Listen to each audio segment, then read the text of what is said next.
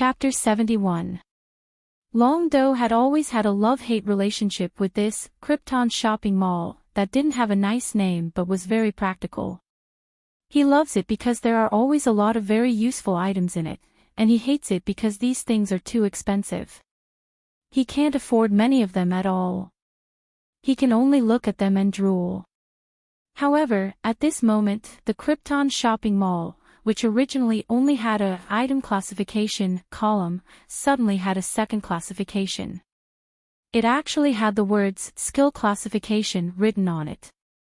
Skill classification, that is to say, he can buy things related to skills in it. Ryuto excitedly opened the skill classification column, and then he saw a lot of various skill books. Skill book, after purchasing, you can learn the skill. Repeated purchases can increase skill proficiency. After casually opening a skill book named Sao's Postpartum Care, Ryuto looked at the description below and suddenly nodded. What the hell is this skill?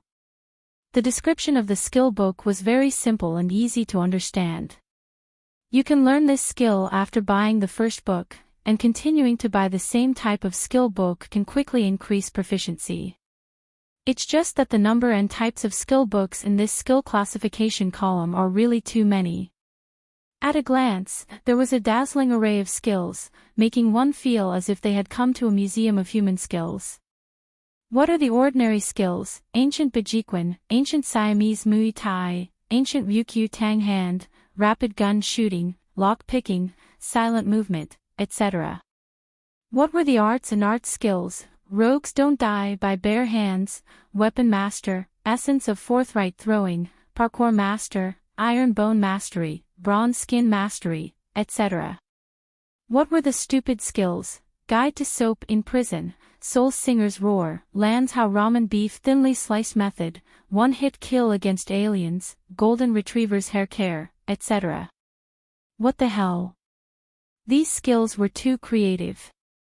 How in the world did they come up with them? After carefully reading the description of these skills, the dragon head really felt like he was watching a funny program. For example, the one-hit killing technique specifically for extraterrestrials was priced at $1 trillion. After learning it, one could kill any extraterrestrials that had descended to Earth with one hit. If this world were to be invaded by aliens in the future, Ryuto might be able to use this ability to save the world. The problem was that there were no aliens. After choosing for a while, Ryuto realized that there were some skills that were more realistic. Of course, their prices were also more realistic. For example, the Hooligan Does Not Die by Bare Hands, which was sold for 3 million yuan, was a super practical skill that could turn anything in one's hand into a fighting tool when one did not have a weapon. From small stones on the side of the road to large tables and chairs, pots and pans, everything that could be used as a weapon. After mastering it, it could be said that this was the pinnacle of environmental warfare. There was also mastery of iron bones and mastery of copper skin. Although they were sold for 1 million each, they could greatly increase one's resistance. Other than these passive skills, the various active skills of the martial arts were also quite attractive. For example, Ancient Siamese Muay Thai, this fist technique was originally used to kill people on the battlefield. After slowly improving and reducing its lethality, it became the current fighting technique. In theory, the original version had long been lost. Similarly, there were Ancient Ryukyu Tang Hand, Ancient Bajiquan, and so on. Many of the martial arts here were the original forms that had long been lost. In terms of lethality, they were several levels stronger than the ones that were passed down. Because the Furamaki-style martial arts that he had just learned did not seem to have any active offensive moves, Ryuto also needed to choose a strong offensive martial art to supplement this. But at the same time, he also needed to buy some passive skills to strengthen his basic abilities. In short, there were many things that he wanted to buy, but he was so poor that he could not be at ease and buy boldly. Phew. In the end, he still needed to earn money. After taking the car back to the Rulon Group headquarters, Ryuto laid on the bed and looked at the ceiling. His heart was filled with all kinds of money symbols floating around. After the last revival, Ryuto's little treasury was only left with about 6 million. This amount of money was not too little, and could also be used to buy some good things from the market. But Ryuto did not dare to spend it carelessly. After all, his money was closely related to his life. If it was not for the fact that he had no other choice, he would not dare to spend the money to the limit. Otherwise, if he died, then wouldn't it be completely over? In short, tomorrow he should go to school first. He had to find Gao Yuan and pull him into his group to see if there was any way to earn a lot of money in a short period of time. Although Ryuto knew that most of the ways to earn money were written in the criminal law, he still hoped that Gao Yuan, the business genius, could help him. Right, it seemed that other than Gao Yuan who could help him in this area, there were also the two young ladies, right? At this moment, the figures of two beautiful women suddenly appeared in Ryuto's mind. Kanzaki-colored glaze and Tsukujiri Yunyen. These two young ladies had a certain level of friendship with Ryuto, and they were both of noble status. Why not ask them about earning money? If this was 2 days ago, Ryuto would have said something like, "A real man does not live off a woman," to put on an act. But now that he had unknowingly fallen into the abyss of spending money, his skin seemed to have become much thicker, and he no longer cared about living off a woman. Beep beep beep beep beep. And so, 1 minute later, Kanzaki-colored glaze, who was sitting at her desk and writing calligraphy, received this message. "Young lady, I urgently need money right now. Do you have any way to help me?" Dog's head, by Ryuto Kiriopft. What the hell was a dog's head? For a moment, colored glaze couldn't help but cover her mouth and laugh. The figure of the guy who had skipped class for the entire day appeared in her mind. If it weren't for the fact that she saw the dog's head at the end, colored glaze would have thought that he had gotten himself into some serious trouble. But now it seemed that it wasn't so serious. He was just being a talker. And so, colored glaze put down her writing brush, and her slender fingers swiftly flew over her cell phone's keyboard, beep beep beep beep beep. About 10 seconds later, colored glaze's reply came. "Go rob a bank. When the time comes, I'll write an anonymous letter to the nesting duck prison to encourage you and cheer for you from the shadows." What the hell? It's one thing to write a letter to me, but it's an anonymous letter. Even if you want to cheer for me, you should do it somewhere I can see you. Isn't this too much? Just as Ryuto was sighing at how heartless colored glaze was, Yunyen's reply came. Chapter 72. Compared to colored glaze, who was born in a corrupt bureaucratic family and had seen through the darkness of the world, Yunyen's attitude was much better. "My parents don't want me to be tainted with bad habits, so they've always been strict with money. I really can't help you in this area, I'm very sorry." Well said, that's what a person should say.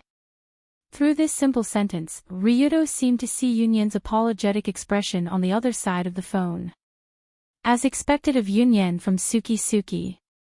She's beautiful, speaks well, and her attitude is so gentle. She's much better than a certain dark lady, humph. After secretly mocking colored glaze, Ryuto felt that it wasn't enough, so he continued to send messages to mock her. "You're a lady, and you're a lady. You're such a failure as a lady." What do you mean? Is he comparing me to someone? He knows other ladies. Humph. Colored glaze slightly pouted when she received this message, and her face showed obvious displeasure. So she continued to type mercilessly, trying to fight back across dimensions. But perhaps because colored glaze was too focused on texting, she didn't notice a familiar figure slowly approaching from behind. "Lady? Who are you texting?" "Wah." After being shocked by the dancing costume that suddenly appeared behind her, colored glaze's finger slipped and accidentally typed a word, then she hurriedly sent it out. Originally, Lioli was going to reply, then go and find the young mistress you like. Don't ask me. But the last few words changed from don't ask me to don't kiss me. When Ryudo saw Colored Glaze's reply, he was dumbfounded. Then go find the lady you like, don't kiss me. This means that if I don't find another lady, I can kiss her. Is Colored Glaze this open-minded? No, I'm a gentleman. How can I be like this when we've only known each other for a few days? We have to start from holding hands, kiss after 3 days, and do it after 6 days. After taking a deep breath, Ryudo decided to clearly express his honest attitude to Colored Glaze, so that she wouldn't misunderstand that he was an indecent person who could offer his body at any time. Colored Glaze, on the other hand, didn't realize that there was a problem with the message she sent out, and was still arguing with Dancing Costume. Dancing Costume, just a greeting from a friend, nothing special. For some strange reason, Colored Glaze obviously didn't want Dancing Costume to know that she was communicating with Ryudo, so she put her phone behind her and made up a reasonable excuse. Friend? Do any of your friends know your phone number? Dancing Costume immediately frowned. She knew that there were no more than 5 people who had the lady's phone number, and she knew all of them. After all, the lady's personal information was strictly controlled. It was impossible for ordinary people to know Colored Glaze's phone number, and Ryudo's phone number was secretly given to him by Colored Glaze. Suddenly, a drop of cold sweat fell from Colored Glaze's smooth forehead, and she quickly remedied, "It's a relative from the royal family. The girl you saw last time when you went back to your hometown, do you still remember? The eldest daughter of the emperor. Princess Feudaheim. Yes, that's her.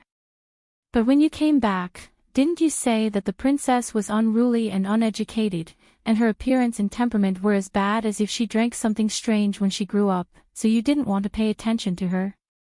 Pfft. After hearing Dancing Costume's merciless retelling, Colored Glaze almost spat out on the spot. On the surface, Dancing Costume was a samurai who protected and monitored Colored Glaze, but in reality, the two grew up together and were as close as sisters. So before Ryudo appeared, Colored Glaze would complain to Dancing Costume whenever she wanted to, and because she complained so much, she often forgot who she was complaining about. For a moment, Colored Glaze's expression became very awkward, and her little butt on the chair also twisted and turned, not knowing if there was something strange under her butt. Suspicious. From Dancing Costume's point of view, Colored Glaze's flustered expression and shifty eyes were very suspicious, as if she was doing something shameful. "Who are you talking to? Be honest and tell me, okay? I already said no. I was just..." Beep beep beep beep. Just as Colored Glaze was insisting that she was definitely not doing anything shameful, a new text message was sent to her phone. Again. Colored Glaze turned her head and secretly glanced at her phone, then saw that the sender was Ryudo Kiryu again. Dancing Dress hurriedly looked over and leaned over to ask, "You're here again? Seeing how secretive you are, could you be a man?" "How could it be? If it's a man, he'll be thrown into the Tokyo Bay tomorrow to feed the fish." After swearing an oath on Ryudo's cheap life of $1,000,000, Colored Glaze blocked Dancing Costume with one hand to prevent her from getting any closer, while her other hand opened the text message to see what this guy was up to. But because the situation was more or less rushed, Colored Glaze did not see the voice symbol next to the text message. That's right, the voice symbol was a voice message, the kind that would automatically read out loud once opened. Thus, the second after Colored Glaze opened the text message, Ryudo's righteous tone appeared in the room. "Milady, I think that our relationship should be developed step by step, so kissing is a bit too much. But if you really want it that badly, it's not impossible to give it to you tomorrow." Ryudo's voice floated in Milady's room, and clearly entered Colored Glaze's and Dancing Costume's ears. In an instant, the room fell into a deathly silence. Colored Glaze stared at her phone with wide eyes, while Dancing Costume stared at Colored Glaze with wide eyes, as if she had seen something unbelievably terrifying. Did I hear wrong? Why would that idiot Ryuto suddenly say something stupid like, complete, kiss, want? The moment she reacted, Colored Glaze's pretty face turned red, but she quickly checked the text message on her phone. It would have been better if she didn't see it, but after reading it, Colored Glaze saw the "Don't kiss me" message she sent to Ryuto before. So that's why, did I type it wrong and accidentally send it out, causing that guy to misunderstand? After understanding the root of everything, Colored Glaze first let out a sigh of relief, then couldn't help but shiver. Because even without turning around, she could feel Dancing Costume's frantic breath behind her. "Milady." That was Ryuto Kiryo's voice just now, right? What did you do? How far has it developed? No. There's really nothing. I swear. He must have lied to Milady. Damn it. I'll bring people to tear him to pieces. Wait. Don't. That night, Colored Glaze's room was filled with chicken feathers and duck blood, giving her a splitting headache. By the time she finally explained everything to Dancing Costume, it was already late at night.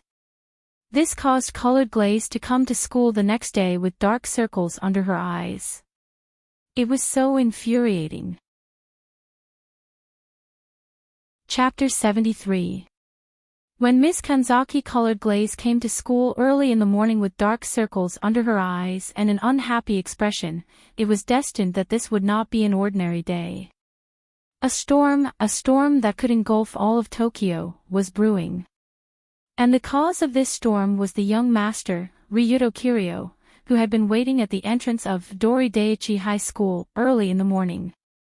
Most of the classes at Dori Daiichi High School were arranged in the morning, and because there were club activities in the afternoon, the students' time was also very scattered. So usually, the time of school in the morning was the time of the day when there was the most traffic. But early in the morning, a strange scene appeared at the school's entrance. The young master Ryuto, who had skipped class yesterday, was actually leaning against the entrance of Dori Daiichi High School, under the astonished gazes of countless people. From time to time, he would look around as if he was waiting for someone. Waiting for someone. It can't be, right? Could it be that he was waiting at the entrance to take someone's life? If it was a normal student, waiting for a friend at the school's entrance was actually quite normal, but if it was Ryuto who was waiting for someone, then it was easy for people to think of some scenes that were not suitable for children. So early in the morning, just who was Ryuto waiting for? Of course, it was Colored Glaze Kanzaki, who had her heart broken by him last night. Who else could it be? Ever since Ryuto sent that voice message last night, he had been waiting for a long time, but he did not receive a reply from Colored Glaze. Wait a minute. Did he speak too directly and hurt her heart? At this time, Ryuto finally started to panic, so he kept texting and calling Colored Glaze, but there was no response. With no other choice, Ryuto could only go to the school's entrance early in the morning to wait for Kanzaki, and try to explain to her that he had just spoken without thinking and had no other intentions. She's coming.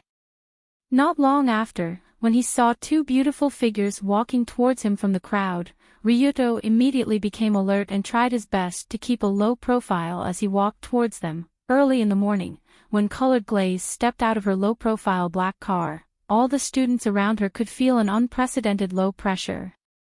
Normally, although Colored Glaze Kanzaki was not as approachable as Yunyen Suki, she would not come to school with a sour expression. But today's Colored Glaze Kanzaki was obviously not in a good mood, and the dark circles under her eyes were very obvious. When she slowly walked towards the school's entrance, Kanzaki's dancing, who got out of the car with her, and said, "Kanzaki.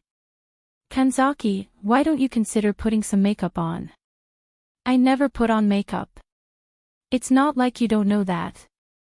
"Who do you think gave it to?" It's all thanks to you, okay?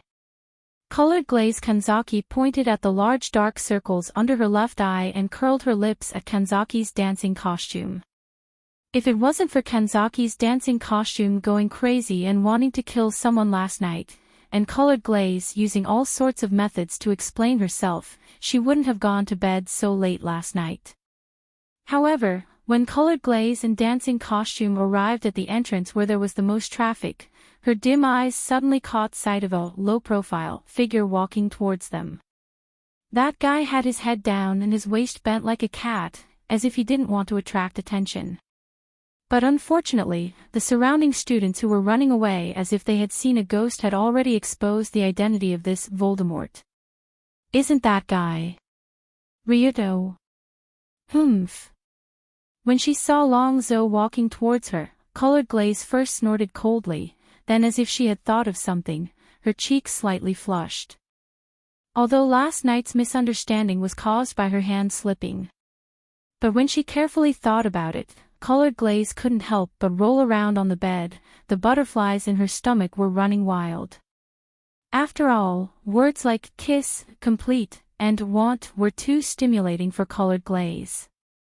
Since she was raised as a vegetarian king from a young age, her understanding of the relationship between men and women was strictly controlled by her family. But from the descriptions in some books, Colored Glaze could imagine how hot it would feel if intimate contact between men and women happened between her and the person she liked. Of course, even so, it didn't mean that Colored Glaze was willing to do those things with Ryuto. Especially after hearing Ryuto's reply last night, Colored Glaze was still a bit angry. What? In the voice chat, he made it sound like I was a horny slut. That's too much. Therefore, when she saw Ryuto walk towards her, as if he had something to say to her, Colored Glaze's first reaction was to act haughty and leave. She would wait for Ryuto to catch up and then listen to him slowly apologize. I'm still angry. If you don't apologize to me for 5 minutes, I won't talk to you. As if she was deliberately throwing a tantrum, Colored Glaze quickly pulled the dancing costume in another direction, as if she wanted to purposely go around Ryuto. Although this action was tens of meters away, Ryuto obviously noticed it. Wait. Don't. Hence, he immediately raised his hand and tried to stop Luli from running. At the very least, it wouldn't be too late for her to run after listening to his explanation. But just as Ryuto was about to approach and Colored Glaze was about to pretend to run away, another tall and curvy figure came over and inserted herself between the two. Oh, isn't this Ryuto classmate? Good morning. It was different from Colored Glaze's crisp voice that carried a trace of majesty and valiance, as if it was a unique voice that made people feel like they were in a forest. Suddenly, the voice that came from Ryuto's side sounded much softer, more mellow and smooth, and it also brought out the beauty of a woman's voice to the extreme. Ryuto heard this voice the day before yesterday, and it just so happened that the owner of this voice was one of the few girls in school who would take the initiative to greet him. So he turned his head to look, and saw Yunyan's beautiful figure slowly walking towards him, with a smile as bright as the morning sun on her face. Yunyan, good morning. After seeing Yunyan, Ryuto immediately stopped and waved at the beautiful senior with a smile. Most people in school thought that Ryuto was a mad dog, so they didn't even dare to approach him. But after the incident the day before yesterday, Yunyan knew that he wasn't that kind of person, but a promising young man with noble morals. Why did she say that? Because he was willing to help Yunyan with her writing, so he must be a promising young man. When she came to Ryuto's side, Yunyan asked in a concerned tone, "Oh right, you didn't come to school yesterday, did something special happen?" Something did happen, but let's talk about it as we walk. Just after Yunyan came over, Ryuto could feel at least a few hundred eyes looking at them, which made him feel a bit awkward. So, early in the morning, Yunyan and Ryuto Kiryu walked side by side in the direction of the school gate under the watchful eyes of everyone. When the surrounding crowd saw this scene, they suddenly became excited. Colored Glaze, who originally wanted to throw a tantrum and act high and mighty, and wait for Ryuto to apologize, had her brain freeze on the spot. Chapter 74. Why? Why did this guy Ryuto hook up with Yunyen so quickly, and from the looks of it, they seemed to be very familiar with each other. Just 2 days ago, Colored Glaze did indeed hear that Ryuto was going to contact Yunyen, but she didn't think that he would act so quickly, and that their relationship would develop so quickly. Originally, with the severity of Colored Glaze's situation, it would be very difficult for Ryuto to hook up with Miss Tsukiji. After all, not every miss had the heart of a bodhisattva and magnanimous like her, to be able to tolerate that idiot steel-like straight man's mental state. But what people didn't expect was, this early in the morning, what the hell did Colored Glaze see? Under Lu Li's gaze that was as if she had seen a ghost, Long Do and Yunyen walked into the campus side by side. Moreover, the two of them were talking and laughing, looking very happy. At this moment, Colored Glaze, who was just throwing a tantrum at Ryuto, felt very embarrassed. It was as if the person she was throwing a tantrum at had suddenly appeared out of nowhere and was snatched away halfway. Miss. Wait, my head hurts, let me rest. Just as Colored Glaze was holding her forehead and closing her eyes to rest, this strange storm quickly blew from outside the school gate to inside the school gate.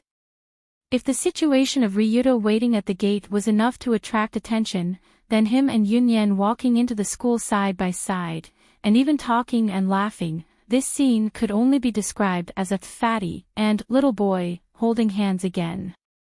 It was well known that although Yunyen was a very easy person to get along with, she had always maintained a polite distance with boys. The proof was that until now, no one had ever seen Yunyen alone with a boy. Moreover, this kind of situation where the two of them were talking and laughing at the same time going to school early in the morning was actually a somewhat immature and romantic act. Even if they weren't a couple, it would only happen between a boy and a girl who had feelings for each other. Could it be? It can't be. Yunyen and Ryuto Kiryu. This was simply super big news. Of course, the current relationship between Yunyen and Ryuto wasn't that kind of relationship. At most they were the relationship between a lousy author and an unlucky editor. But the feeling of them talking and laughing along the way really made it easy for people to think the wrong way. The worst thing was that it wasn't one or two people who thought the wrong way, but the whole school together. Not long after, as usual, this morning's classes started as usual. But whether it was in the first, second grade, or third grade classes, a new pace, a storm was still rapidly brewing quickly.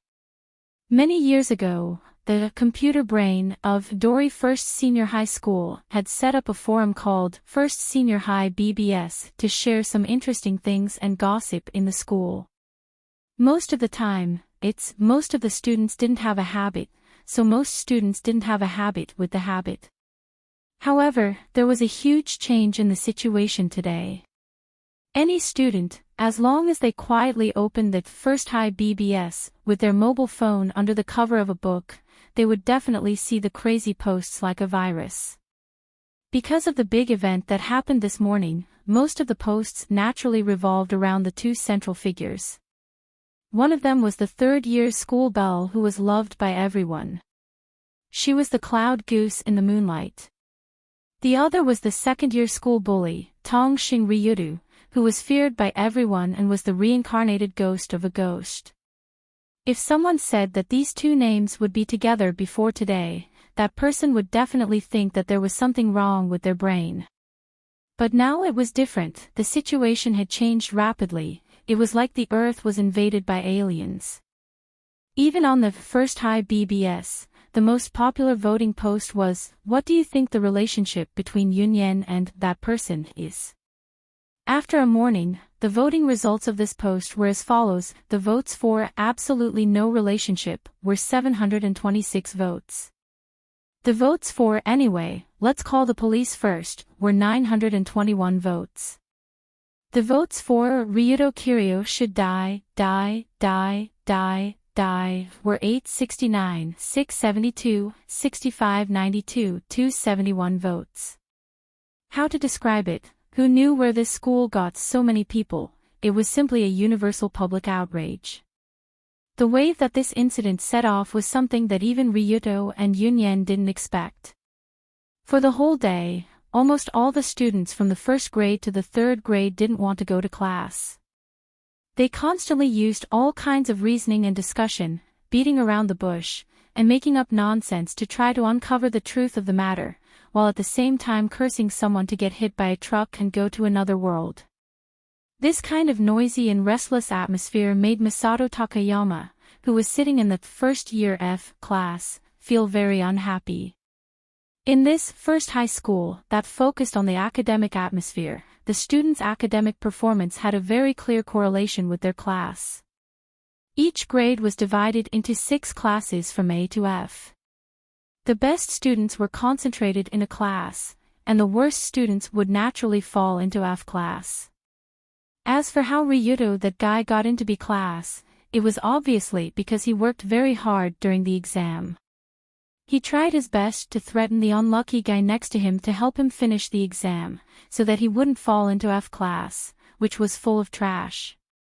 From the point of view that even Ryuto didn't want to go to F class students were more or less discriminated against in school.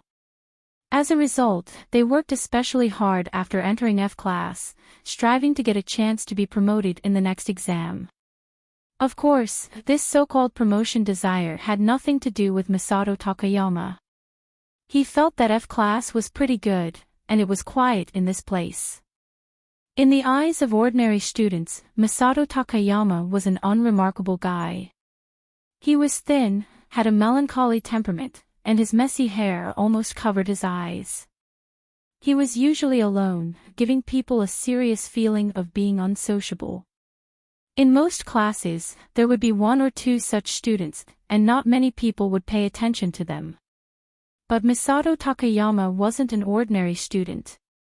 In fact, his degree of excellence was far beyond what ordinary people could imagine. Ring, ring, ring, ring. After a chaotic day, the bell that signified the end of school rang throughout the campus. Gao Yuan carried his school bag and walked out of the school with familiarity. For Masato Takayama, he had to deal with the business affairs of several companies, so he didn't have time to waste in school. But what he didn't expect was that when he left the school building, 2 strange people hiding in the dark had already locked onto this elite ghost figure, like a big cat that saw a mouse. Chapter 75.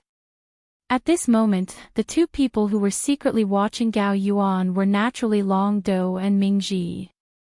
After looking at the face that he was tired of looking at for 2 days, Sensible couldn't help but sigh, Masato Gao Yuan. From the surface, he doesn't look like such a vicious guy. From the surface, you don't look like such a capable guy. Don't judge a book by its cover, brother. Unlike Sensible, when Ryuto looked at Gao Yuan, his gaze was like looking at a hen that could lay golden eggs. In fact, Masato Gao Yuan was indeed a hen that could lay golden eggs, but from a certain point of view, this hen laid poisonous eggs. In these 2 days, Ryuto asked Sensible to investigate Gao Yuan and obtained a lot of information about him.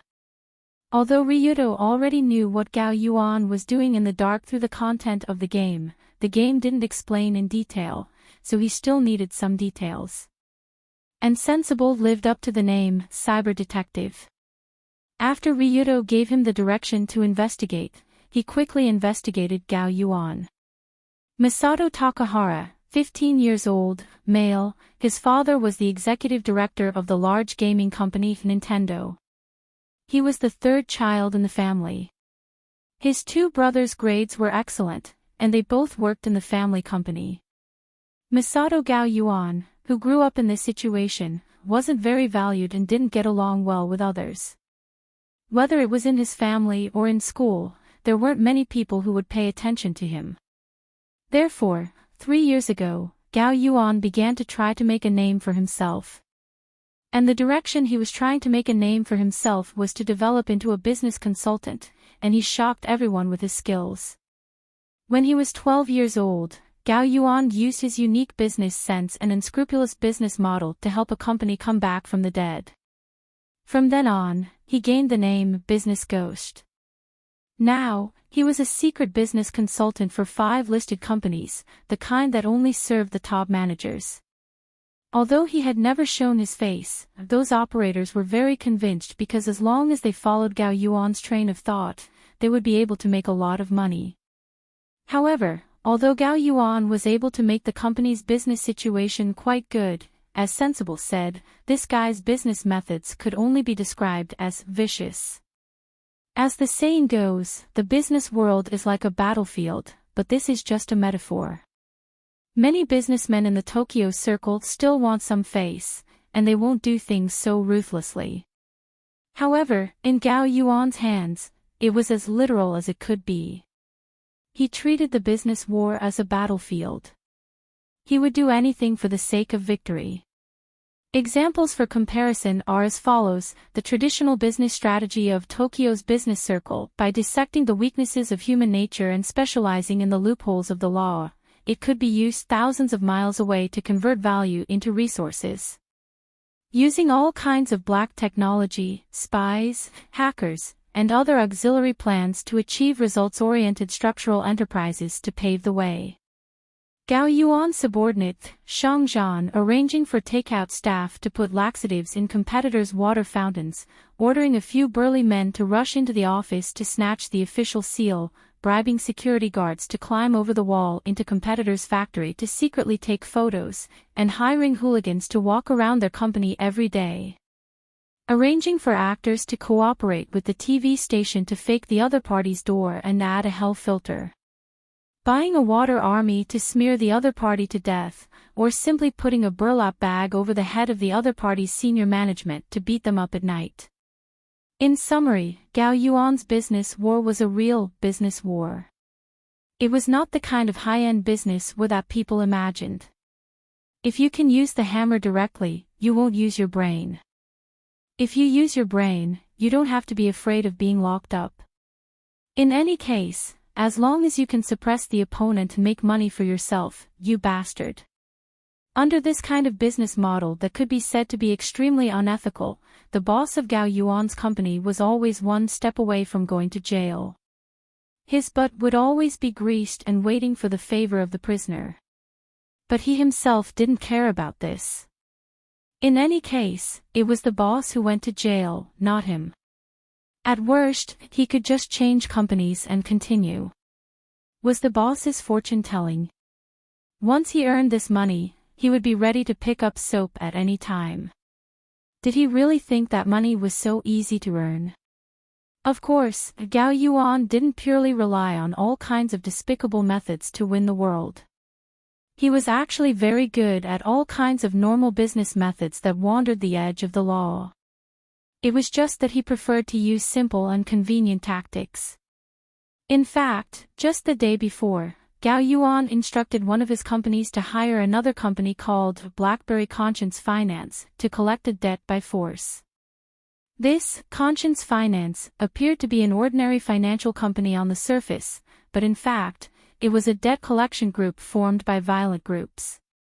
This kind of debt collection group was on the border between legal and illegal. They would use some very uncomfortable methods to collect debts, but it was useless to call the police.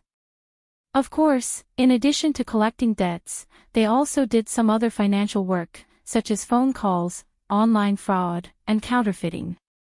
In this era, this kind of financial company that was on the border between legal and illegal was very common. It was also a half-legal industry that changed from extreme to semi-legal. Of course, to put it bluntly, it was a group of trash that relied on bullying honest people to make money. However, what could be used should be used. Even if it was trash, it could be used to great effect in Gao Yuan's hands. The most important thing was that he always hid behind the phone. No matter what he ordered the company to do, no one could find him, Takahara Masato, the person who hired Conscience Finance to collect debts was you, right? Just as Gao Yuan left the school gate and came to a more remote corner, a powerful hand wrapped around him like a ghost. Ha! In an instant, Gao Yuan was completely stunned. How is this possible? Someone knows that I was the one who arranged yesterday's incident? In the next second, Gao Yuan turned his head stiffly. When he saw the ferocious face with dyed yellow hair, his body suddenly trembled violently. It was Ryuto Kiryu, the famous second generation in Dori First High. Gao Yuan naturally had a certain understanding of Ryuto and the Rulon group. But the most important thing was that Long Do had actually exposed his biggest secret in an instant. This made Gao Yuan feel a chill in his heart. He immediately took a deep breath and said with a bitter smile, I don't know what you're talking about. Yesterday, the company that you sent people to violently collect debts from is under the protection of the Dragon Group. In other words, the person that you and your company offended is me. Do you understand what will happen to you? Friend. When he put his arm around Gao Yuan's shoulder like a close friend, Ryuto showed a gentle smile on his face. But in Gao Yuan's eyes, this smile was more terrifying than the devil from the 18 levels of hell. Chapter 76. No, it can't be. The company that I sent people to violently collect debts is under the protection of the Rulon Group. Why don't I know this information at all? Wait, the most important thing is how did they know my identity? How did I get exposed? Suddenly, Gao Yuan's legs couldn't help but tremble. He knew that the underground world was very particular about face. If his organization was messed with by other organizations, then he must do something to save his face. The worst thing was that Gao Yuan's true identity was known by the extreme elements. Wouldn't that be the end of him? From Gao Yuan's point of view, he absolutely couldn't allow his identity to be made public.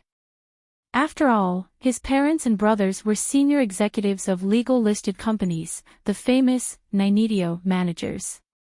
If the public knew that Gao Yuan's family had such an unscrupulous business ghost who often crossed the legal line, it would definitely cause a serious blow to his family. In the area of Yodo, people cared more about their face than their family background.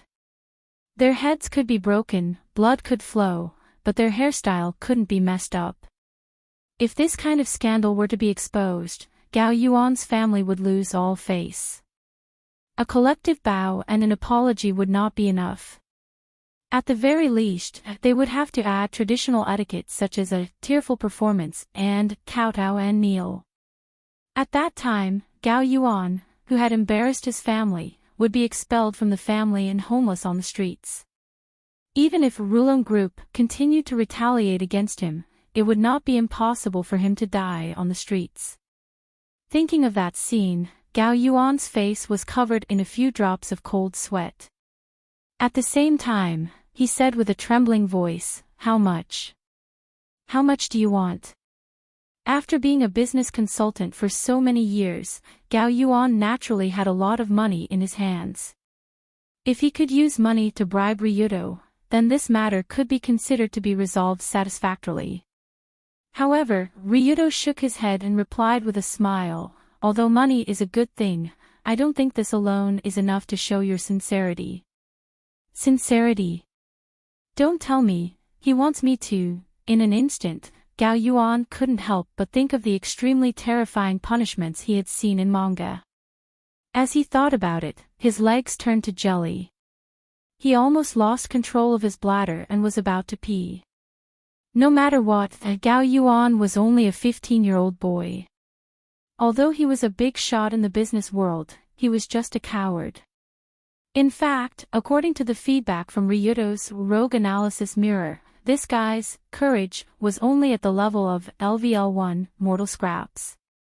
This was also the reason why he only dared to do business remotely through the phone, because he didn't dare to stand in the open. It was about time for him to atone for his sins with merit. Seeing that Gao Yuan looked like he was about to piss his pants, Ryudo's lips curled into a strange smile. He smiled and said, "Gao Yuan Masato, your business acumen and style of doing things are very good. Are you interested in working for me?" What? Follow him. When he heard this sudden invitation, Gao Yuan was startled at first, but then he heaved a sigh of relief. Fortunately, he thought he was going to be thrown into the Tokyo Bay to feed the fish. So he just wanted to poach him. Gao Yuan had a deep understanding of his own ability and value. He naturally knew what Ryudo's poaching meant. In this materialistic world, even the Rulon group needed money. And Takahara Masato was the person who could bring monetary returns to all organizations. Therefore, under Ryudo's deceit and intimidation, Gao Yuan soon appeared in the corner of a coffee shop. In the half-private room in the corner of the coffee shop, there were 3 young people sitting at this time. 3 young people wearing Dori First High School uniforms. First year Takahara Masato, second year Ryudo Kiryu, third year Sensible Goro. On the surface, this scene looked like 3 ordinary friends sitting together and chatting, but in fact, the identity of these 3 people was far from ordinary. Their father was a senior executive of a listed company, and he controlled 5 large enterprises. He had a keen business sense and a habit of doing business by any means necessary. Their father was the Tokyo police chief, and he secretly acted as a network detective. He had superhuman insight and a full understanding of the law, cyber detective. Their father was the leader of a large group. On the surface, he was playing a love game, but in fact, he was playing an action-adventure game to raise the extreme dragon. From a certain point of view, the family background and experience of the 3 were somewhat similar. They all had a prominent family background, but they wanted to make their own business. The most important thing was that they were the kind of people who didn't hesitate to cross the boundary of the law and wander in the dark. Therefore, Ryudo gave his group a name, Black 3 Stars. In the corner of the coffee shop, Ryudo also drank milk while telling Gao Yuan some things about the Heavenly Eye group. At the same time, he clearly told him that he wanted to use his power to start a war with this group. I see. Heavenly Eye Group, so there is such a terrifying company in the world. Regarding the Heavenly Eye Group and the Heavenly Eye, I am, even a business veteran like Gao Yuan had a hard time finding out. At this time, he couldn't help but click his tongue in wonder. Therefore, Ryudo struck while the iron was hot and asked, "So, have you decided to do it with us? You didn't plan to let me go anyway. What's the point of asking such a question?" "Ha ha ha, it's not a question of whether I plan to let you go or not. It's just that it's too wasteful for a talent like you to just control a few small enterprises behind the scenes." Long Do giggled as he tried to play dumb. At the same time, he discreetly gave Gao Yuan a compliment. In fact, Gao Yuan didn't have a choice now. After all, his background had been dug out. What else could he do if he didn't join? Wait to wander the streets. What's more, Gao Yuan was indeed very interested in the Heavenly Eye Group, just like Sensible before. After all, no matter what, Gao Yuan and Sensible were only teenagers. The atmosphere of fighting against an evil company that is harming the world behind the scenes was quite attractive. And under Ryudo's banner, they could unscrupulously display their strengths. This was indeed a very tempting combination. Let's talk about something serious.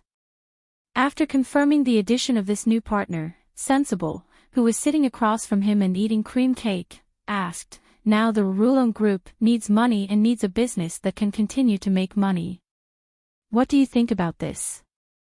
In terms of law, Sensible could be said to be an expert, but in terms of business, he wasn't. If there was a need to solve some legal issues, he could provide help. When it came to making money, it wasn't Sensible's specialty.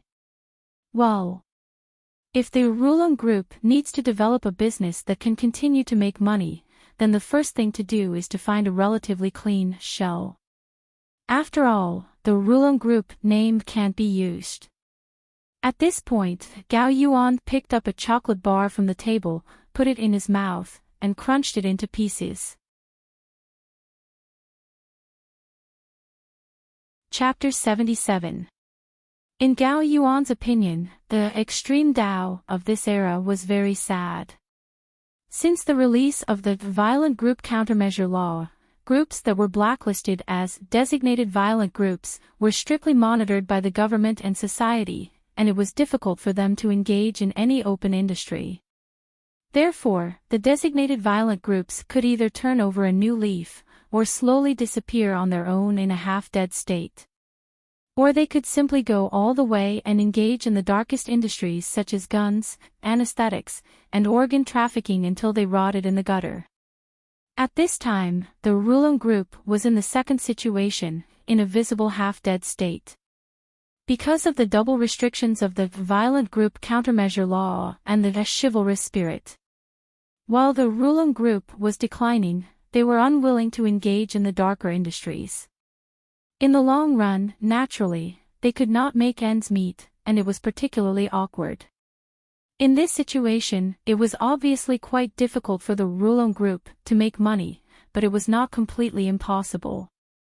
The designated violent group has too many restrictions and is not conducive to action, so first, we have to find some shell companies or companies that appear to be decent, and then let the members of the Rulon Group leave the group to join. This way, we can break up the whole group into parts, and at the same time, engage in some legal profiteering industries. That makes sense. Then what industry would be better? Well, if it's suitable for your line of work, can make money faster, and can be called a profiteering industry, first of all, security company can be considered. Security company. Something like bodyguards. Personal bodyguard business is also included, but the security company itself has a wide range of services, from permanent staff to temporary guards, escorting cash, valuables, and so on.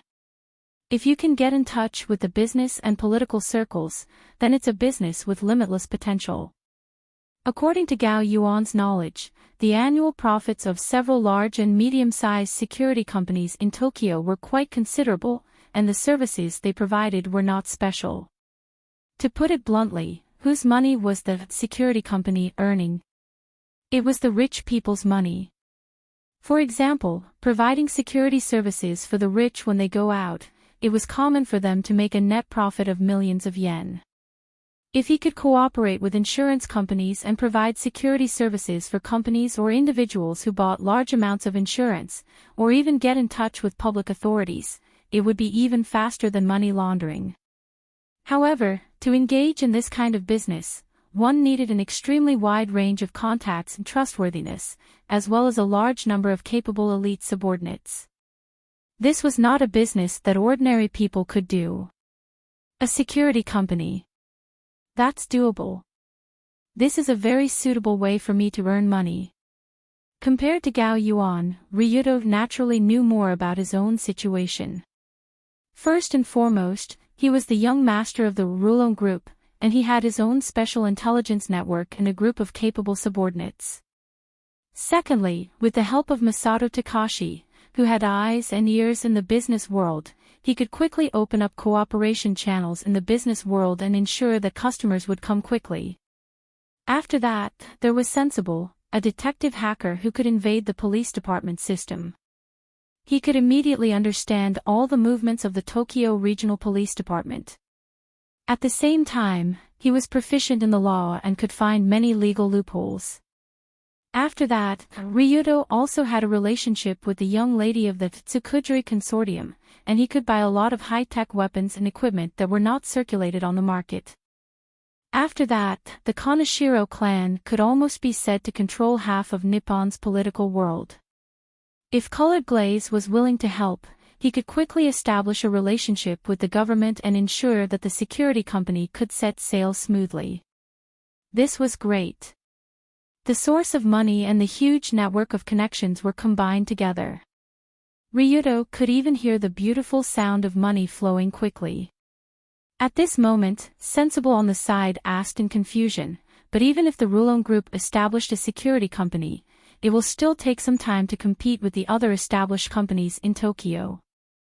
It doesn't matter, as long as they lose their reputation.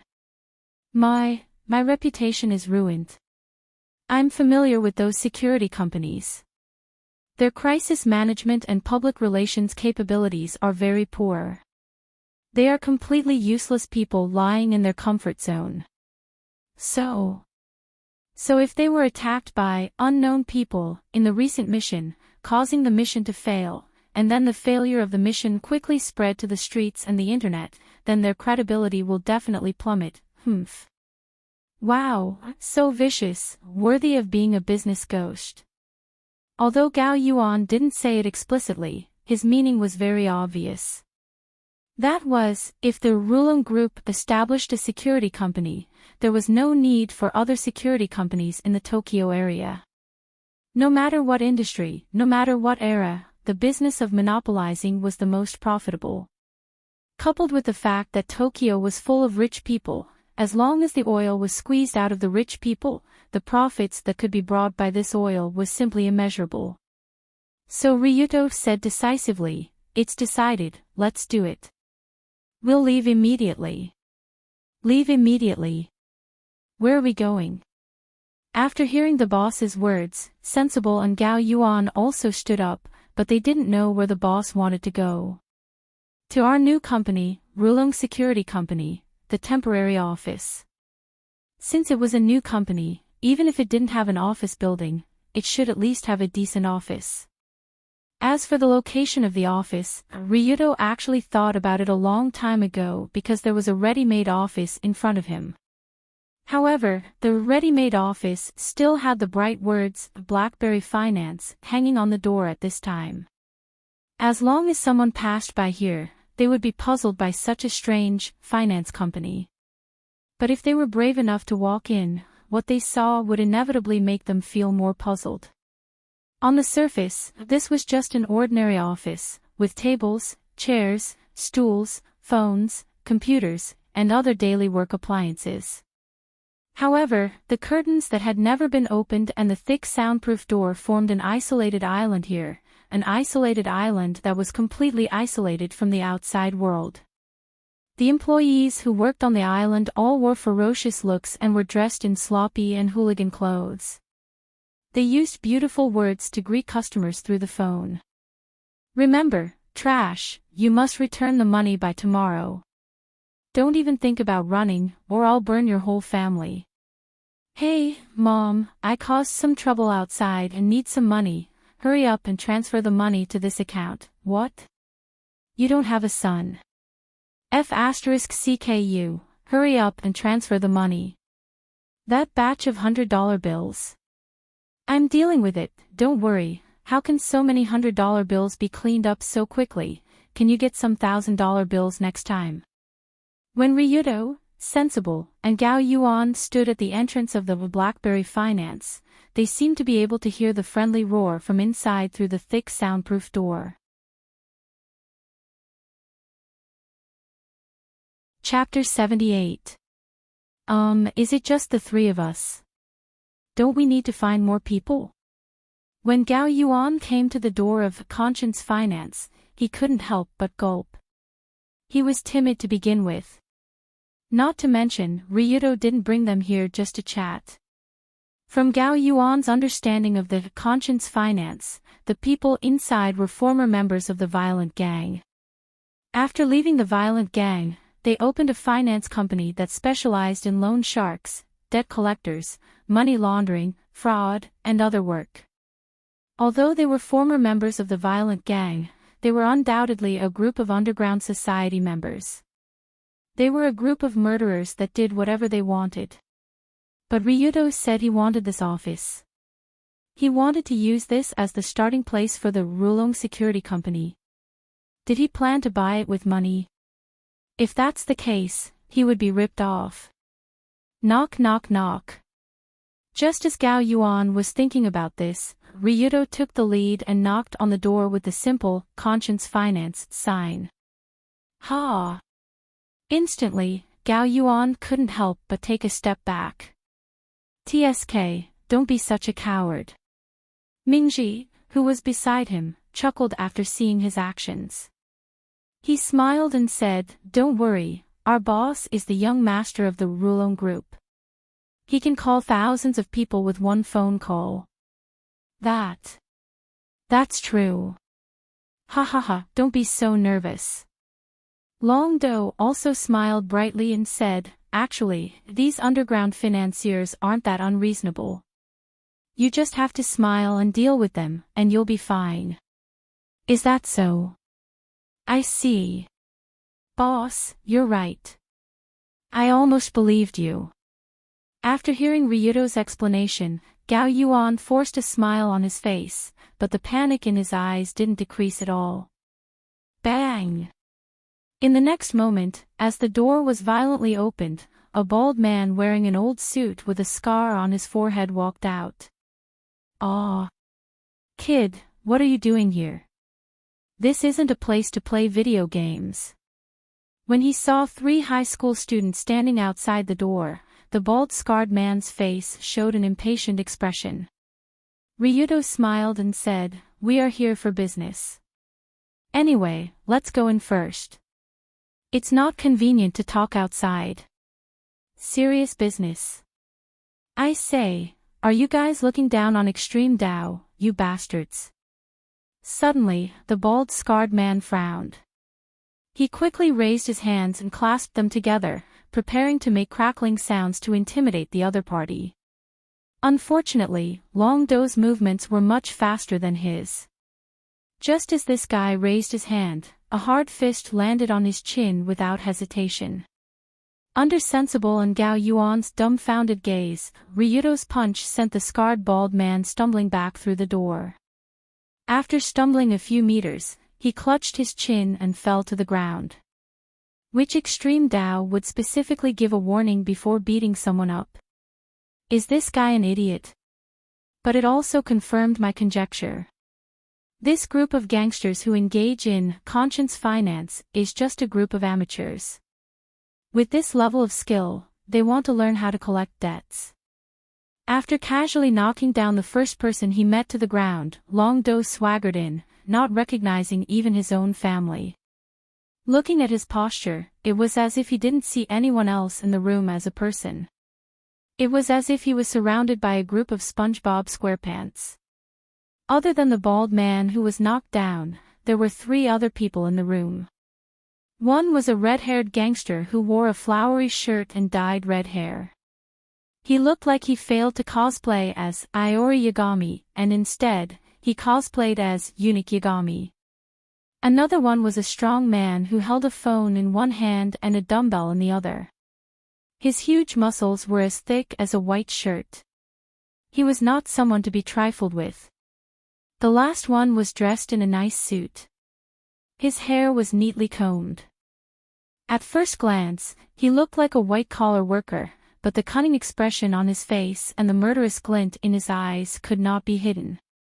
When Long Do knocked the bald man down with a single punch, the other 3 people in the room immediately stood up from their chairs and looked over in unison. "Hey! Brat, what are you doing? Do you want to die?" Seeing that his companion was beaten up, the red-haired gangster immediately picked up a baseball bat from the side and rushed over. Although this gangster looked naive, the baseball bat in his hand was strong and vigorous. It seemed like he often used this thing to beat people up. However, Ryudo didn't dodge the bat that was swinging towards him. Instead, he directly extended his right hand to block it. Is this guy crazy? Using his arm to block the bat's attack. Does he think he's a little golden man with copper skin and iron bones? Crack! Just when everyone thought that Ryudo's arm would definitely be broken, a crisp sound came from the bat. This. What's going on? In the next second, the red-haired gangster looked at the broken baseball bat in his hand.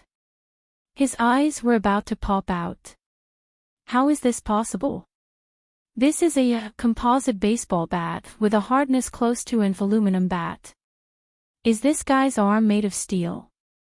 If it was a big guy with thick arms and thighs could do this, the others wouldn't be so surprised. But Ryuto's small 16-year-old arm could actually break the baseball bat. Isn't this too exaggerated? He, are you shocked? This is the power of Krypton Gold. When everyone was shocked by this magical scene, Ryuto proudly raised his head. At the same time, he showed a painful expression. In fact, before coming here, Ryuto secretly bought 2 new passive skills from the Krypton Gold store. Iron Bone Mastery and Copper Skin Mastery. These 2 skills cost a total of 2 million, which made Ryuto's wallet flatten a lot. But the use of this money was quite obvious. At this moment, these 2 skills were described in Ryuto's skill pane. Skill pane, Iron Bone Mastery, can greatly increase bone hardness, 20% proficiency. Skill pane, Copper Skin Mastery, can greatly increase skin hardness, 20% proficiency. With the existence of these 2 passive skills, Ryuto's physical strength naturally increased by a large margin. It was as if he practiced some kind of hard qigong. This skill combined with the LV3 Physique, Professional Master, Physical Fitness. To put it in an exaggerated way, even if he stood there and let people hit him, they might not be able to defeat him. Although it was not to the extent of the legendary Copper Skin Iron Bone, invulnerable state, but his endurance was already quite shocking. Moreover, this was only under the condition that the proficiency of the 2 passive skills was only 20%. Chapter 79. Ryuto only had a preliminary understanding of skill proficiency. First of all, regardless of whether it was an active or passive skill, when first learned, the proficiency level was very low. For example, Furamaki-style martial arts was only at a pitiful 1%. As the proficiency level increased, its power and effect would naturally increase. But the process of increasing proficiency level was not easy. The first way to increase proficiency level was naturally to practice diligently. For example, continuously practicing Furamaki-style ultimate skill, Tiger Fall, would inevitably increase proficiency level. But this method of increasing proficiency level was very slow. After all, to truly master a martial art, it would take years as a unit of time. For Ryuto, who was at most 2 years away from the final battle, it was impossible to achieve his goal by just practicing diligently. Therefore, he could only place his hopes on the second method, which was the most practical and realistic method, which was to spend money. From the current situation, when buying a skill book, Ryuto could not only automatically learn the skill, but also obtain 20% proficiency level. In other words, as long as he continuously bought 5 identical skill books, he would be able to raise the skill to 100% proficiency level. At that time, he would truly be a master, majestic, invincible, and able to leap onto roofs and vault over walls. But skill books were not something that could be bought just because one wanted to. It was not even something that could be bought with money. After all, the items in the shop would only be refreshed after death, and it was also randomly refreshed. Therefore, in the worst-case scenario, Ryuto might need to continuously kill himself to crazily farm the shop in order to buy a skill book that he wanted. This was a bit too miserable. Of course, the investment in skills would also bring about huge returns. From this point of view, the benefits of skill books were extremely high in most cases. Especially when he saw the dumbstruck expression of the group of people in the office, Dragonhead felt even more awesome. Your baseball bat is not good, buy a harder one next time. After blocking the bat, Ryuto casually grabbed the broken baseball bat and without looking, smashed it at the red-haired delinquent's head. Bang! Accompanied by a muffled sound, the red-haired thug's hair turned even redder, as if he had enjoyed a free natural hair dye, and he fell to the ground and fainted. This brat was not an ordinary person. Seeing the tyrannical strength displayed by Ryuto, as well as the look of complete disregard on his face, the cunning-looking man in a suit could not help but grit his teeth. Therefore, he asked in a cautious tone, "Who are you? What brings you here?" Ryudo chuckled when he heard this. He walked over to the table and sat down, propping his legs up high. Looking at that arrogant look, those who did not know would think that he was the boss of Conscience Finance. "What the hell are you? Speaking of which, did you scum ask for my permission to loan money here?" "What?" Ryudo's tone suddenly became very gloomy. His gaze towards the suited man also became incomparably cold.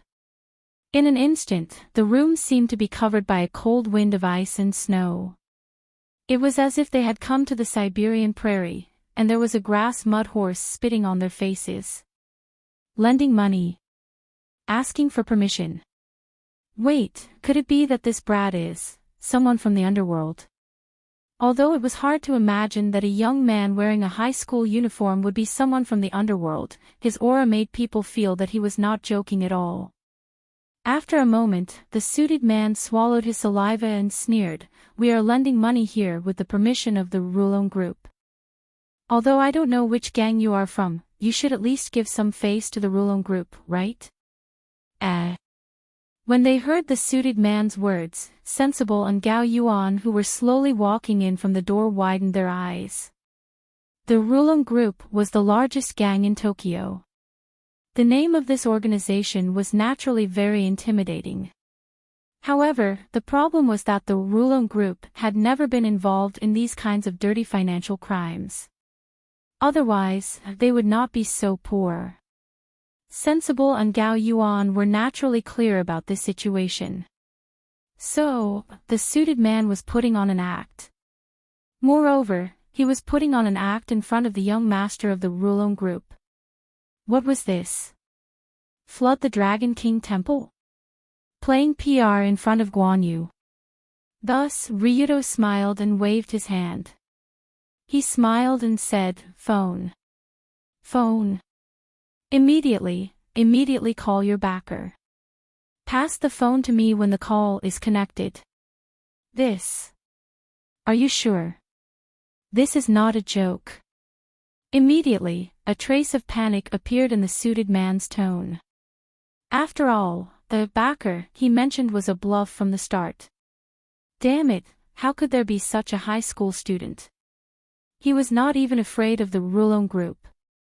Clearly, not long ago, the young master of that organization was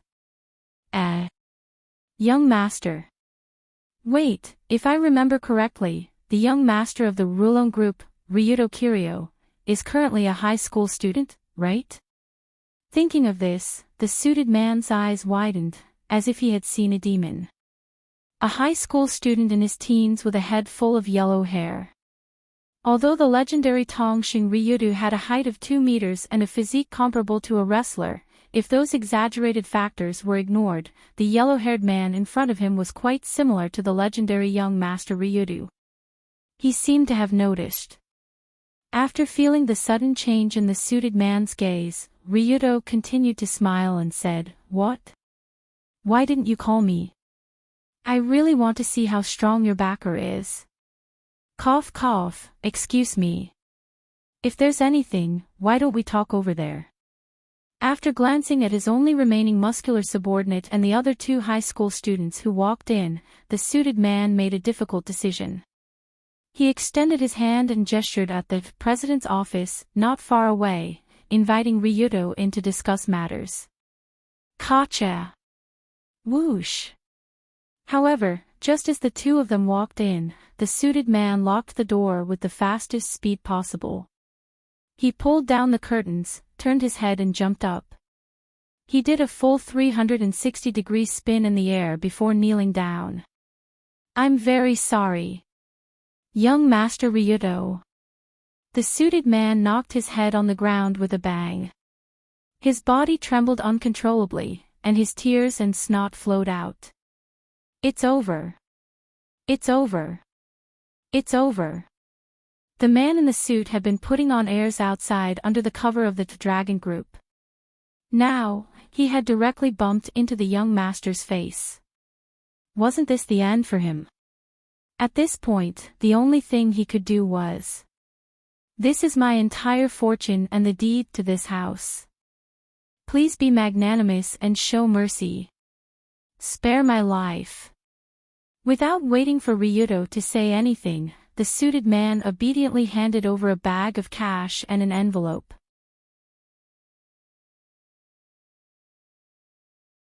Chapter 80. Just as Ryuto had thought, this group of people who set up a financial company to collect debts and swindle people were just a bunch of punks. Moreover, after they left their original gang, in order to avoid paying tribute, they definitely didn't dare to tell their original gang what they were doing. They could only use the name Rollercoasters Group to fool outsiders. Therefore, when they found out that the young master of the Rollercoasters Group was standing in front of them, it was easy to imagine how they felt. However, these people in the business of collecting debts and swindling people really made a lot of money. Ryuto casually took over the gunny sack that contained the man in the suit and quickly counted the money inside. There were bundles of $10,000 bills, adding up to a few hundred bundles. The amount here should be no less than 5 million. If the deed for the office was included, then this amount of money was indeed not small. Of course, in the suit man's opinion, this amount of money was worth it to buy his life. If he lost his money, he could earn it again, but if he lost his life, then it was over. Take this guy outside and deal with the transfer procedures with my partner. Then take your men and scram. Ah. Yes. Yes. After hearing Ryuto's words, the man in the suit finally let out a sigh of relief, because this meant that his life was finally saved. Speaking of which, making money like this was pretty easy. Why not start a new business of a black eat black? When the man in the suit happily ran out and prepared to deal with the transfer of the office contract with Sensible, Ryuto silently thought while counting the money. The Rollercoasters Group definitely couldn't casually do things like black eat black. Even if it was a punk without any background, if it was done too often, it would cause public outrage. After all, once or twice was fine, but if Ryuto went out every day to rob and extort other people, then it would only cause disgust and anger. At that time, no matter how powerful the Rollercoasters Group was, they couldn't avoid it. Moreover, the Rollercoasters Group had always prided itself as a chivalrous man. If his father found out that his son had been robbing others, he would probably be so angry that he would break out of prison and beat Ryuto up. However, even if the young master of the Rollercoasters Group, Ryuto Kiryu, couldn't do it, it didn't mean that Ryuto himself couldn't do it. As long as he didn't reveal his identity when doing this kind of dirty work, then no one would know that it was Ryuto who did it. That would be fine. For example, wearing a Batman mask in the middle of the night and then going out to punish evil and maintain the peace of Tokyo, this is a matter of course, right? While Ryuto, Batman, might do some cute little tricks like extortion while punishing evil, but probably no one would care. It was decided that he would go out and rob someone tonight. After counting the money, Longdo found that there was a total of 25 million yuan in the sack. A happy smile appeared on his face. After purchasing 2 passive skills, Ryuto's little treasury only had the extremely auspicious number of 44 million left. But after obtaining the man in the suit's entire net worth, it suddenly soared to 69 million. He was rich again in an instant. It felt like a needle poking through a needle. Knock, knock. Just as Ryuto was enjoying his spoils of war, Gao Yuan knocked on the door and walked in. As expected of a real professional. He got a sum of money and a base of operations so easily. Looking at Longdo, who was sitting behind his desk leisurely counting money, Gao Yuan really felt like prostrating himself in front of him. It had only been about 5 minutes since the 3 of them entered Conscience Finance, and everything was over. Moreover, Longdo was the kind that beat people up as soon as he came in. Even so, the other party still had to obediently hand over the money and the deed, and then obediently carry their unconscious companion away. Was this the power of an extreme Tao expert? Ordinary hooligans were like ants in front of him. Seeing Ryudo quietly put on a show, Gao Yuan made up his mind to make the Rulong Security Company flourish and squeeze all the money out of the rich. I'll change the company's name and scope of business in a while. I'll also open a company account. Of course, I'll arrange for a few stand-ins with clean identities to stand on the surface. The three of us and the Rulong group don't have to be involved. Speaking of which, Ryudo, Gao Yuan and Sensible's identities were very sensitive, and it wasn't convenient for them to appear publicly in various materials. However, Gao Yuan had been in the business world for so many years, so he naturally knew all kinds of tricks. For example, he could use stand-ins to deal with the legal person and person in charge of the company. All he needed to do was spend some money. Oh yeah, after opening the account, how much money should I transfer in?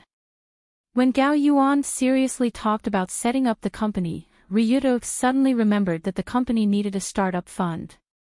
Renovation, personnel expenses, equipment purchase, utilities, social relations, etc. If he calculated carefully, it wasn't cheap to set up a company. There were many things that he had to spend money on. Although the money was technically in the public account and should be paid by the Rulong Group, Ryudo knew that the Rulong Group was also very poor, so they probably couldn't fork out much money. If it really doesn't work, then I'll have to pay for it myself. Looking at the sack of money on the table, Ryudo showed a reluctant expression. Unexpectedly, Gao Yuan shook his head and said with a smile, "The first fund is expected to be injected about 100 million yuan. But this money doesn't need you or the Rulong Group to pay for it. I'll pay for it, 100 million. Wait. How can I let you pay for it? This is public money. It doesn't matter, just treat it as my investment. Anyway, I have no place to spend my money." Although they were discussing the flow of money in hundreds of millions, Gao Yuan's tone was still very calm. After all, he had helped other companies for so many years, and he had a lot of money on hand, and Gao Yuan himself wasn't the kind of person who liked to spend money. Compared to spending money, he preferred to earn money, and the more money he earned, the better. At the same time, Mingji walked in with all kinds of signed documents and started to discuss some of the legal issues involved in the transfer of the company. So this feeling was really magical. Half an hour ago, they were still discussing the establishment of the company in the coffee shop, and half an hour later, they were already doing it. Gao Yuan was a genius in the business world, and Sensible was an official undercover. With the two of them, many things were naturally not a problem at all. Next, as long as the Rulong Group sent people over, they could officially start the operation. When thinking about how many brothers to send over in the first batch, Ryudo suddenly discovered an important problem. Wait. I don't seem to have discussed with Uncle Fujiki about setting up a company to make money, right? Thinking of this, Ryudo couldn't help but scratch his head.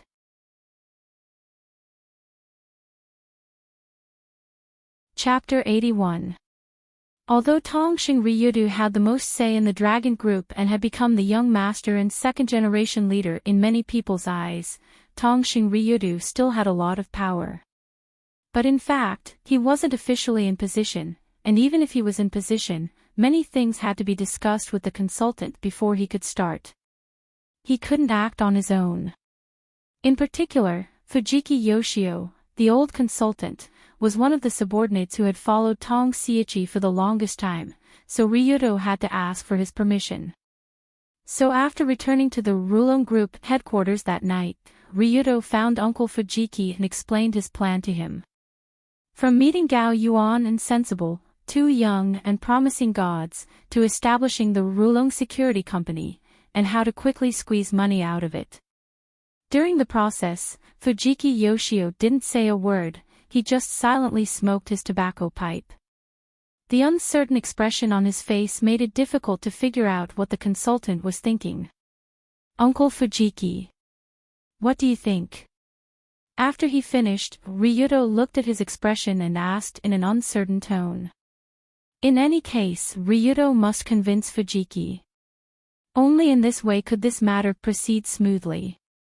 A few seconds later, Fujiki sighed deeply, put down the tobacco pipe in his hand, and asked in a vicissitude tone, "Young Master Ryuto, what do you think extreme do is?" Ryuto was silent for a while, then said firmly, "It's a group that is not accepted by today's society." In Ryuto's view, extreme do was a group of people who were exiled by society and could only live in the dark. It's the opposite. But Fujiki shook his head and smiled. It's not that extreme do is not accepted by society, but that the people who are not accepted by society form extreme do. Although the two of them were stating the same fact, the meanings they represented were completely different. In the view of ordinary people, because extreme do became extreme do, it was not accepted by society. However, from the very beginning, it was actually a group of people who were not accepted by society and went against the country who chose to huddle together for warmth, thus forming the source of extreme Tao. There were many people who were out of touch with society and were not allowed to exist by the country, and there were many reasons for that. One of the main reasons was that he was disappointed in this rotten country. In the eyes of Fujiki and the other older generation of Jidao, Japan was a country with a broken backbone. From the top of the government to the bottom, they were all a bunch of dogs with broken backbones. When Tingmu was still very young, something like this happened to him. At that time, Tingmu was taking a tram to travel somewhere. There were a few tall and strong white men on the tram. They spoke fluent English and were shouting loudly without restraint. Tingmu, who couldn't stand the noise, stepped forward to stop them, but he was besieged by the strong men. In front of the hundreds of people on the bus, those strong men gave Tingmu a solid beating and even spat on his face. However, everyone around just hid far away. They didn't even dare to breathe, let alone stand up for Tingmu. Originally, Tingmu was beaten and his skills were not as good as others, so he accepted it. However, what really made him go to extreme do was what happened later. On the tram back from the trip, Tingmu saw a few other thin and weak young people also gathered together to make a noise. However, this group of young people didn't make a noise for long before the passengers on the surrounding trams besieged them, accusing them of breaking social rules, having no morals, no family education, and so on. From that moment on, Tingmu understood everything. The residents of Japan were like defeated dogs with broken backbones. When they met people who were weaker than them, they liked to straighten their backs, stand tall, talk about rules, morals, and other things to show their status. When they met people who were stronger than them, they didn't even dare to breathe loudly. When they were stepped on, they didn't dare to make a sound. They chose to lower their heads and pretend that the feces on their heads were leftover curry. This was not a matter of one person, but the situation of the whole society and the whole country. The mentality of bullying the weak and fearing the strong was engraved in everyone's bones. Therefore, there was a need for extreme do, a need for this kind of tough guy who would not compromise with the strong and the powerful. In this abnormal country where everyone else lives on their knees and is proud of being enslaved by the strong, we extreme do are the only people who are standing because our knees are stiff, and we are born unable to kneel. Speaking of this, Tingmu reached out and patted his knees while sitting cross-legged. The standard sitting posture in the Rulon group was always cross-legged. Kneeling was not allowed. Because everyone else in this society was kneeling, extreme do could not kneel, so the Rulon group could not kneel. This principle was understood by Akima, Tingmu, and thousands of brothers. However, at this time, Ryuto said that he wanted the Rulon group to be engaged in some kind of security work. Wasn't this the same as being a dog for the rich and powerful? It was because they didn't want to kneel and be a dog that Extreme Do was exiled from society. If the price of making money was to turn back and be a dog, then it was better not to earn money. Although Tingmu didn't say it explicitly, his expression and tone clearly meant this. After feeling Tingmu's firm will, Ryudo didn't know what to say for a while. The Rulong group was a place for those who were not accepted by society to stand. Even if they were condemned by everyone, even if they were poor, they had to continue standing until the moment of their death. If even the Rulong group became a dog for the rich and the bureaucrats, then the last trace of benevolence in this country would disappear. Therefore, Tingmu didn't support the Rulong Security Company because he didn't want to earn money. What should I do? For a moment, Ryudo didn't know how to persuade Tingmu. After all, this man's will was still relatively firm. If only Lioli was here. She was smarter, so she would definitely be able to be smarter. That's right, I can do that. Just as Ryudo was thinking about how to persuade him, he suddenly thought of the reason why he wasn't smart. In the end, all of Ryudo's previous actions seemed to be unfathomable and planned, but in reality, they were all built on a full understanding of this world and other people. It was an open book exam. In terms of true wisdom, Ryudo was currently at the level of wisdom, mortal scraps. At most, he was at the level of a normal person. What should he do now? Naturally, he had to upgrade his wisdom. After all, he had just received a sum of money not long ago, and his wallet was still relatively well off. Therefore, Ryudo immediately opened the system and entered the familiar attribute upgrade interface. Upgrading from LV1 resourcefulness to LV2 resourcefulness requires 5 million yuan. Are you sure you want to pay? Upgrading from wisdom to wisdom also required 5 million. It didn't feel like it was worth it. Forget it. After spending 5 million to upgrade wisdom on the spot, accompanied by a faint light, Ryudo's brain felt a lot clearer. How should he describe this feeling? It was as if Ryudo's brain was filled with paste. Now that the paste was cleared, his thoughts gradually became clearer.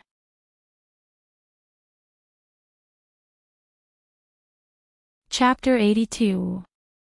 At the end of the day, what Fujiki couldn't accept was that the Rulong group was working as a security guard to protect the corrupt higher-ups and the profiteers who exploited society.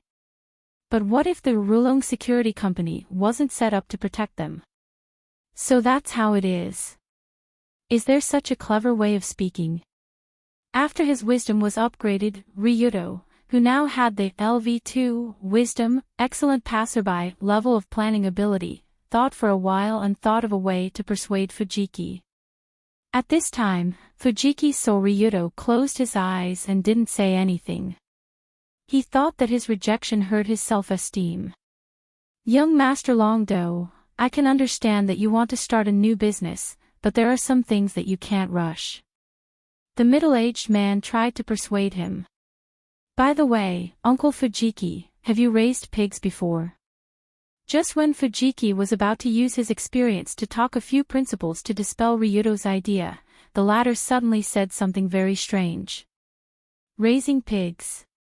Why would I raise pigs? Fujiki didn't understand for a while, but he still shook his head decisively. Then do you know how to raise pigs? I have a rough idea. It's nothing more than letting the pigs eat and drink until they are white and fat. Finally, the pigs are slaughtered and eaten. Yes, and in addition to letting the pigs eat and drink well, you also have to build a safe pigsty for the pigs and let them slowly fatten up in it. That being said, what does raising pigs have to do with what we are talking about now? Of course, because the Rulong Security Company is like a safe pigsty, and we are the pig farmers. All the dignitaries and rich people who are served by us are the pigs in our pigsty waiting to be slaughtered. When saying this, Ryudo's face showed a strange smile, as if he was a villain who was planning something bad. Of course, in fact, he was indeed a villain, but this villain didn't take the money of the common people, he took the money of whoever had money. Dignitaries and rich people, or the pigs in our pigsty waiting to be slaughtered. Upon hearing this, even Tingmu, an experienced member of the Jianghu, could not help but widen his eyes. This was because these words did sound a little ridiculous. How could this be possible? But as Ryuto continued to explain the plan, Fujiki's eyes widened. They were almost like the eyes of an anime girl. According to Ryuto, after the Rulong Security Company entered the city, some of the elite members of the Rulong Group would secretly form a group called the Second Tokyo Pig Factory to harass the Tokyo dignitaries. Stalking, secretly taking photos, sending threatening letters, bombarding text messages, death threats, splashing paint, scratching cars, and so on. Anyway, as long as it was something that made people feel threatened, they would do it. As long as one had money and power, there were not many who were not afraid of death. Therefore, they would definitely strengthen the security around them, and even the security of their families and companies. And very coincidentally, not long ago, a few large security companies in Tokyo had negative reports. It was so widespread that everyone knew about it, making people uneasy to entrust their safety to them. At this time, the Dragon Security Company appeared quickly like a divine soldier descending from the sky, protecting all the frightened dignitaries. Amidst their happy smiles, the company took away the wealth of the people without shedding a drop of blood. Simply put, it was to ruin the reputation of the competitors, create false panic, take the opportunity to accept business, perfectly complete the mission. At the last step, the pigs were already in the pigsty. This whole set of interlocking strategies was the unruly business war system that the business ghost, Masato Takayama, was particularly good at. It perfectly illustrated his vicious method of not treating his competitors as human beings, let alone his customers as human beings. The next step was to repeatedly kill the pigs and eat their meat. As long as the pigs were in the pigsty, Gao Yuan had millions of methods to scrape off every inch of fat from the pigs. Of course, after doing this a few times, the dignitaries in Tokyo would definitely be suspicious. Therefore, after a period of time, he could also secretly buy several other declining security companies and quietly replace all of them with people from the Rulong Group. In this way, when the rich felt that something was wrong and wanted to go another way, they would find that no matter where they went, they were still in the hands of the Rulong Group. At most, they would go from one pigsty to another pigsty. This whole plan was named Tokyo Pigsty Plan by us. The purpose is not to provide protection for the dignitaries, but to extract the money they plundered from the common people. Paw. When talking about it, Ryuto couldn't help but slam the table, quite a bit of the spirit of the world. Of course, although Ryuto was speaking eloquently in front of Fujiki, in fact, the plan just now was just a temporary idea. It was true that Gao Yuan had made a complete plan not long ago, but he did not put forward the pigsty theory, nor did he have such a strange plan name as Tokyo Pigsty Plan. At the end of the day, this was just a set of excuses that Long Do deliberately made up with his clever brain in order to justify his actions and turn them into chivalrous heroes. We are not dogs, we are just raising pigs, ready to kill pigs for meat at any time. This is not shameful at all. Is this robbing the rich to help the poor? It is indeed the style of a hero. After listening to Ryuto's explanation, Fujiki couldn't help but take a deep breath as if there was a warm current surging in his chest. Seeing that Fujiki's vigilance had been lowered a lot, Ryuga quietly walked over and said with a smile, "By the way, do you know how much oil we expect to extract from the pigsty every year?" "How much?" "It should not be too much in the first year." "Oh, that's about."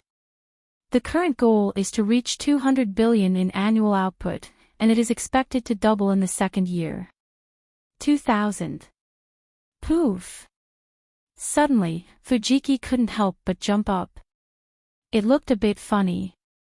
As everyone knew, although the Rulong Group seemed to be prosperous on the surface, the organization was actually very poor. After all, they adhered to the principle of being a group leader, and no matter what, they would not be involved in the most profitable anesthetic business, gambling business, human or organ trafficking, financial fraud, and so on. Therefore, when he heard that he could make such a large amount of money in a relatively chivalrous way, Fujiki's expression was quite interesting. In the end, Ryuto struck while the iron was hot and asked, "Uncle Fujiki, can you imagine the scene of this room being filled with stacks of money? Furthermore, this is a righteous fortune earned through a righteous act. This." Originally, Fujiki wanted to insist, but there was no other way. The amount of money that Long-do described was simply too much. Therefore, in the evening, the proposal to establish the Rulong Security Company was successfully passed.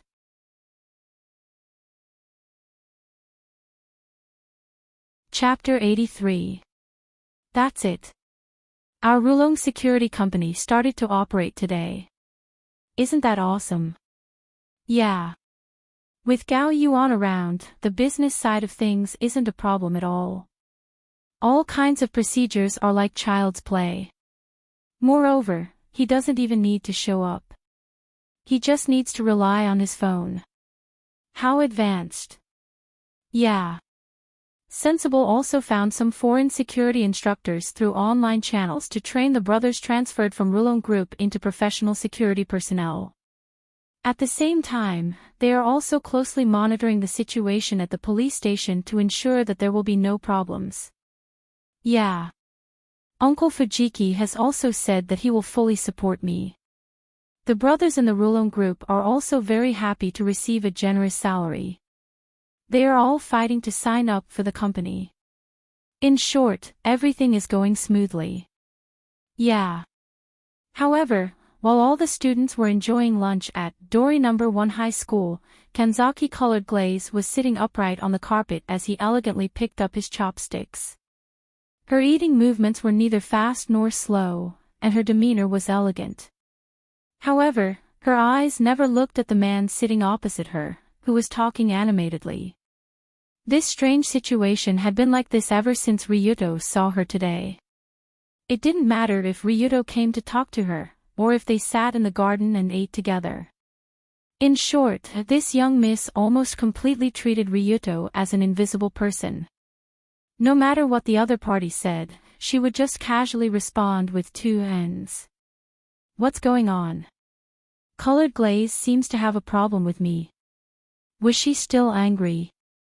Seeing Lu Li's angry look, Long-do thought that she was angry because of what had happened the night before. At that time, because of some misunderstanding, Ryuto had sent her some ungentlemanly text messages. This was indeed a problem. But that was already the day before yesterday. Why was he still angry until now? Just as Ryuto was puzzled, the dancing costume standing next to him secretly revealed a happy smile. Stinky hooligan, big idiot, this is great. You've completely angered the young Mississippi. Looks like the young miss won't bother with you anymore, hee. Although Ryuto thought that Colored Glaze was angry about what happened the night before, Dancing Costume knew that she was angry about what happened yesterday morning.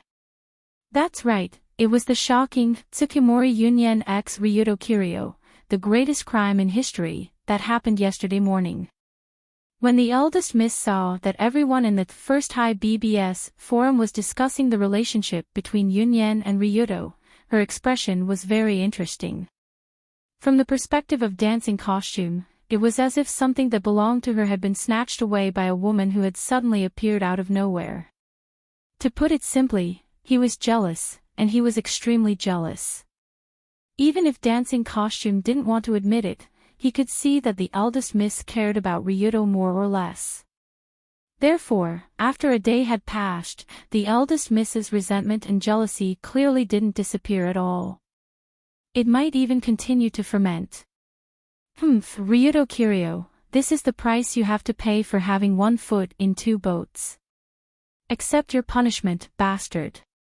Looking at the eldest miss's calm expression, but in fact, her face was surging with emotions, Dancing Costume secretly laughed. Perhaps it was because Ryuto had just gained a wave of wisdom yesterday, his brain finally filled up a little bit.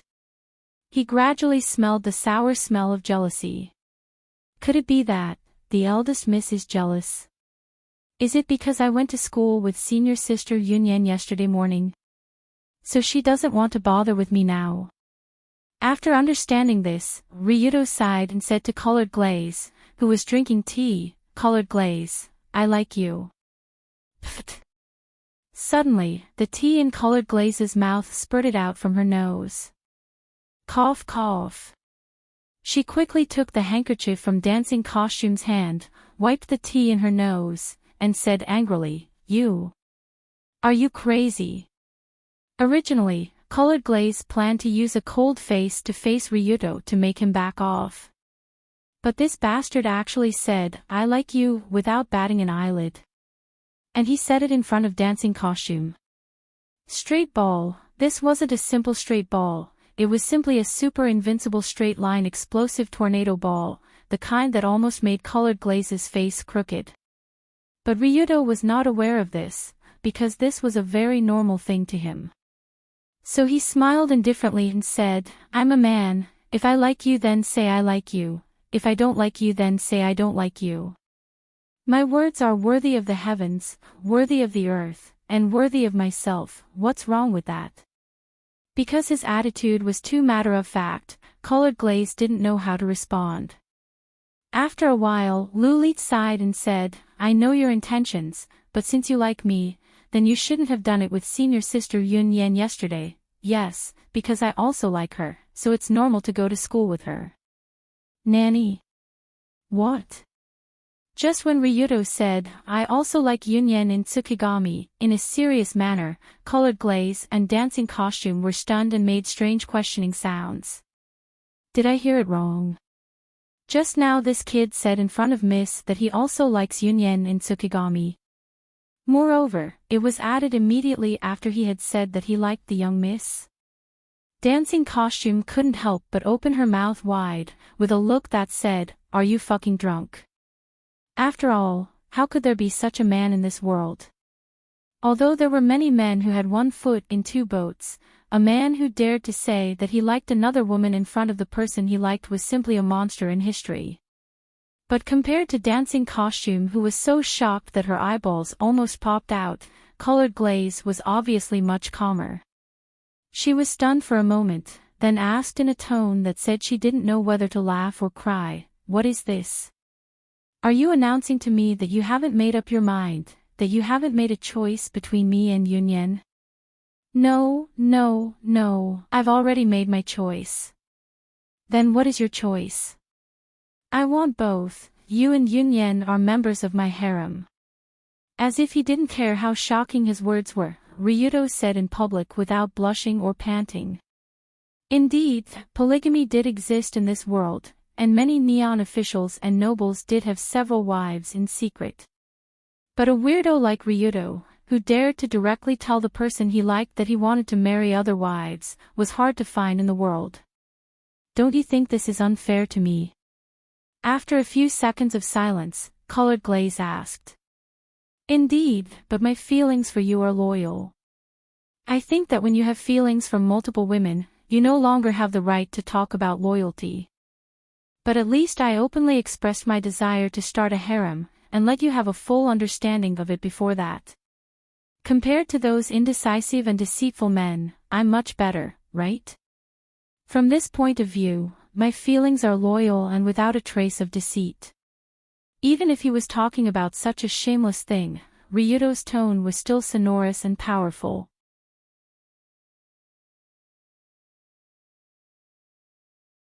Chapter 84. From the very beginning, Ryuto never hid his love for these female leads. No matter if it was Kanzaki Colored Glaze, Tsukujiri Yun Yan, or Saitu Dunya, who was about to transfer over, they were all very important to him. "The three of you are my wings. I want to start a harem, and I want the three of you to accept it openly. This is the confession of me, the six-winged angel Ryuto Kiryu." Of course, such an idea that clearly went against the times might not necessarily be accepted by others. No matter if it was colored glaze, Yunyan, or Dunya, they were all perfect girls in terms of appearance, personality, and family background. It would be the fortune of 300 lifetimes for a normal person to marry even one of them, let alone all three of them. Would the three of them be able to accept Ryudo's greedy desires? The answer was still unknown. But even so, Ryudo would continue to work hard and use his own hands to open a path to a harem. Even if none of the three of them were willing to date him because of this, Ryudo would accept it. He could only blame himself for not being able to do it. No matter how one looked at it, Ryudo's elementary school-like concept of "I want all of them" was definitely problematic. But Colored Glaze felt that such a concept of love was very similar to this extreme Dao young master. If he liked something, he would work hard to fight for it. He would never lie to himself or others, even if it seemed a little shameless. After all, Ryudo was not a person who cared about his reputation. But she still turned her head and said in an emotionless tone, "We're done eating. Hurry up and leave. I still have things to do." "Okay. I won't disturb you." Although he did not know if Colored Glaze could accept his words, Ryudo felt that it would be better to give her some time to think about it. However, just after Ryudo left, Colored Glaze picked up her mobile phone and dialed an unfamiliar number. Beep beep. "Oh, it's Miss Colored Glaze. You rarely call me. What's the matter?" "Uncle Suzuki, I have a good friend who owns a company. However, his background is not very clean, so he may be involved in some inspection problems. I hope you can take care of him." "So that's how it is." "No problem. In the Tokyo circle, my old bones still have some use." "Then I'll leave it to you. I'll ask my assistant to send over the company's information in a while." After exchanging a few more pleasantries with the person on the phone, Colored Glaze hung up. But the moment she hung up the phone, she saw Dancing Costume's stunned expression. Others might not know who Yuli was calling, but it was impossible for Dancing Dress to not know. After all, that Uncle Suzuki she mentioned was the current governor of Tokyo. He was an extremely high-ranking official in the Tokyo administrative area and was responsible for all matters in Tokyo. In other words, he was the real leader of the Tokyo area. The power he held was unimaginable to the average citizen. However, just now, Colored Glaze asked this uncle she knew since childhood to take care of Ryudo's company. And it was when the latter had just issued a harem declaration. First of all, without a doubt, with the governor of Tokyo looking after it, even if it was just a few words, it would save Ryudo and the others a lot of trouble. But why did Colored Glaze do this? Wasn't she angry just now? Miss? He already treated you like this, why do you still? He's angry with me, but I still have to do what I have to do. It's better to separate personal feelings from the overall situation.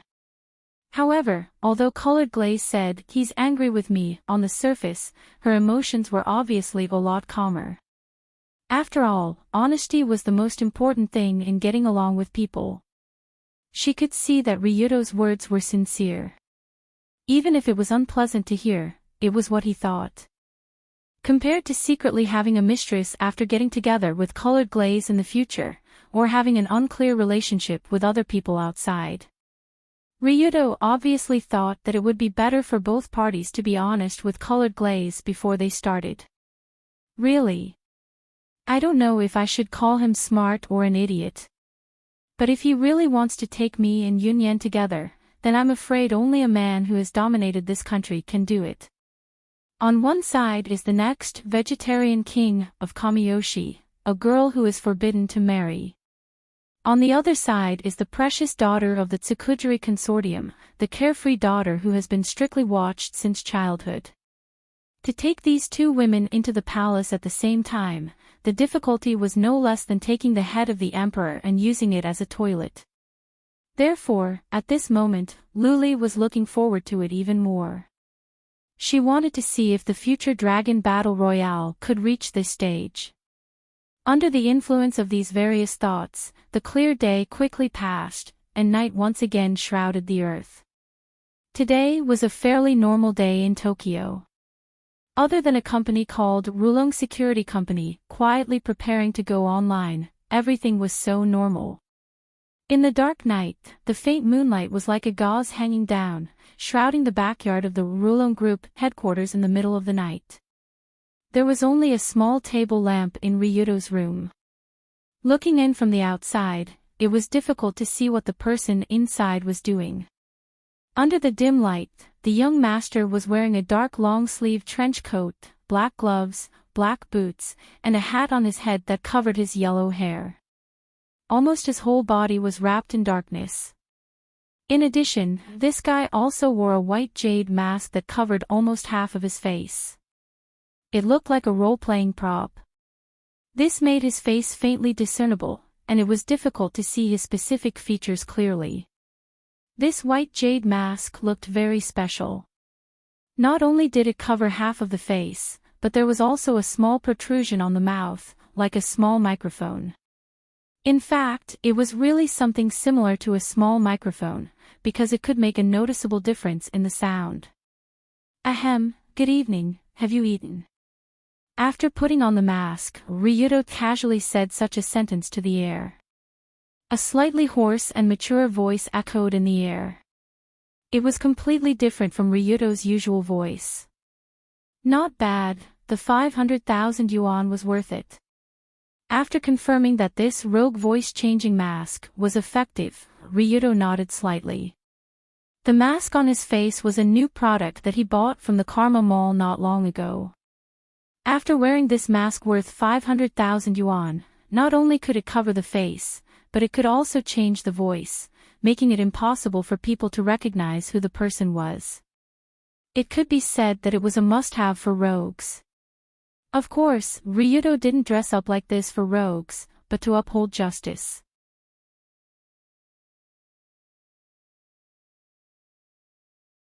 Chapter 85.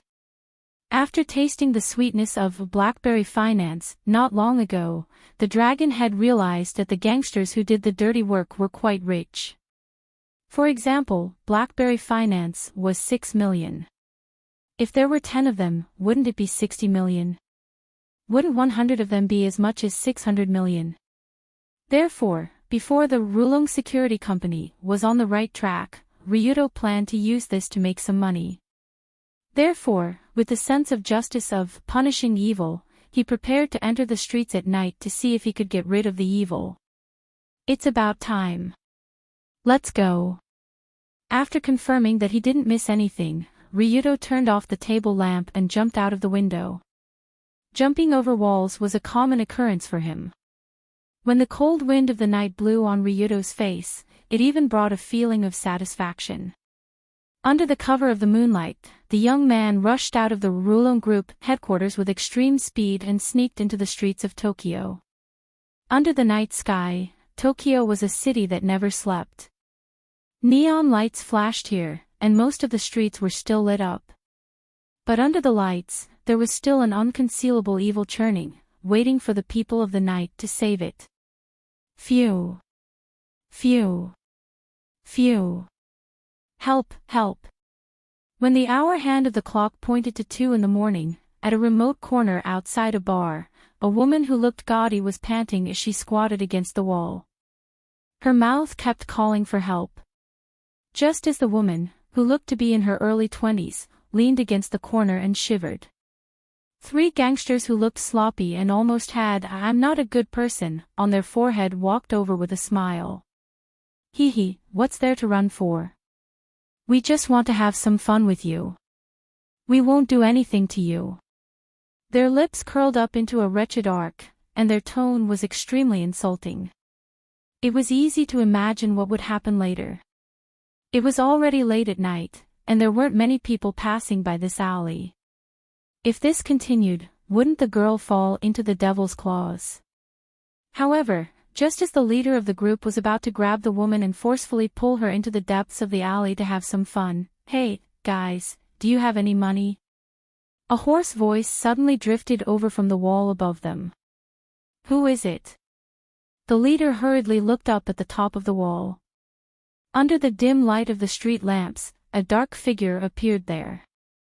On top of the wall that was more than 2 meters high, a man who was almost completely wrapped in black sat there as if he was watching a joke, looking down at the 4 people below.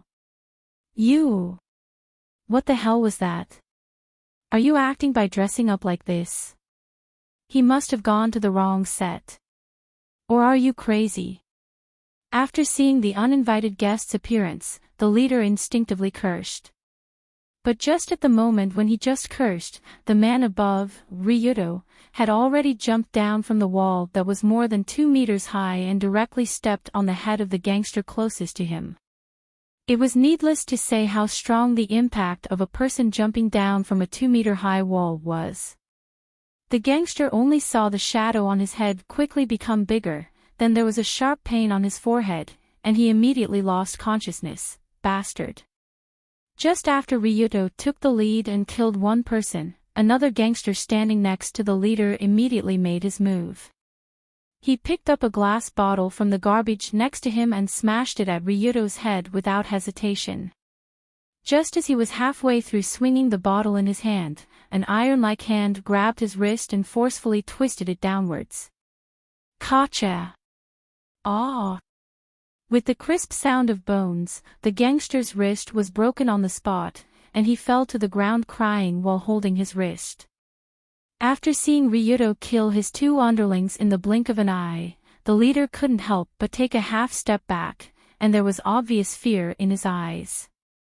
For a group of street thugs like them, being able to clearly identify the strength of the other party was actually a very important skill. Otherwise, if they were to bump into an iron plate one day and die, that would be a bit too stupid. Judging from the current situation, they should have hit a metal plate. Moreover, this metal plate was solid. It was fucking hard. So he couldn't help but ask, "Who are you? What is your purpose?" "I am the messenger of justice, the black hero who maintains the order of this city." "Black hero. Maintain the order.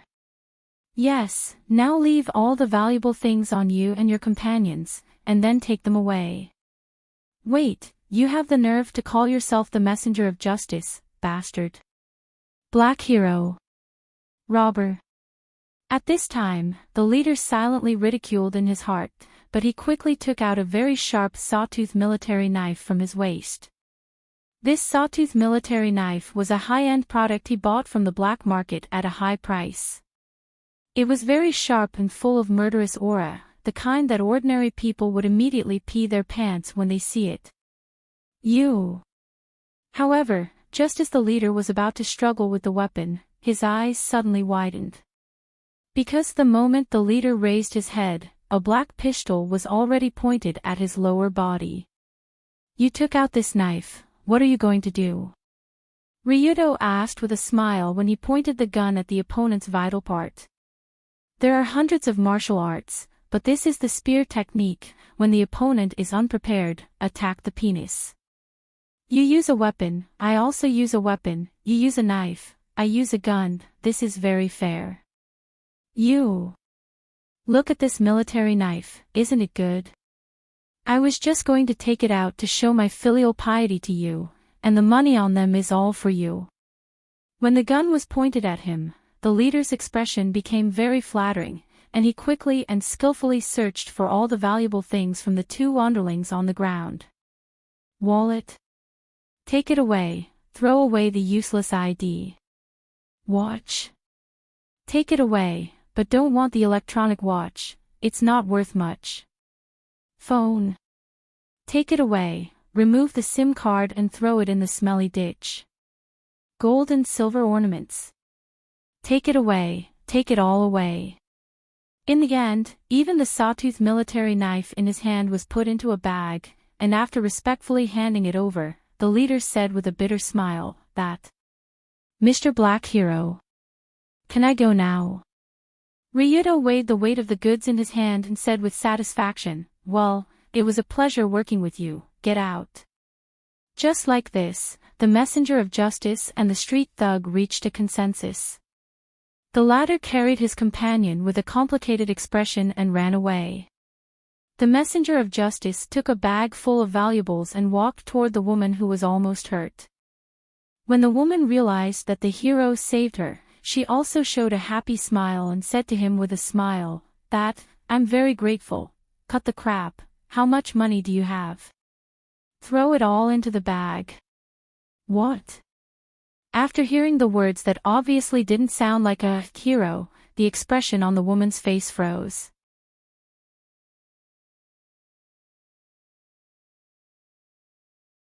Chapter 86. Something's wrong with this. Aren't you the hero of justice, Black Hero? Why do you want money from me, the victim? When he saw her expression, Ryuto asked impatiently, "Do you think I look like your father?" "No, you don't. Since I'm not your father, why should I save you for free? It seems. Since I saved you, you should give me some compensation. This is very reasonable, right?" This seems to sound quite reasonable.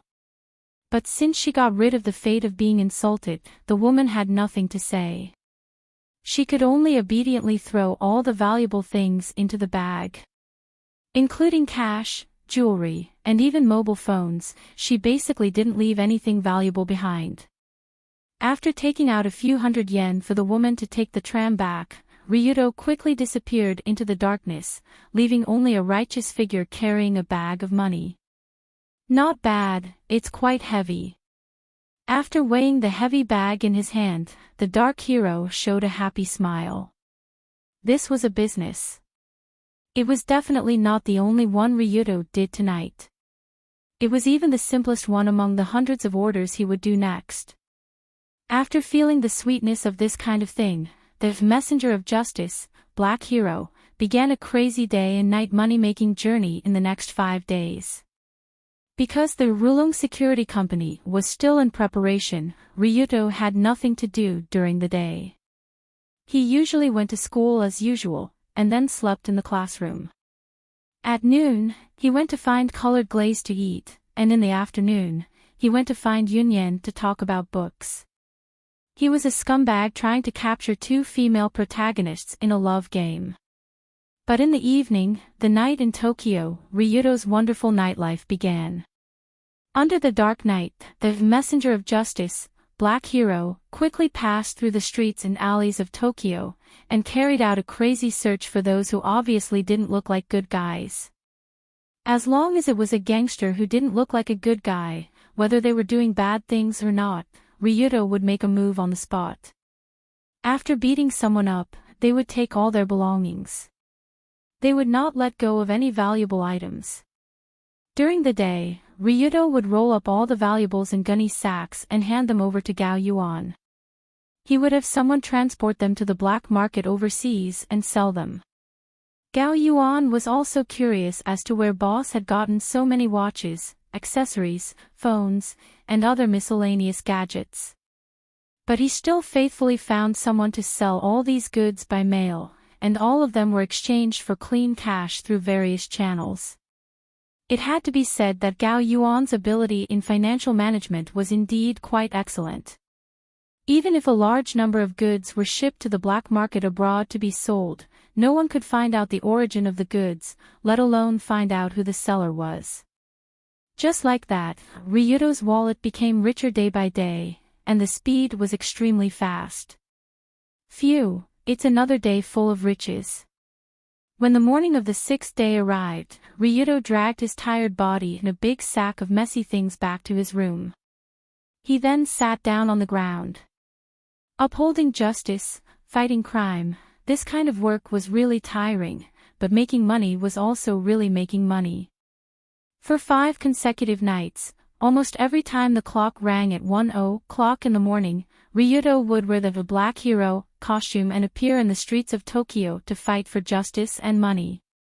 According to incomplete statistics, the number of gangsters that Ryuto carried out justice during this period of time was in the hundreds. The intercepted goods were also in the hundreds.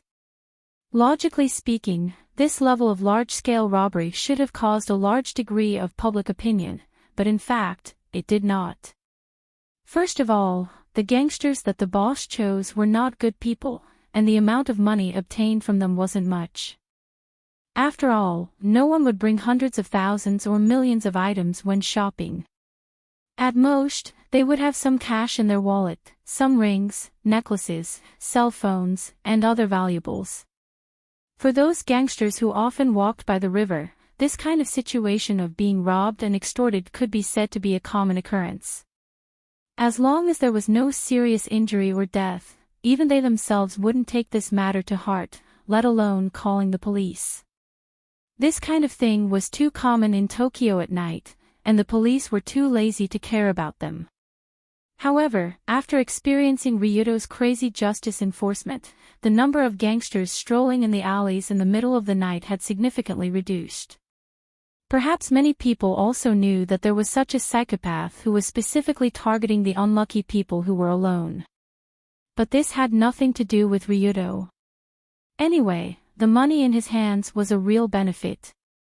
He now had to think about how to spend the money. After putting a new sack of dropped goods in the corner of the room and preparing to send it to Gao Yuan to sell, Ryuto lay on the bed and opened the system interface, ready to spend a long time. After all, after 5 days of farming time, now Ryuto's personal attribute panel had become like this: name, Ryuto Kiryoage, 16 years old. Attributes, Wisdom LV2, Physique LV3, Courage LV2, Insight LV1, Charm LV2. Title, Beginner Assassin, obtained after 100 successful sneak attacks. Presence reduced by 20% when equipped. Equipment, M9 pistol, good. Taser stun gun, good. Dragon tooth serrated knife, good. Tools, Gangster Velcro, Gangster Analysis Mirror Skills, Furamaki Style Martial Arts, Iron Bone Mastery, Copper Skin Mastery. Total assets, 31,217,800 yuan. How to describe it? It was a kind of earth-shaking change, right? First of all, because of the large number of sneak attacks, Ryuto received a new glorious title, Beginner Assassin. This title could reduce presence, which was to make it difficult for others to notice you. It was a quite useful special ability when carrying out some secret operations. Secondly, the equipment on his body was also changed into something quite good under the condition of Uncle Fujiki. For example, the small, light, high accuracy, and 15 rounds of ammunition capacity, M9 pistol, and the taser stun gun that could shoot an electric dart to electrocute people. These were all equipment that was difficult for ordinary people to get. As for the last, dragon tooth serrated knife, it was a loot that Ryuto looted when he went out to do justice for the first time. Because of the good quality, he didn't sell it, but kept it for his own use. Of course, other than the rewards from the title and equipment, the biggest reward was naturally the small treasury that was now filled to the brim. It was filled with real money.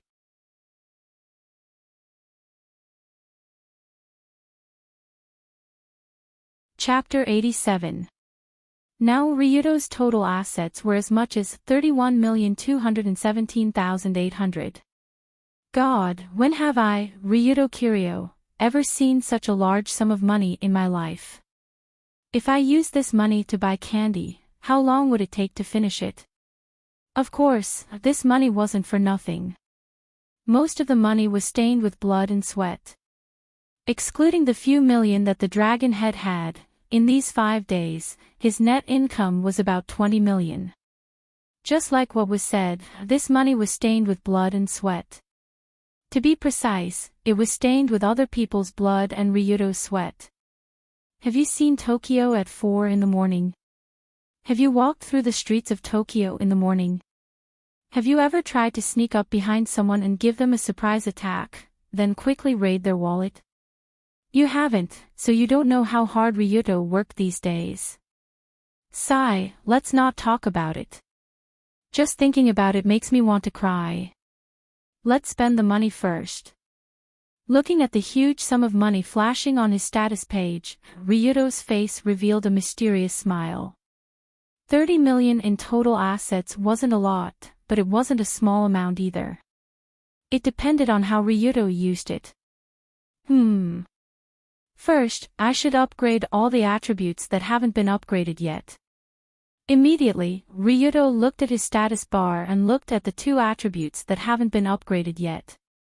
So far, among the 5 attributes of wisdom, physique, courage, insight, and charm, only courage and insight haven't been upgraded yet. The first attribute upgrade only required 5 million yen. It was quite worth it. Moreover, the courage attribute was naturally at level 2. At the beginning, Ryuto didn't think that courage was useful. It wasn't until that time when he confronted Eternal Empress Amaterasu, and was almost scared to the point of being unable to move, that he finally realized the benefits of having such a bold personality. As for insight, the benefits were even more obvious. It could directly see other people's emotions and actions. It provided obvious help whether it was in daily life or in battle. Therefore, after Ryuto boldly clicked a few times, the 2 attributes were upgraded at the same time and emitted a golden light. After the upgrade, Ryuto's attributes became Wisdom LV2, Physique LV3, Courage LV3, Insight LV2, Charm LV2. Without changing any of his attributes through the title, his 5 attributes were already considered to be quite decent and were gradually developing in the direction of a bucket. Although upgrading these 2 attributes cost 10 million yen, compared to the cost of the second upgrade, it was cheap as if it didn't cost money. After all, starting from the second upgrade, the cost of a single upgrade would soar from 5 million to 50 million. This huge amount of money was not something he could afford at the moment. Thus, Ryuto took the remaining 20 million yen and opened the Krypton shop that he hadn't visited in a long time.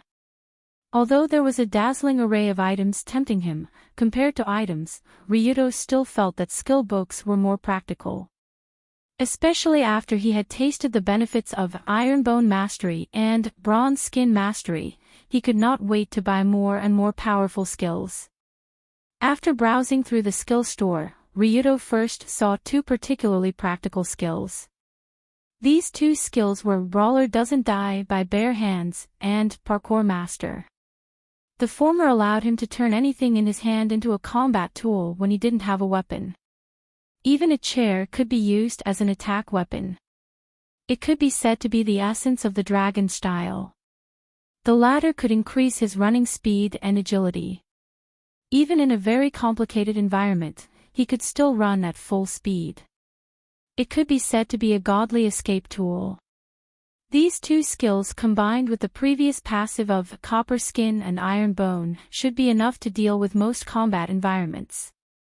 Even if he encountered a situation like before where professional mercenaries came to cause trouble, Ryuto would still have the strength to fight. Of course, such practical skills had a very practical price. After all, the price of these 2 skills was 3 million yen respectively. He suddenly lost another 6 million. However, looking at the 2 new skills with 20% proficiency in the skill bar, Ryuto still felt quite happy. After buying the skills, he casually picked up an ear pick from the side. With a slight movement of his wrist, this weapon, which was not a weapon, was thrown at the wall with the speed and strength of a flying knife. Whoosh! Squeak!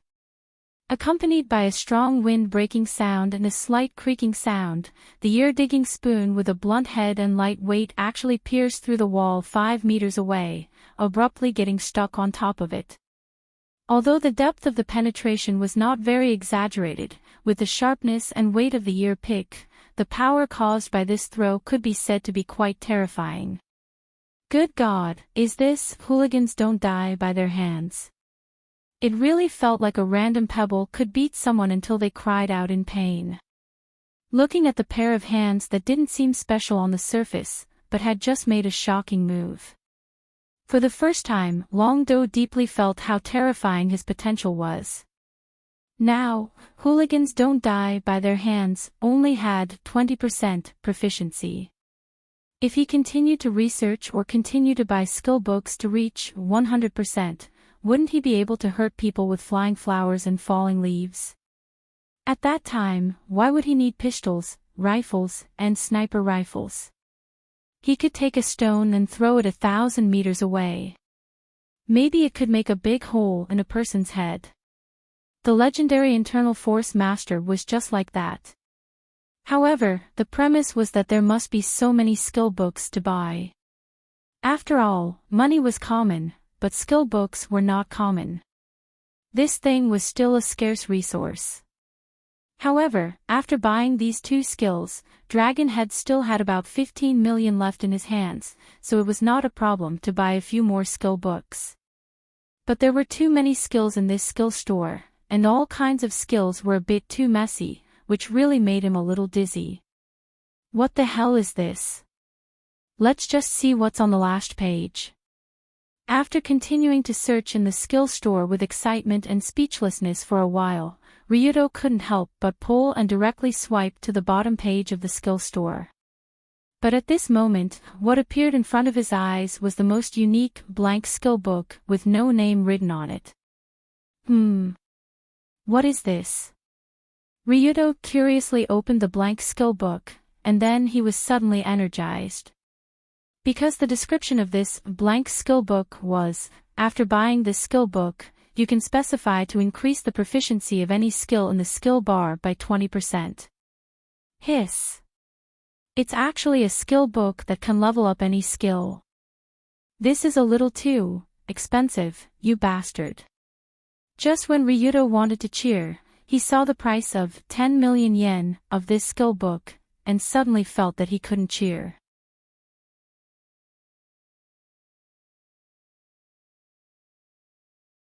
Chapter 88. Although skill books could be purchased repeatedly to increase proficiency, it was not something that would appear whenever one wished. According to Ryudo's previous experience in the item store, the skill books in the skill store were also one death, one exchange, and there was no telling what kind of items would appear. Therefore, if one wanted to level up a specific skill, it required a lot of luck. If one was unlucky, even if they died 3 to 5 times, they might not be able to get the skill book they wanted. However, this blank skill book was different. It could actually increase the proficiency of any skill. It was simply an omnipotent skill leveling tool. Of course, based on such a convenient foundation, it was much more expensive than normal skill books. One skill book actually cost 10 million, what a robbery. What kind of concept was 10 million? One should know that the 4 practical skills, Iron Bone Mastery, Bronze Skin Mastery, Rogues Don't Die by Bare Hands, and Parkour Pro, only cost 8 million. In a situation where one was not rich, such an expensive item was not worth buying. After all, there was a high chance that it would fail, and the skill book would also have a high chance of being refreshed. However, Ryudo hesitated for a moment, and looked at the Furamaki-style martial arts, in his skill pane, which only had a 1% proficiency. Unlike the other purchased skills, the Ancient Shepherd-style martial arts was a skill that had been imparted to Zhang Xian orally by Master Sotaro. Thus, the starting proficiency of the skill was ridiculously low, making it impossible to use it normally. At the same time, because it was not in the skill store, Ryudo could not buy the skill book to increase its proficiency. He could only look at it and pretend that it did not exist. However, with the blank skill book, the situation changed. As long as Ryudo was willing, he could spend 10 million to immediately raise the Furamaki-style martial arts to 21% proficiency, and this level of proficiency could be used in actual combat. If that's the case, I can go to Furamaki's appointment tonight openly, right? Thinking of this, Ryudo's mind flashed with the image of a playful old man. Today happened to be the 7th day of his appointment with Furamaki Sotaro, which was also the day he was going to attend the appointment tonight. To be honest, Ryuto didn't want to go because he didn't think it was meaningful to go. After all, during this period of time, Ryuto had not practiced the profound meaning of skill, Tiger Fall at all. Naturally, it was impossible for him to use it in actual combat. Since he couldn't use it anyway, what was the point of going there to embarrass himself? It would be better for him to be tactful and not show up. However, since he had the blank skill book, Ryuto could go and meet the old man for a while. This was because his Furamaki-style martial arts had indeed reached a level where it could be used in actual combat. What should I do? This is 10 million. Ryuto couldn't help but scratch his head. He seemed to be in a dilemma as to whether or not he should directly invest such a large sum of money in Furamaki-style martial arts. Beep beep, beep beep beep. However, at this moment, Ryuto's phone suddenly vibrated slightly. This was a sign that someone had sent a message. Ryuto picked up his phone and looked at it. Only then did he realize that the person who was looking for him was Yunyen from Tsukujiri. He looked at the time again. It was only 7 in the morning. Why did Yunyen wake up so early and send him a message? When he opened the message, Ryuto's expression immediately became a little dumbfounded. Speaking of which, you're going to report your results to the old man of ancient martial arts tonight, right? I'm so excited. If this plot was written in a novel, it would definitely be very interesting. Thinking of this, I couldn't sleep the whole night, p greater than over equal to with q. Before Ryuto could respond, a second message came. Actually, if you don't mind, can you bring me to the report tonight? I want to see the scene of a martial arts test between master and disciple with my own eyes. Please, please, please, *omega \**. After reading these 2 consecutive messages, Ryuto seemed to see Yunyen nervously holding the phone on the other side, waiting for his reply through the phone. From a certain point of view, Yunyen from Tsukujiri was really a very innocent person. After all, she was very well protected by her family since she was young. The dangers of the world seemed to have nothing to do with her. But even so, Yunyen was too excited. She was like a primary school student who was ready to go hiking. If he had known, he wouldn't have told her the story of the old man Furamaki. Suddenly, Ryuto sighed slightly. He looked at the message and couldn't help but shake his head. So far, Ryuto had already made a contract with 2 ladies. The first contract was a 2-year contract with colored glaze, and the second contract was a research contract with Yunyen. According to the content of the previous contract, Ryuto needed to provide Yunyen with his daily life and some information about the underground world to help her write a more realistic and tense novel plot. Therefore, during this period, Ryuto often chatted with Yunyen in various places and told her about some of the things that happened around him. Unfortunately, it included the story of him following his father's order to find the Furamaki Ryu master. Ryuto obviously didn't take this matter too seriously, but Yunyen took it seriously. She was even more nervous than him. I didn't expect Yunyen to be so concerned about this kind of thing.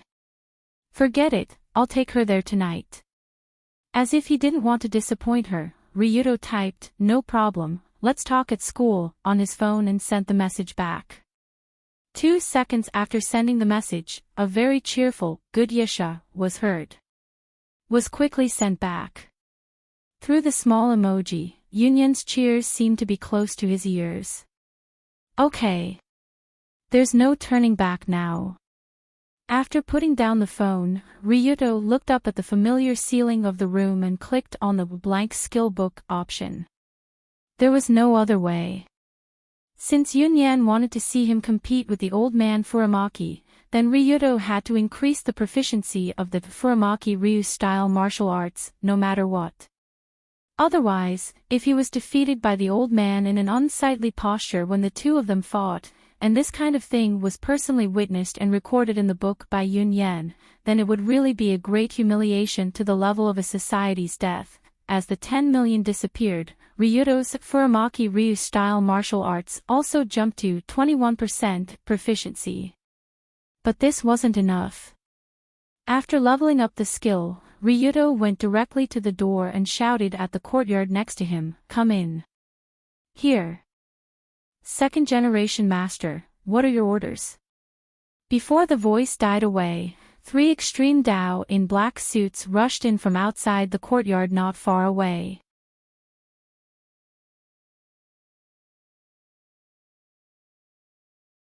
Chapter 89.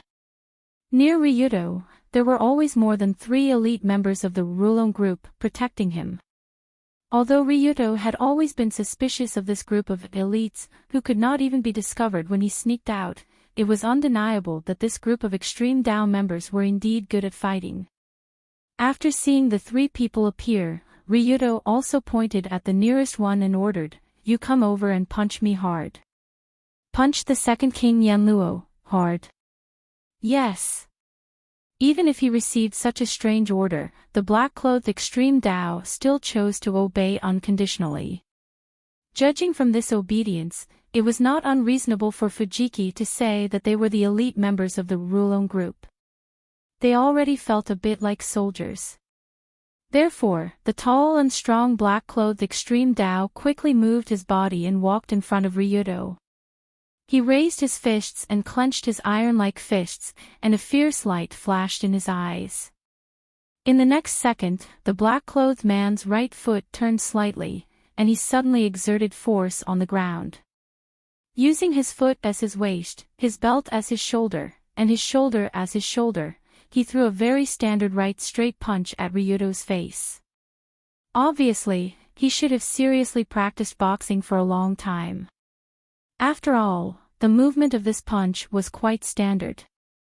The strength of his whole body was smooth when he swung his arm, and there was even a faint crisp sound. "Ah. So that's how it is, I understand now." But the moment the black-clothed man threw a punch, Ryuto's body almost instinctively made a corresponding movement in sync with him. The young man's feet stepped forward, and his right knee quickly crouched. While his body sank to the right front, his left arm was like a whip, and he heavily bombarded the midline of the black-clothed man's abdomen with a punching posture. Ugh! The moment the punch landed, the black-clothed man only felt as if the air in his lungs had exploded. His breathing stopped on the spot, and his entire body's continuous punch movement also stopped in a strange posture. I can't move. What am I doing? Before the man in black could recover from the stagnation effect brought by this punch, Longdo had quickly circled to the side of his body and took out a dragon-tooth sawtooth saber from somewhere and placed it on the man's neck. From the moment the man in black threw a punch to the moment the knife was placed on his neck, only a second had passed. For a moment, the fear of being killed enveloped Black Robe's body. He didn't even have the time to feel the pain of his lungs exploding and the suffocating pain. Cold sweat quickly dripped down his forehead. "How are you? Are you all right?" After feeling his fear, Ryuto also quickly withdrew his sword, reached out and patted the shoulder of the man in black, and asked with concern. Whoosh, whoosh, whoosh. Immediately, the black-clothed man who was punched pressed his hand against his abdomen and took a few deep breaths. Then, he said with admiration, "Second-generation head, you are really amazing." This subordinate is truly impressed. Although the black-clothed man didn't use his full strength when punching, Ryuto was the same in this aspect. If the two sides really fought, the result would definitely be the black-clothed man being paralyzed by a punch, and then being finished off by the saber. Especially in the eyes of the 2 extreme Taoists on the side, Ryuto's dodging and punching just now was really amazing. Almost at the same time the man punched, his body had already completed the dodging movement, and at the same time, he struck first. The most terrifying thing was that Ryudo's counterattack just now was almost impossible to defend against. This was also one of the 3 profound skills of the Furamaki sect, the core skill of profound skill of Tiger Fall. The essence of profound skill of Tiger Fall was to use a short distance, small movement to exert force. The moment the enemy attacked, the 1-inch punch would hit the opponent's diaphragm first. If the position, angle, and strength were all suitable, the diaphragm that was hit would produce a transient spasm phenomenon, causing the breathing to stagnate and the body to enter a rigid state. For a short period of time, the opponent would be at his mercy.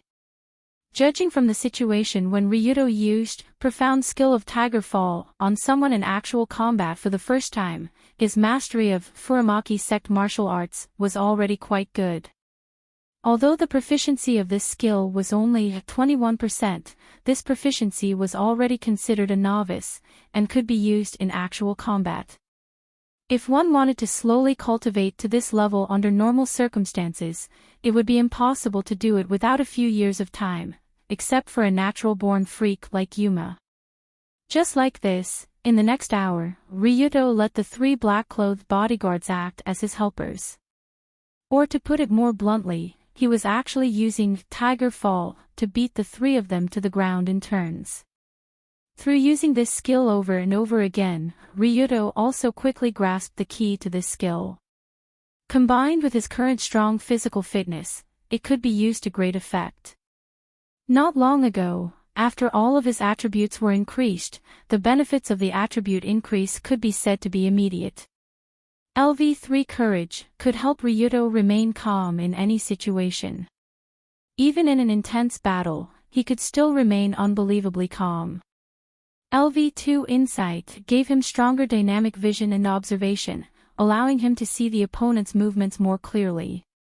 Combined with profound skill of Tiger Fall, it was like adding wings to a tiger. If he added the newly acquired skills, as well as the few high-end equipment hidden on his body that he could take out at any time, it could be said that the current Ryudo was at least 3 to 4 times stronger than a week ago. He had reached the point where he could truly be called the 2nd generation of the Rulon group, Ryudo Kiryu.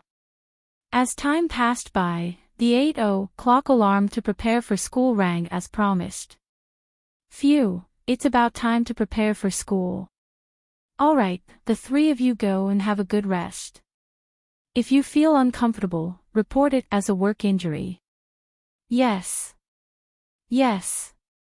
Seeing the 2nd generation head leisurely walk out, the 3 black-clothed men, who were lying on the ground, responded in a weak tone. It was obvious that they had been taught a little badly.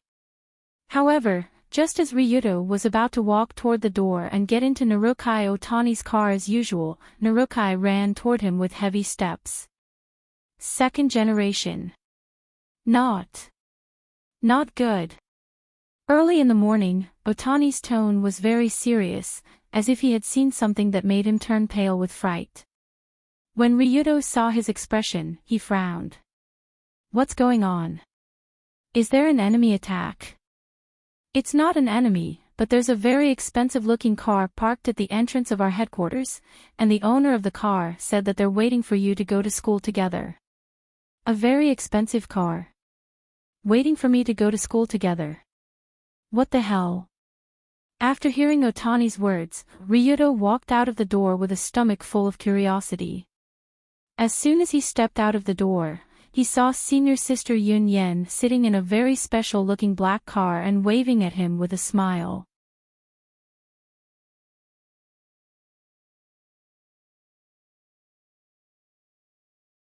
Chapter 90.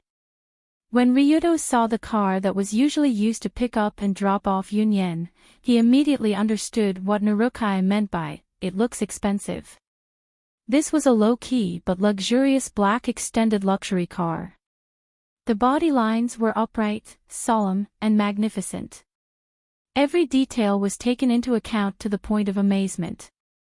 As long as one had a little bit of knowledge about cars, it was not difficult to see that the price of this car was calculated with at least 7 digits, and these 7 digits were in USD. Mr. Name, the person in the car that's my friend. Don't worry about school today. Just pick me up after school in the afternoon. After telling Narukai, Ryuto did not hesitate to walk to the car parked outside. Seeing Ryuto walking over, Yunyen, who was sitting in the back seat, greeted with a smile, "Ryuto classmate, good morning. Is my appearance here bothering you?" "Not bothering, it's just a bit refreshing." Under Yunyen's signal, the door of the back seat was opened, and Ryuto also lowered his body slightly and sat in. Just like how it looked from the outside, the back seat of this extended limousine was quite spacious. It could almost accommodate 4 people playing mahjong inside. Humph. After sitting in, the middle-aged man in charge of driving frowned and snorted without leaving a trace. "Uncle Shinagawa, you can drive." "Yes, Mississippi," the middle-aged man nodded respectfully, but before starting the car, he turned his head and stared at Ryuto as if to convey the meaning of "Don't touch Mississippi." Ryuto had never seen this middle-aged man in the game. He should be the person responsible for picking up and dropping off Yunyen. However, Yunyen was usually well protected by her family and almost never had contact with boys. It was not difficult to understand why this uncle was so wary of Ryuto. After all, this was the first time in many years that Miss Yunyen took a boy to school together. And from the happy expression on Miss Yunyen's face, she seemed to be very close to the boy. After getting in the car, Ryuto sighed and smiled bitterly. "Yunyen, you are too, ahem." Before Ryuto finished speaking, Yunyen coughed and pointed at the phone. Beep beep, beep beep beep. Suddenly, Ryuto's phone rang with a text message. He opened the text message from Yunyen. It said, "Let's talk about anything, but tonight we have to talk on the phone to avoid being discovered by Uncle Shinagawa."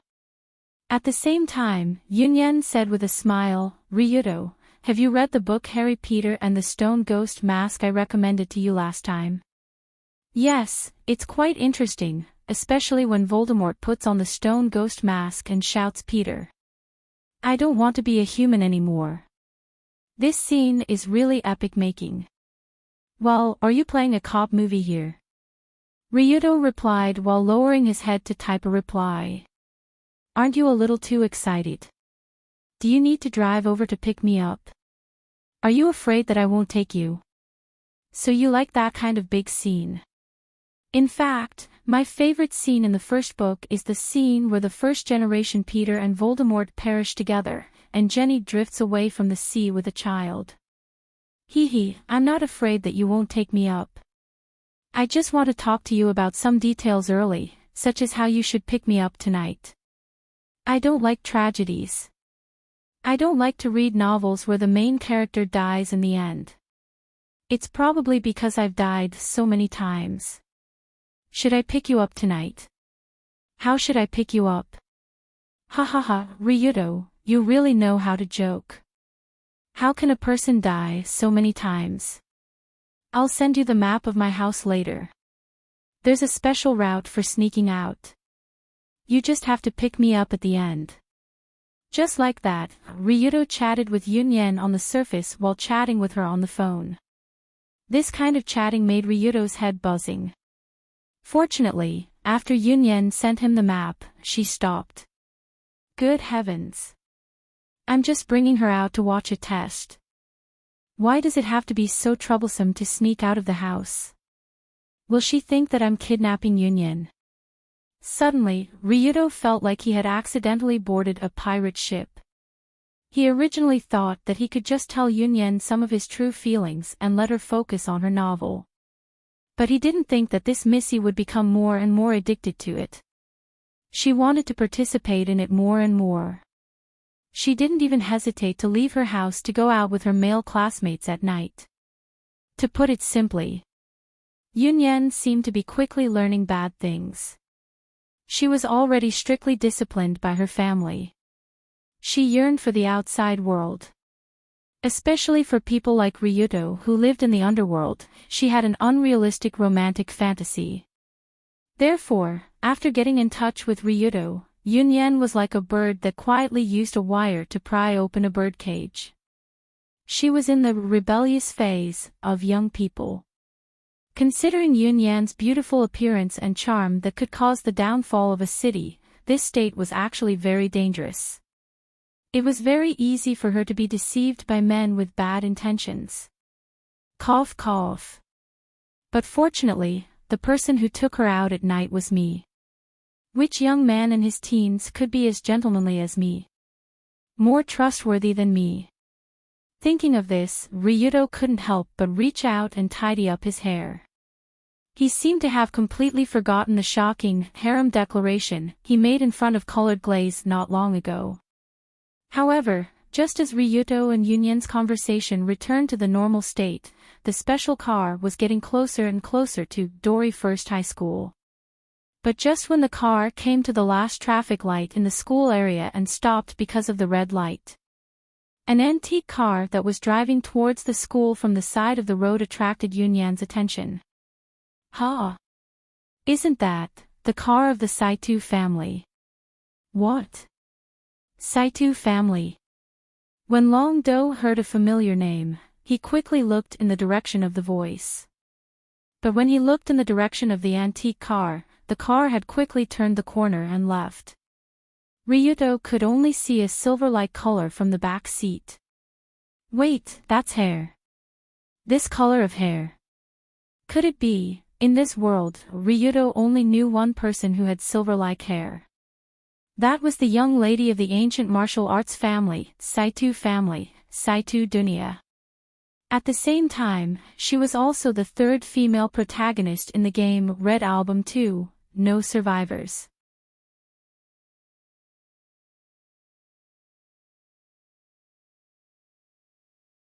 Chapter 91. In the Red Photo Album 2, No Survivors, the three female leads had very different appearances, personalities, family backgrounds, and characteristics, so it was easy to distinguish them. The first female lead, Colored Glaze, belonged to the bureaucratic family, and her family had many connections with various government officials. The second female lead, Yunyan, belonged to the capitalist family, and her family had many connections with various business people. The third female lead, Saito Dunya, belonged to the Jianghu family. Her family was basically the type that mingled in the Jianghu. Of course, this didn't mean that Dunya was an underground member like Ryuto. In fact, the Saito Martial Arts Dojo was an ancient martial arts family that had been passed down for hundreds of years, and could be considered as another form of mingling in the Jianghu. The Saito Guild Hall was well versed in modern martial arts such as karate, judo, kickboxing, kendo, aikido, and aikido, as well as ancient martial arts such as the art of war, the art of war, the art of war, the art of water, the art of bone, the art of spear, and the art of jujitsu. After hundreds of years of development, the dojo had covered the entire country, and almost everywhere there were martial arts practitioners, there would be a Saito martial arts dojo. It could be said that it was like a holy land for martial arts practitioners in the country. From this, it could be seen that the Saito family was a very ancient and traditional family, and its history was even longer than the Kamiyoshi family. Therefore, when the current head of the family secretly married a bear ballerina in the north and gave birth to a white-haired mixed-blood daughter, it was said that the Saito family experienced an earthquake. For the Saito family, which had always been famous for its long history and traditions, having a white-haired mixed blood in the family was like having a bear suddenly appear in a nest of Shiba Inu, and the shock was unimaginable. If it wasn't for the fact that Dunya's father was the most famous martial arts master of the current generation, and that he was strong enough to suppress the Curry people, she might have been directly thrown to the snowy north to fend for herself. But even if her father was still alive, Dunya, who was born in such a family, was naturally not liked since she was young. This matter was not new, and even Yunyan knew about it. Silver white hair. Is that Saito Dunya? Oh right, she seems to be transferring to Dori First High School as well. It should be today. When Ryudo told Yunyen what he had just seen, she immediately guessed the identity of the young lady in the car. Yunyen would sometimes attend some banquets, and she had met Dunya once or twice. She had a deep impression of the cute doll-like child. Yunyen, have you seen Dunya? Dunya? You call her so intimately. Do you know her? Cough cough, I've only heard of her name. After being glanced at by Yunyen, Ryudo quickly shook his head. In fact, Ryudo didn't know Dunya. He was already quite familiar with her. After all, he was tortured by Dunya in the game's third quest. If Colored Glaze was a tsundere main character, Yunyen was a natural healer, and Dunya was a naughty little devil. The white-haired loli was definitely a natural talent in teasing people and acting. She could fool people in minutes, and even if they were sold, they would still turn around and help her count the money. As for Dunya's personality problem, the idiotic netizens once used the phrase, lack of love from a young age, need a beating when you grow up, to accurately describe her. And everyone agreed that if it wasn't for Dunya's good looks, with her personality, she would have been beaten to death hundreds of times. But it couldn't be helped. In this kind of game, looks were everything. Morals and values followed one's facial features, and it wasn't as simple as a person's problem. Even a pervert like Yong-ji had a bunch of fanatics. She was really bold and had never died before. However, just as Ryudo and Yunyen were chatting about the young lady of the Saito family, the car slowly drove into the school area of Dori First High School. Because the main street was a pedestrian street, vehicles were not allowed to enter. All the vehicles that picked up students could only stop here. When the two of them got out of the car, they happened to see a little beauty, who looked like she was carved out of jade, walk out of the antique classic car that was not far away. Although she was wearing the same uniform as all the students here, no matter what kind of crowd, Saito Dunya was definitely the most eye-catching one. The premise was that her petite body wasn't completely covered by the crowd.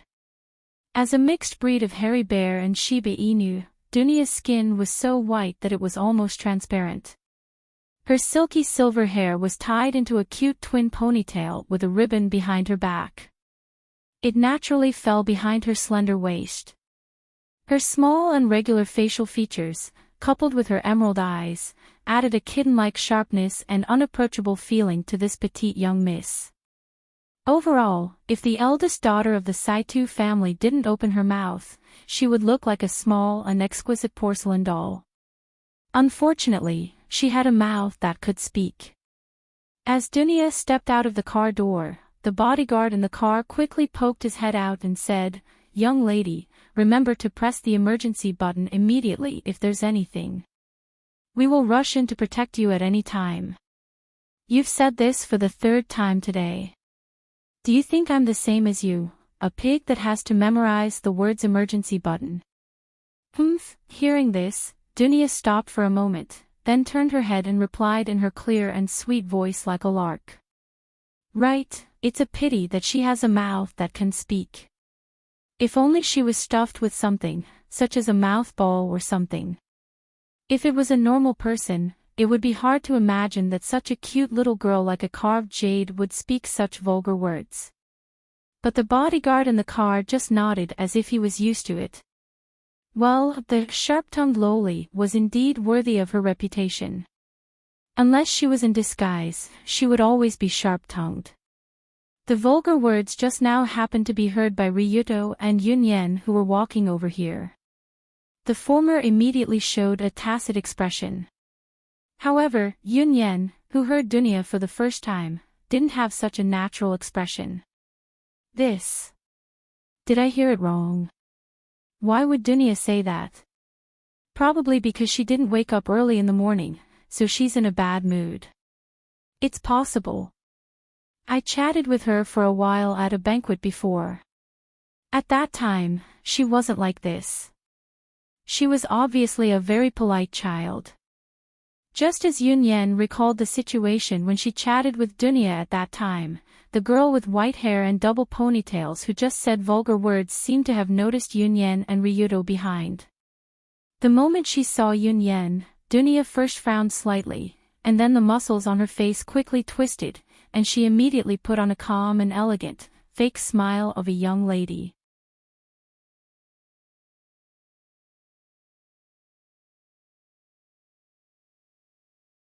Chapter 92. In the Great Motherland, there is an art called face changing. It is said that an expert can change his face in 0.5 seconds. Although everyone knows that Dunya can't change her face, her speed of changing her face at this time is not slower than a professional face-changing actor. Oh, isn't this Yunyen? Guyan, it's really a bright morning.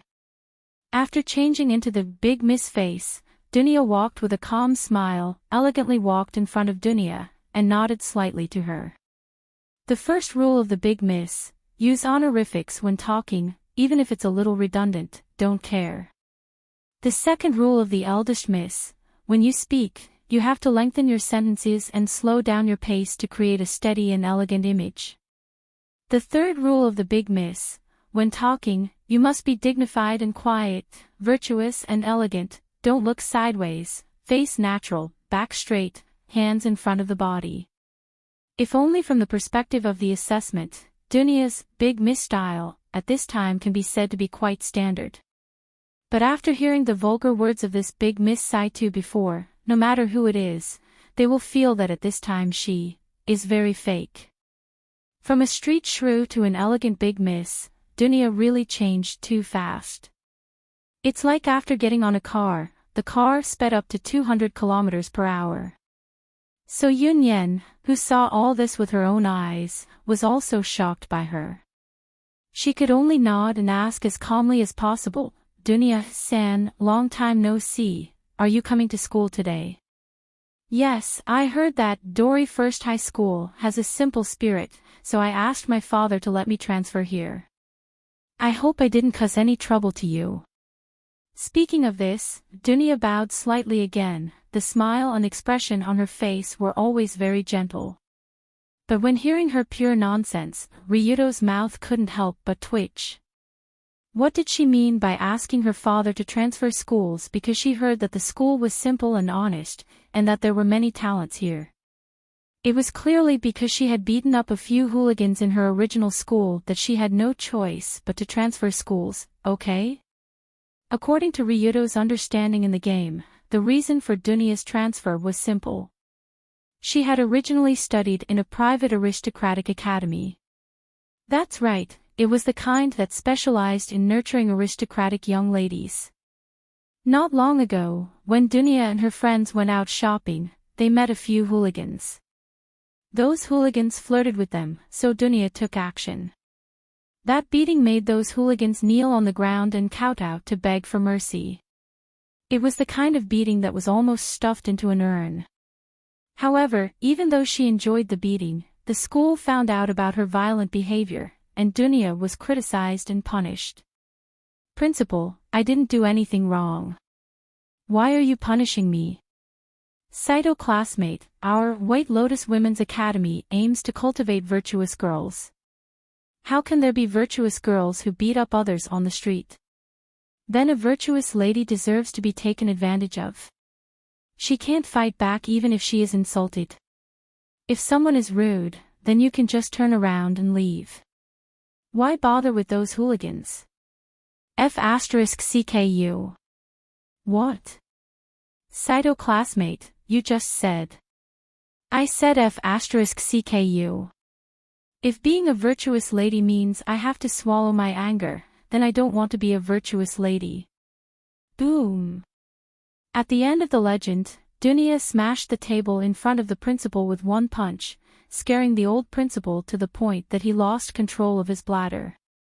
Since she had done such an outrageous thing, she definitely couldn't stay in this White Lotus Women's Academy anymore. This was also the reason why Dunya transferred to this first high school. At this moment, while she was pretending to be a virtuous young lady with Yunyen, Dunya was actually thinking this in her heart. So annoying. I just don't want to meet someone I know. Although Yunyan isn't bad, I feel that it's tiring to be with this kind of virtuous young lady. Looking at Yunyan, who was completely different from her, 100% pure and without any pretense, Dunia felt very puzzled. She originally thought that she could escape from that virtuous young lady hell. Who knew that she would meet such a virtuous young lady after transferring? That's too bad. But when she finally noticed Ryudo at the side, Dunia finally curled her lips. Wait, who is this kid? Why is he going to school with Yunyan? Could it be that he was her servant? But what the hell is this blonde? Super tasteless. Although he's a bit handsome, I feel like there's something wrong with his head. Dunia secretly looked at Ryudo and immediately defined him as a super tasteless idiot handsome guy. But on the surface, she still politely smiled at Ryudo and said, "Hello, I'm Saito Dunia. Nice to meet you." When he saw the faint contempt in Dunia's eyes, Ryudo grinned. "I'm Ryudo Kiryu, Dori First High School, and the worst student in Tokyo. Nice to meet you." It had to be said that Ryudo's self-introduction was very simple and very detailed. "Ryudo Kiryu. Isn't that the extreme Dao young master? Is it him?" Although Dunia had been studying in a boarding school in the suburbs of Tokyo, she should have heard of this name. After all, whether it was on the internet or in other people's conversations, the rumors related to this extreme Dao young master were always very impressive. But because the rumors were somewhat distorted, Dunia always thought that Ryudo was the kind of person who was 8 feet tall, 8 feet waist, fists bigger than a pot, and had a scar like the Big Dipper on his chest and a chivalrous traveler tattoo on his back. She didn't expect that the real person was so much more normal than the rumors. He looked like a normal person. It was really disappointing. After secretly disappointed with Ryudo's overly normal behavior, Dunia pretended to be a young lady and walked with Yunyan to the school gate. It had to be said that at this time, the scene of the two beauties walking together was like a painting. Yunyan was tall, her brows were soft, and her brown hair was tied into a single ponytail. She gave people the feeling of a gentle big sister. Dunia was petite, her facial features were delicate, and her silver white hair was tied into 2 ponytails behind her. She gave people the feeling of a cute little sister. From various angles, the two beauties formed a sharp contrast. It could be said that they each had their own characteristics. Such a beautiful scene, the surrounding students naturally couldn't help but look over, but after a glance, most of them quickly turned around and didn't dare to look again. The culprit that caused this situation was naturally Ryudo Kiryu walking behind Yunyan and Dunia. The culprit, Ryudo Kiryu. It was a really good title. Ryudo liked it when people called him that. But at this time, his attention was actually all on Dunia's exaggerated and bizarre attributes. Why exaggerated and bizarre to describe it? Because Dunia's attributes were like this: name, Saito Dunia, age, 15 years old, attributes, wisdom LV1, vitality LV4, courage LV3, insight LV1, charm LV2. That's right, Dunia's vitality actually reached the level of LV4, international warrior. Because this little loli had an extremely rare, superhuman physique, or supergirl physique.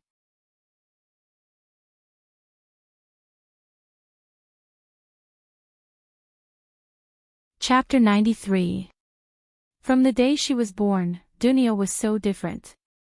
This difference didn't come from her father, who was the world's top martial artist, nor did it come from her mother, who was the world's top dancer. It was completely a God-given talent. From a general medical point of view, a newborn baby's birth weight was mostly 5 to 8 pounds, but Dunia was born with 20 pounds, which made her mother think that she was pregnant with twins or triplets. This abnormal weight didn't mean that the baby was particularly big, but the muscle density in her body was extremely high, which was equivalent to dozens of times the value of an ordinary person. Such a strange symptom, in modern medicine, was called superhuman physique. It was a special physique that could only appear in one out of hundreds of millions of people. Dunya, who grew up with such a special physique, actually contained a terrifying strength in her seemingly slender body. This was also the reason why Dunya's 5 measurements had the strange attribute of LV4 physique. International warrior.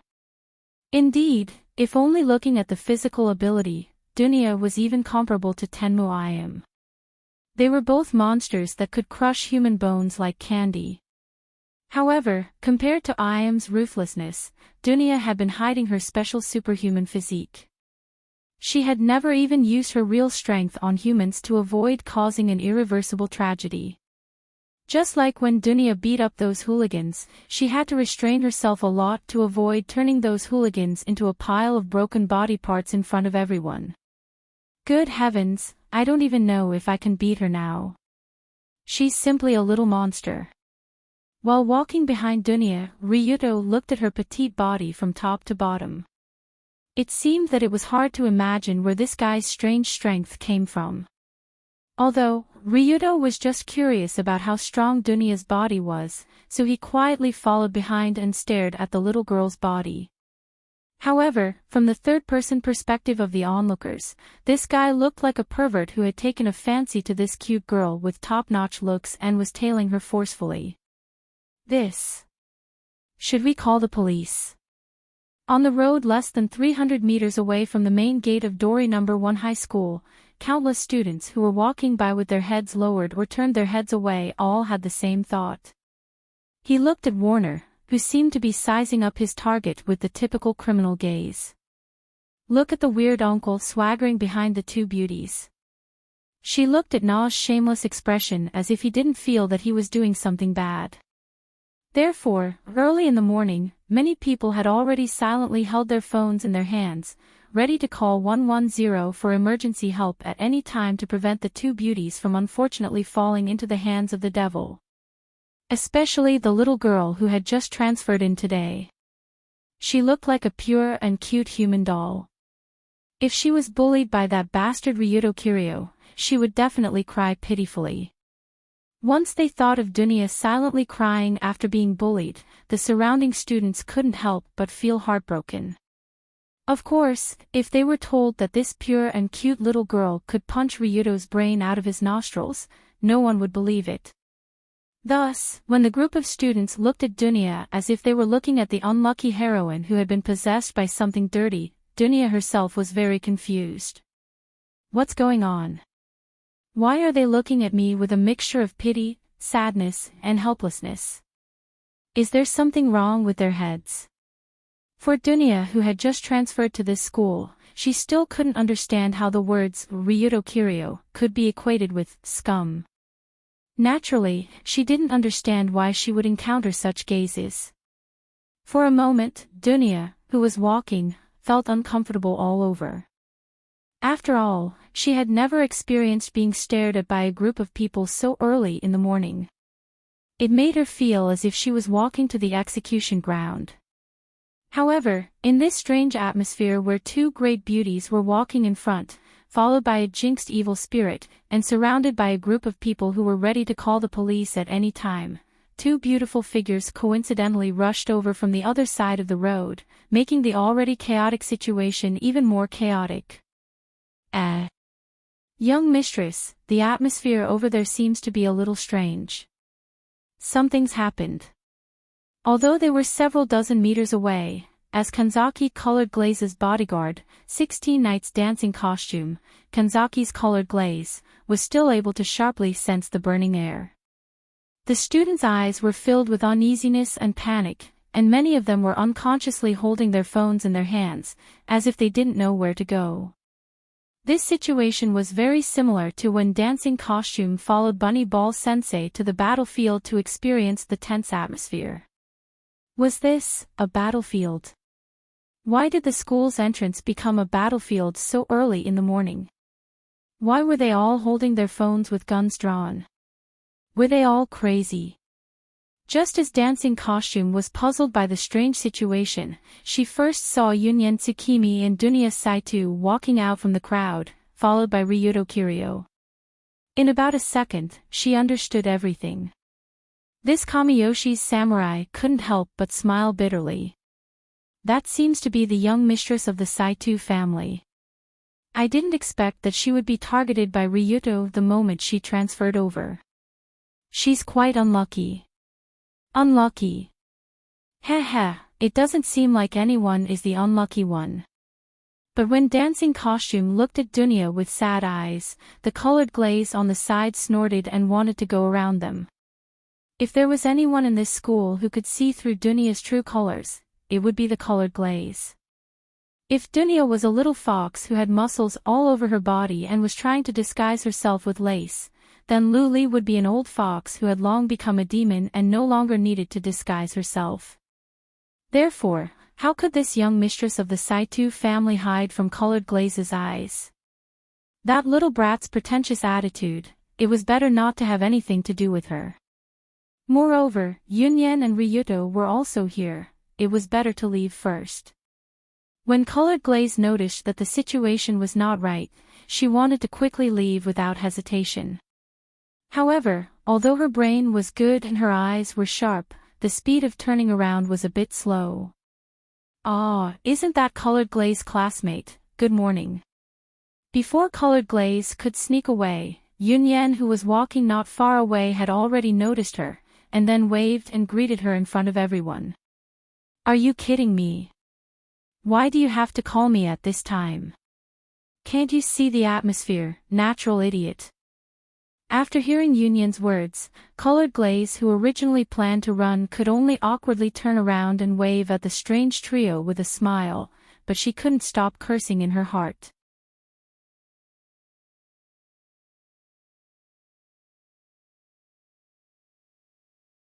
Chapter 94. When the colored glaze also walked over with a smile, all the surrounding students were in an uproar. Good heavens, what was going on this morning?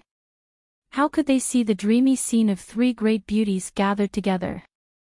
In this first high school, Yunyan and the colored glaze were already quite famous for being the second and third year school belles. At this moment, with the arrival of Dunya, the originally empty position of the first year school belles also had an owner. All of a sudden, the school belles of first high school were gathered together. What's more, these three great beauties each had their own unique characteristics. When they stood together, it was as if flowers bloomed in the surrounding space out of thin air. The air also became fragrant and sweet. It was a pity that in this three flowers gathering beauties, there was an extremely annoying stinky blonde standing in the way. Under the gazes of many people who were angry but did not dare to speak, Ryuto stood there leisurely and even waved at the colored glaze. In the eyes of everyone, this scene was as if three roses, lilies, and chrysanthemums had gathered together to compete for beauty, but there was a big-mouthed man-eating flower beside them that was ready to make a move. What kind of broken thing was this? If an artist dared to draw such a picture of hell, then that artist would definitely be dragged out and drowned in a pig cage. Of course, as the big-mouthed man-eating flower, Ryuto naturally did not react to the angry gazes of the others. He was only worried about what might happen in a while. Well, the colored glaze also came. They wouldn't quarrel on the spot, would they?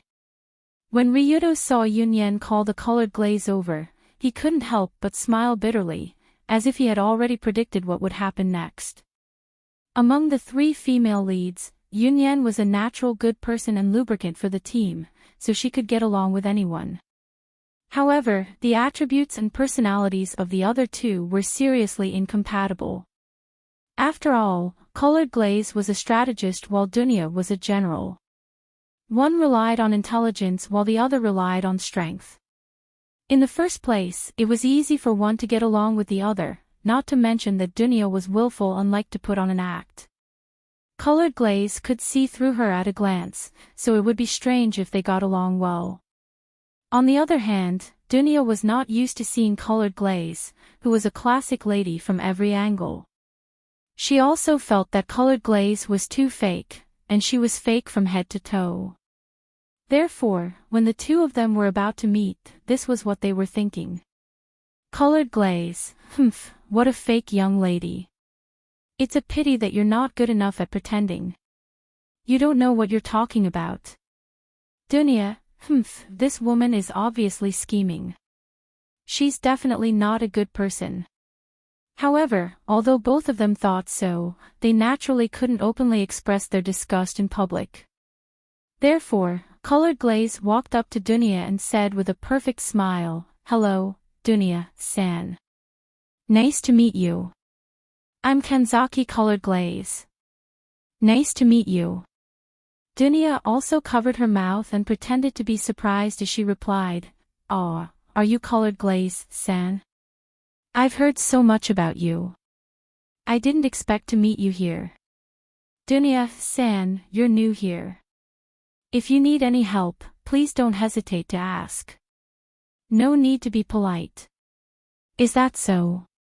Thank you very much.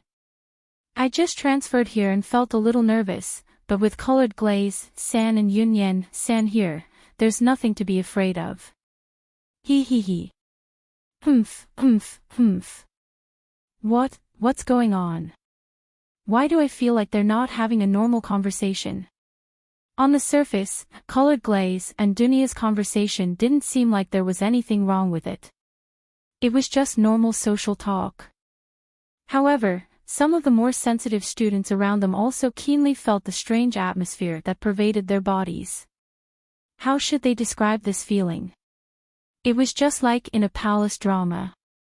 The Empress and the new concubine clearly didn't like each other and wanted to strangle each other, but they had to pretend to be harmonious in front of the Emperor. And that Emperor was this Ryuto-sama. When he thought about how the three beauties in front of him were all part of his harem, Ryuto felt like he was really awesome. Thus, he couldn't help but put his hands on his waist and puffed out his chest. He stood beside the three beauties and put on an arrogant posture that said, "Look, this is my harem." However, in the eyes of others, this posture was, "Are you crazy? The three beauties are standing together and chatting. Why is a monster like you posing on the side?" Fortunately, this degree of visual torture quickly passed. Under Yunyan's lead, Dunya and Colored Glaze also pretended to chat as they walked into the school. That morning, the first high BBS forum naturally erupted into an intense vortex of posts. With the transfer of the first-year beauty Saito to Gunya, Dori First High School finally had its own school beauty Miyako. At the same time, because of Dunya's prominent identity, in just a few short hours, her background was posted on the forum.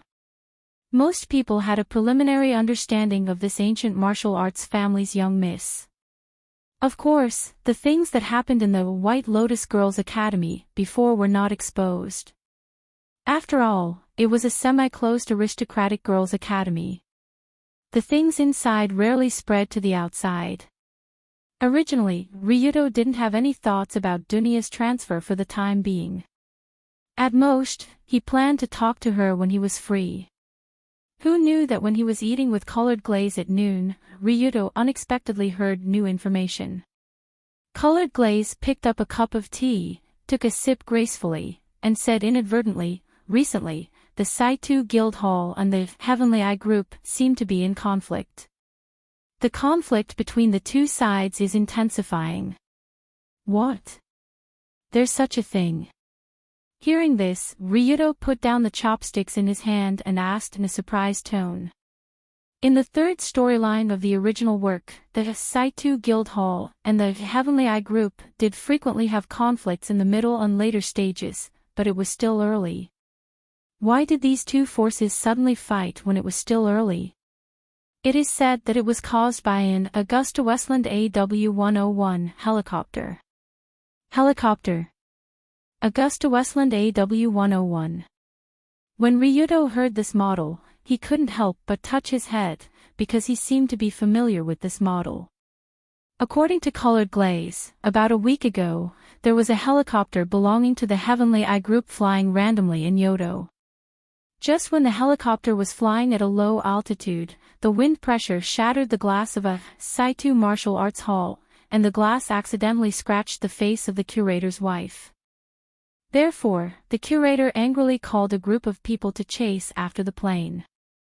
When the plane landed at a maintenance point in the suburbs to resupply, they caught the pilot, beat him up, and smashed the plane into pieces. Although I don't know why the helicopter was sent, the helicopter was smashed, and the pilot was severely disabled. Heavenly I.M. was said to be furious, so they turned around to deal with the Saitu Martial Arts Hall. Why do you have this expression?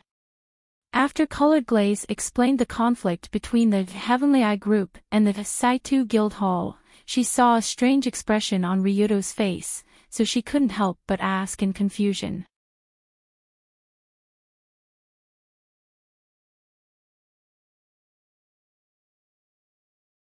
Chapter 95. It's nothing. I just feel that the people from the Saitu Guild Hall are really fierce. That's right. Although they're just a private organization, they have a lot of connections in the political and business circles. They also have hundreds of thousands of disciples in the country. They're quite powerful. With Colored Glaze's intelligence gathering and leadership ability, she naturally knew how deep the background of the private organization, Saitu Martial Arts Hall, was. The ancestors of that group of martial artists were professional martial artists who were responsible for protecting the daimyo and senior officials. Although they left the officialdom in modern times to form their own organization, they still maintained a deep relationship with various organizations. It was not surprising that such a large force dared to challenge the Heavenly Eye group, although Colored Glaze did not think that they could deal with Heavenly I.M. After all, in Colored Glaze's view, the Saitu Guild Hall belonged to the stubborn conservative group. Although they were powerful, their thinking was rigid, and they still maintained their ancient style in this era. Ancient style and rigid thinking. No matter how strong such a force was, in I.M.'s eyes, it was no different from a pile of unrecyclable garbage. If I.M. really wanted to do something to the Saitu Guild Hall, her various vicious methods were definitely unimaginable to the conservative group of martial artists. They could not deal with it, and the Saitu family would inevitably suffer some losses. However, compared to Colored Glaze's thoughts, Ryuto was thinking about another thing at this time, and that was the origin of the Saitu Guild Hall, beating up the Heavenly Eye group's pilot and angrily dismantling the Augusta Westland AW-101 helicopter. First of all, this special event absolutely did not happen in Red Album 2, no one survived. The only reason why it happened was because of Ryuto's survival. Because Ryuto did not die in the Tokyo Bay warehouse, I.M. sent people to the school to catch him in a helicopter. Augusta Westland AW-101 Inch was the helicopter that kidnapped Ryuto to the unrestrained Sky Tower. At the same time, because Ryuto had backtracked and killed the mercenaries sent to capture him, the only survivor of the helicopter pilot could only escape in a sorry state. Perhaps due to the severe psychological pressure caused by the failure to complete the mission, the driver somehow lost his mind and broke the glass of the Saitu clubhouse. The broken glass cut the curator's wife's face. As a result, the pilot was beaten up and the plane was torn to pieces, causing the Tianmu group and the Saito Club to fall out in advance. Alright. The two organizations that had been minding their own business for the time being actually started fighting because of me. What a huge butterfly reaction. After understanding everything, Ryuto didn't know whether to laugh or cry. Obviously, because he was alive and kicking, the timeline of this game world was rapidly changing. But fortunately, the Saito Club angered I.M., which caused I.M. to temporarily look away from Ryuto. Before, Ryuto was wondering why no one came to mess with him in this week. Now it seemed that I.M. had focused her attention on the Saito Club. Suddenly, Ryuto also realized why the driver and bodyguard who escorted Dunya to school this morning was so nervous. Miss, remember to press the emergency contact button immediately if there is anything. We will rush in to protect you at any time.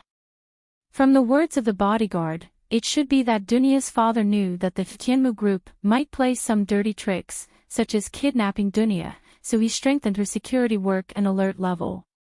But no matter what, this was a matter between the two big forces for the time being. It was not Ryudo's turn to care for the time being. Anyway, he still had to eat and play. He slept in the familiar second-class B to replenish his energy and wait for the arrival of the night. Around 8:00 that night, in the nightfall of Tokyo, a car sped across the spacious road. The person driving in front was Ryudo's right-hand man, Narukai Otani, and their destination was Yunyen's home. The Hitsutsumi Rebetsuin, where the miss of the Hitsutsumi Rebetsuin lived, was located in the port area of Tokyo. It was very close to Dori Daiichi High School. It was a distance that could be reached quickly by walking, but she would still be escorted by an exclusive vehicle every day. Not long after, the black car slowly drove into the wealthy area filled with mansions and courtyards.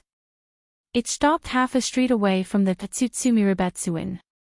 When they were nearby, Long-do got out of the car and slowly walked over, sticking close to the wall like a thief. According to the map given by Yunyen, I should wait for her here. When he came to the side of the Hitsutsumi Rebetsuin, near an inconspicuous iron fence, Ryudo looked at the map on his phone again and confirmed that there was no problem with the location to pick up Yunyen. According to the discussion with Yunyen today, she would sneak out of here at around 8:30, get in Ryudo's car and go to the Ginza Mokome to find Furamaki Sotaro for the assessment. Speaking of which, can senior sister Yunyen really come out of here? The fence is 3 meters high. Looking at the fence that was so high that even he didn't dare to say that he could casually climb over it, and there were spikes protecting it, Ryudo couldn't help but feel a little doubtful. But after he waited for a few minutes, a graceful figure quietly ran towards him, accompanied by the cool night breeze. It was senior sister Yunyen. However, she wasn't wearing her usual uniform. Instead, she was wearing sportswear that made it easier for her to move around. Furthermore, her cloud-like soft brown hair was tied into a refreshing ponytail. When Long-do saw senior sister Yunyen, he felt as if spring had arrived. It was as if the air around him had become fresher. Yunyen also ran to the fence under Ryudo's gaze, waved and smiled. "Sorry, did you wait long?" Looking at her cheerful appearance, she was like a girl who sneaked out to go on a date with her boyfriend. This made Ryudo nod his head first, then quickly reacted and shook his head. "It's okay, I just got here." "How do you plan to get out of here?" Actually, there is a bit of a problem with the fence." Yunyen smiled and came to the edge of the fence. She stretched out her hand and pushed one of the seemingly solid but actually loose railings, pushing out a gap of about 30 centimeters. Then she squeezed her soft body toward the gap, twisting left and right, and slowly squeezing out of the gap.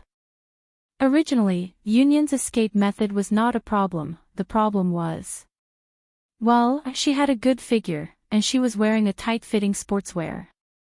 So when she squeezed through the railing, the two soft and towering slimes in front of Yunyen's chest showed a wonderful shape under the pressure of the railing. Especially when the slime on the right squeezed through the railing, and together with the slime on the left, the cylindrical railing was sandwiched between the two peaks. This scene was simply a killer move for men. "Okay, Ryudo classmate, let's go. What's wrong with you?" After Yunyen finally squeezed her body out, she looked at Ryudo, who was squatting on the ground with his hands covering his face. She seemed to be a little puzzled by his sudden change. "No. It's nothing, just a little low blood sugar." Wasn't this too natural? Was this person trying to murder for money? After a few seconds, Ryudo could not help but sigh, quickly stood up and walked toward the car with Yunyen.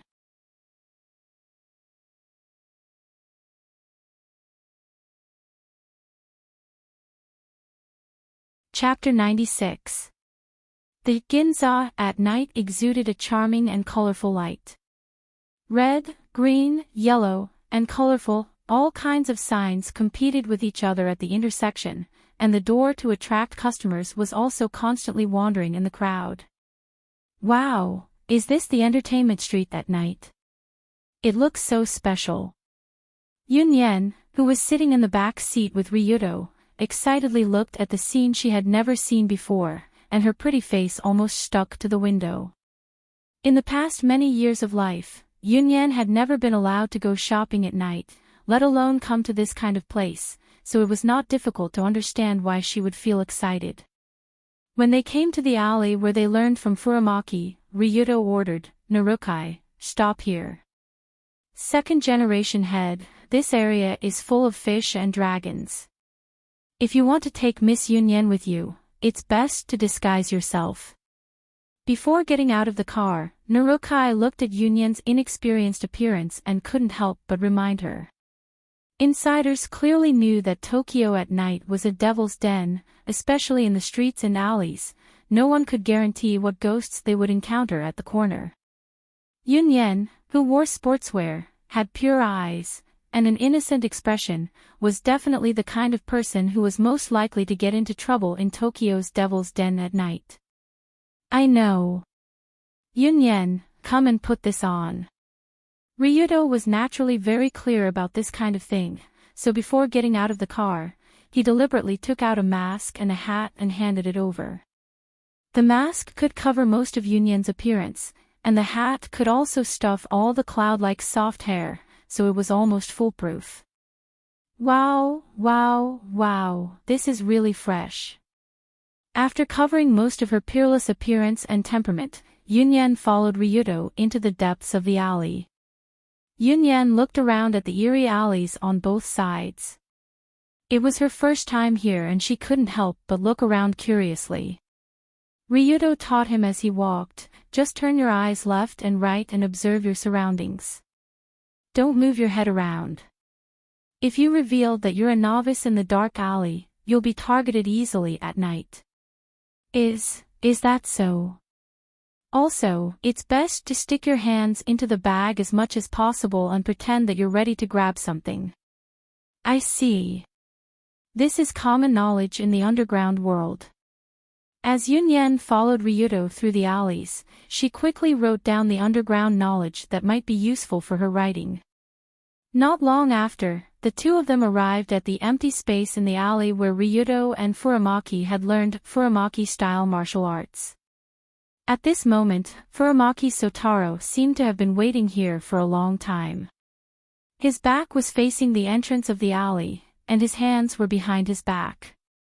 He was posing like an otherworldly expert. If I didn't come, he wouldn't have planned to stand like this for the whole night, right? Seeing Furamaki addicted to showing off, Ryuto couldn't help but have the worst thoughts. After hearing Ryuto's footsteps, Furamaki, who was dozing off with his back facing Ryuto, immediately said without turning his head, "You're here?" "Aha, I'm here. Since you can come here, it means that you must be very confident in yourself. You can." "Hey! Who is this?" Originally, Taro Gumu had intended to make a dashing turnaround halfway through his speech to show off his master's lofty attitude in front of Ryuto. However, the moment he turned around, he was stunned. Because when he turned around halfway, he saw a slim figure standing beside Ryuto. "Looks like a girl. Are you kidding me? It's the middle of the night, and you brought a girl out to participate in the martial arts exam?" As if she felt Furamaki Sotaro's surprise, Yunyan also quickly smiled and said, "Master Furamaki, hello, my name is Yunyan Tsukimi. I'm very interested in the martial arts exam, so I asked Ryuto classmate to bring me along. I hope I won't disturb you too much." As Yunyan spoke, she bowed to Furamaki. Her etiquette was flawless, and coupled with her god-level charm, it made it impossible for people to speak ill of her. This woman is very dangerous. Yunyan had the same level of charm as I am. If used properly, it was not impossible for her to become a demoness that could bring disaster to a country. Furamaki Sotaro saw through this at a glance. After realizing that this woman was not simple, the old man walked over to Ryuto, who was standing next to him, and whispered seriously in his ear, "You have a girlfriend?" "We're just friends, or, temporarily, just friends. Let me give you a word of advice. The water here is too deep, you may not be able to grasp it."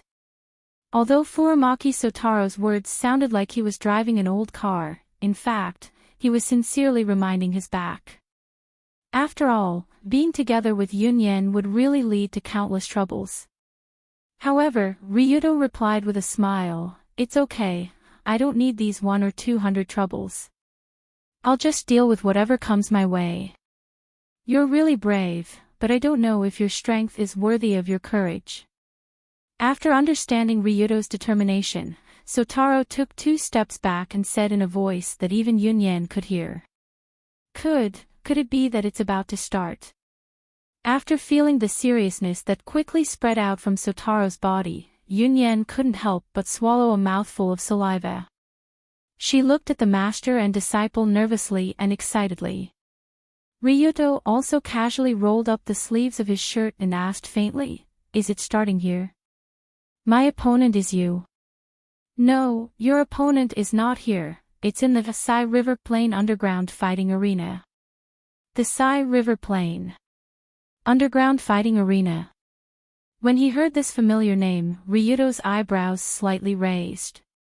Not long ago, when he was talking with Furamaki Sotaro about the past of his father Kazuma, he once talked about how Kazuma once swept the largest underground fighting arena in Tokyo. And the fighting arena that Kazuma set the record of 100 wins and no losses was called the Sai River Plain Underground Fighting Arena. So that's how it is. Furamaki wants me to challenge the underground fighting world that Kazuma's father once swept. Ryuto once heard that there were some underground non-formal fighting competitions in Tokyo. There were no rules, no sects, as long as no weapons were used, it was a primitive bloody fighting. Rather than a fighting competition, this kind of competition was more like a slaughter. Because there were no rules, the contestants often went up alive and came down dead. So those who would appear in these competitions were either retired fighters from the surface world, or rogues, fugitives, mercenaries or similar outlaws. However, the first trial that Furamaki Sotaro gave Ryuto was to challenge the Sai River Plain Underground Fighting Arena, where people died every day, and defeat the opponent in the sea-level competition.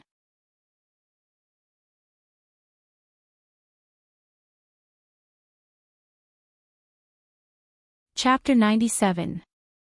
Racing River Plains Underground Fighting Arena. It's not hard to understand the fighting arena, but what kind of place is Racing River Plain? Is there such a street in Tokyo? It doesn't sound very auspicious. After listening to the trial conditions of the old man Furamaki, Yunyen first nodded and then asked doubtfully. In ancient mythological records, after people died, they would go to the River of Three Roads and ride the death god's boat from the shore to the opposite shore. And this shore area where the death god's boat was called Saihara. In other words, this place was the last stop on the way to the other shore, and the closest place to the underworld. Such an inauspicious name, it was hard to imagine who would use this name to name an area. Otherwise, if you took a taxi home at night and the taxi driver asked you where you lived and you replied, "Go to Saihara," you would scare the driver to death and think there was a ghost. But in fact, Saihara was a mysterious place that only a few people in Tokyo knew about. It was equivalent to an urban legend. It was said that somewhere in Tokyo's West Park, there was an abandoned subway station. Because of the surrounding expansion, the subway station was surrounded in the gap between the public toilet and the park, but for some reason, it was not completely demolished. Therefore, the homeless who often wandered in the park occupied this place. They occupied this abandoned area that was said to be no less than the West Park itself. And under the leadership of the Tokyo homeless boss, Saihara Merchant, the homeless transformed this place into an underground amusement park for the rich. It was said that after walking into the abandoned subway entrance, what greeted the eyes was a bustling scene like an ancient red light street. The narrow road of only about 10 meters was paved with a bright red carpet. Red oil paper umbrellas were placed on the ground every few meters, exuding an antique atmosphere. Small pink lanterns were hung at the door of the wooden houses built on both sides.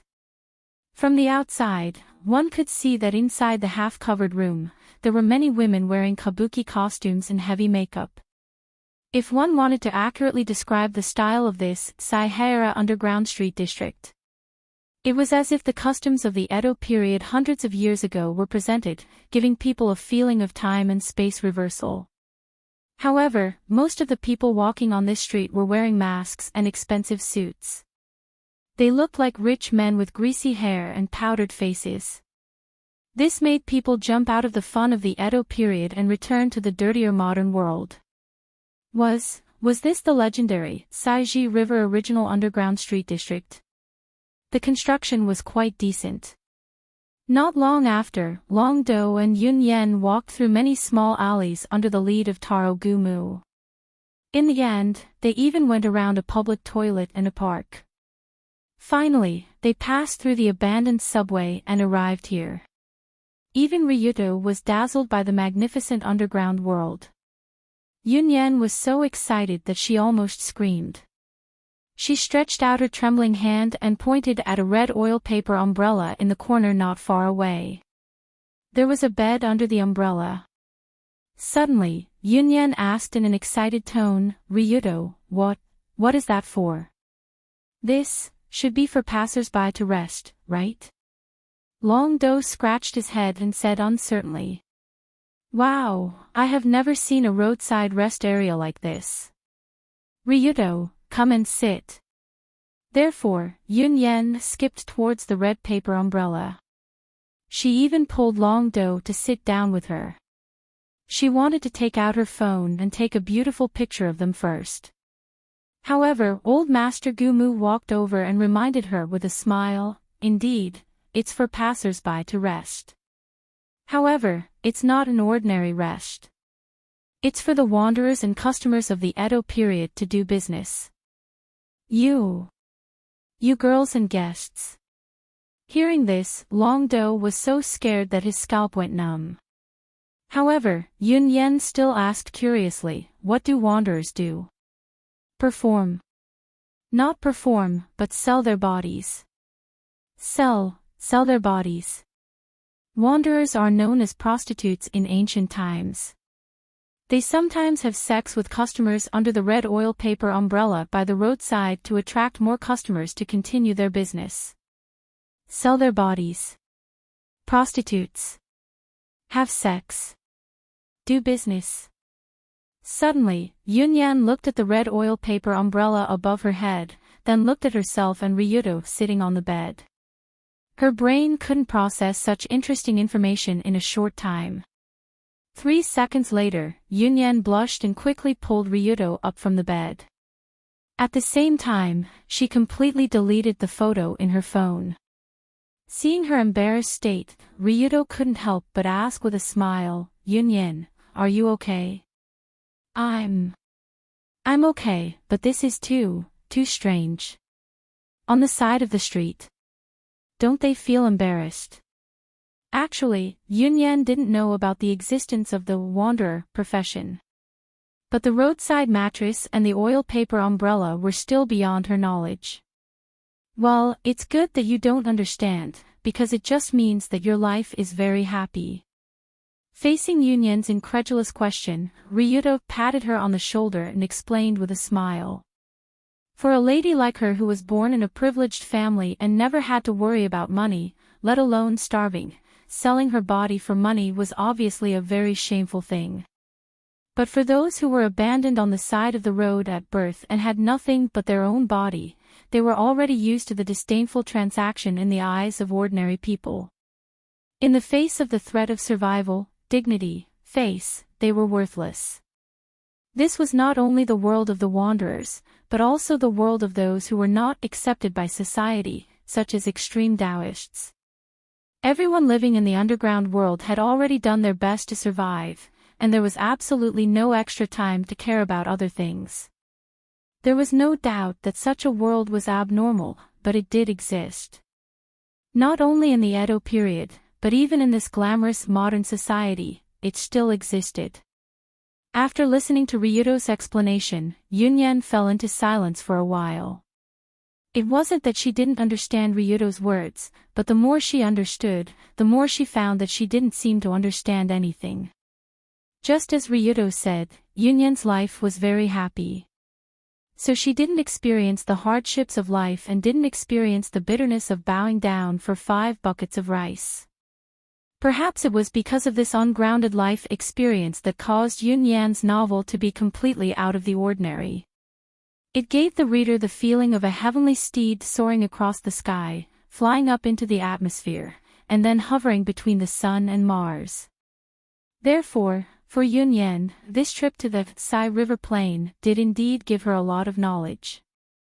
Especially when they arrived at the underground fighting arena where a huge iron cage that looked like a coliseum was placed in the middle. Many rich people were drinking and chatting around it while excitedly cheering for the 2 brawny men in the iron cage, the original fighting arena of the Sai River.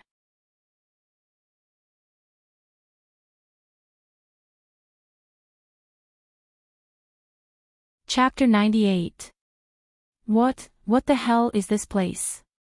When Yunyan followed Ryudo and Sotaro into this dome building that wasn't particularly big, but the atmosphere was much more lively than the outside. Her entire body was almost immobilized by the surging hot wind. The interior of this Sai River fighting arena was like a never-ending lively party. There was never a lack of fierce roars, blood flying all over the sky, the sound of bones breaking, and the rich businessmen, drinks and women around the round tables. This was a venue that was about half the size of a football field. In the middle of the venue, there was a 10-meter wide iron cage. 2 strong men were fighting with their lives on the line. One of the strong men was wearing a wrestler's tight suit. He was desperately trying to hug his opponent and smash him to the ground. But his opponent assumed a very standard boxing posture, dodging with nimble steps while landing heavy punches on the wrestler's body from various angles. When Yunyan had just walked into the arena, she happened to see the wrestler being punched in the cheek by his opponent. A stream of blood flew out along with a broken tooth. This wasn't a movie or a performance. It was a real brawl, or rather a fight. Although Yunyan had just roughly heard about the situation here, but when she really saw such a tragic match, she was still shocked to the point that her legs went numb. Of course, other than Yunyan, who was a newbie, the audience sitting around the cage were roaring excitedly. Beautifully done. Little Tyson. Quickly beat that guy's brains out. Stand up and fight back, Demon Muscle Man. I have bet $1 million on you. Even if you die, you have to win, bastard. Hit him, hit him. Not intense enough. Hit him harder. At this moment, there were no more than 100 people sitting around the round tables. However, the roars and auras of these 100 people were like that of an army with thousands of men and horses. Rich people who had nowhere to spend their money, so they wanted to stimulate to the end. Perverts who couldn't be satisfied in their daily lives and needed to feel their existence through bloody stimulation. There were roaming girls and bodyguards who served these customers, as well as underground warriors who killed each other on the field, exchanging their lives for rewards. The place where these strange guests gathered was the deepest place in the Sai River field. It was only 1 step away from the underworld, the death arena. Yunyan's body couldn't help but tremble when she saw such a place where the sins and desires of human beings were displayed so blatantly. But just when she couldn't stand, Ryudo reached out and held her trembling hand. After holding Yunyan's hand, Ryudo turned his head and gently whispered in her ear, "Don't worry, with me here, you don't have to be afraid of anything." "Ahem, I'm not afraid." Suddenly, Yunyan also took a deep breath and responded stubbornly. But even so, she didn't let go of Ryudo's hand. Obviously, she was still a little uncomfortable with this kind of illegal fighting arena and the surrounding chaotic scene. When Yunyan barely calmed down, Furamaki Sotaro on the side said to Ryuto, "What do you think of the strength of the two guys in the ring?" "Very average, it's the standard of an ordinary competition in the surface world. Not a master." It wasn't that Ryuto looked down on the fighters in the surface world, but in fact, in this arena where there were no rules, the fighters in the surface world had a huge inherent disadvantage. The disadvantage was that they only knew how to fight and not kill. If Ryuto understood correctly, the rules of the Sai River field were that there were no rules. As long as they didn't bring weapons, they could do anything. Even if it was stabbing eyes, kicking, or biting the throat, there was no problem. In this case, it was normal for the fighters who were used to fighting in the surface world to lose to the criminal killers who were not as strong as them. After all, the awareness and habits of the two sides when fighting were completely different. The fighters were aiming to win the game, while the criminal killers were aiming to kill. That's right, now it's only a sea-level competition, so the strength of both sides is not very strong, and the stakes and bounties are not very high. C-level, then there are higher B-level and A-level ? Yes, your father Kazuma was an A-level here in the past, and he was also the reigning champion. He was also the first person in history to achieve the achievement of undefeated in 100 battles. Undefeated in 100 battles. In such a place with stronger opponents, he had never lost. Seeing the increasingly ferocious battle on the stage, where both sides had already fought until their faces were covered in blood, Long Do couldn't help but imagine the heroic appearance of the one horse when he fought here one after another. He was really an iron-blooded man, a tough guy in a cage, worthy of being the king of 100 battles in the underground arena. So Ryuto couldn't help but laugh. He asked with a smile, "Speaking of which, if you fight here, how much money do you get after winning?" "If it's C-level, it's 10 million, B-level, it's 30 million. If it's A-level, the winner can get 1/10 of the total gambling pool, at least over 100 million. What if I bet on myself to win?" Of course it's not allowed. The fighters are not allowed to participate in any form of betting, even if it's on behalf of friends or relatives. If it's found out, you will be immediately expelled and permanently disqualified. Well, it's really strict, is it, to prevent fake matches? In this case, it should be impossible to make a lot of money by betting on yourself, but it's not bad to make some pocket money by winning the competition and getting a bonus. Gotcha! Ah! Just when Ryuto nodded, understanding that he understood the rules here, there was a sudden crisp sound of bones cracking and miserable screams from the cage ring. "Ah! Ah! I admit defeat. I admit defeat." Ryuto looked towards the ring, only to see that the boxer, nicknamed Little Tyson, who had been attacking ferociously, was rolling on the ground while hugging his leg. Below his knee, his leg was in a twisted shape. It didn't look like a human leg, but more like a thick fried dough twist. It was obvious that his opponent used some sort of joint lock to break his knee. But even though the boxer had already shouted to admit defeat, the wrestler who had been beaten black and blue still jumped up mercilessly. That sturdy body that weighed at least 200 kilograms was suddenly pressed down on him. Kaboom! Accompanied by a loud bang, Little Tyson, who was crushed by the jump, spat out a mouthful of blood and fainted, announcing the official end of the match. Is that person still alive? Seeing the cage slowly rise and the medical team carrying Little Tyson away for treatment, Yunyan asked uneasily. "That's none of our business, kid. Go over there and register as a fighter, then request for a last-minute extra match." After watching the thrilling match, Furamaki Sotaro pointed at another tunnel not far away, indicating to Ryuto that it was time for him to go on stage.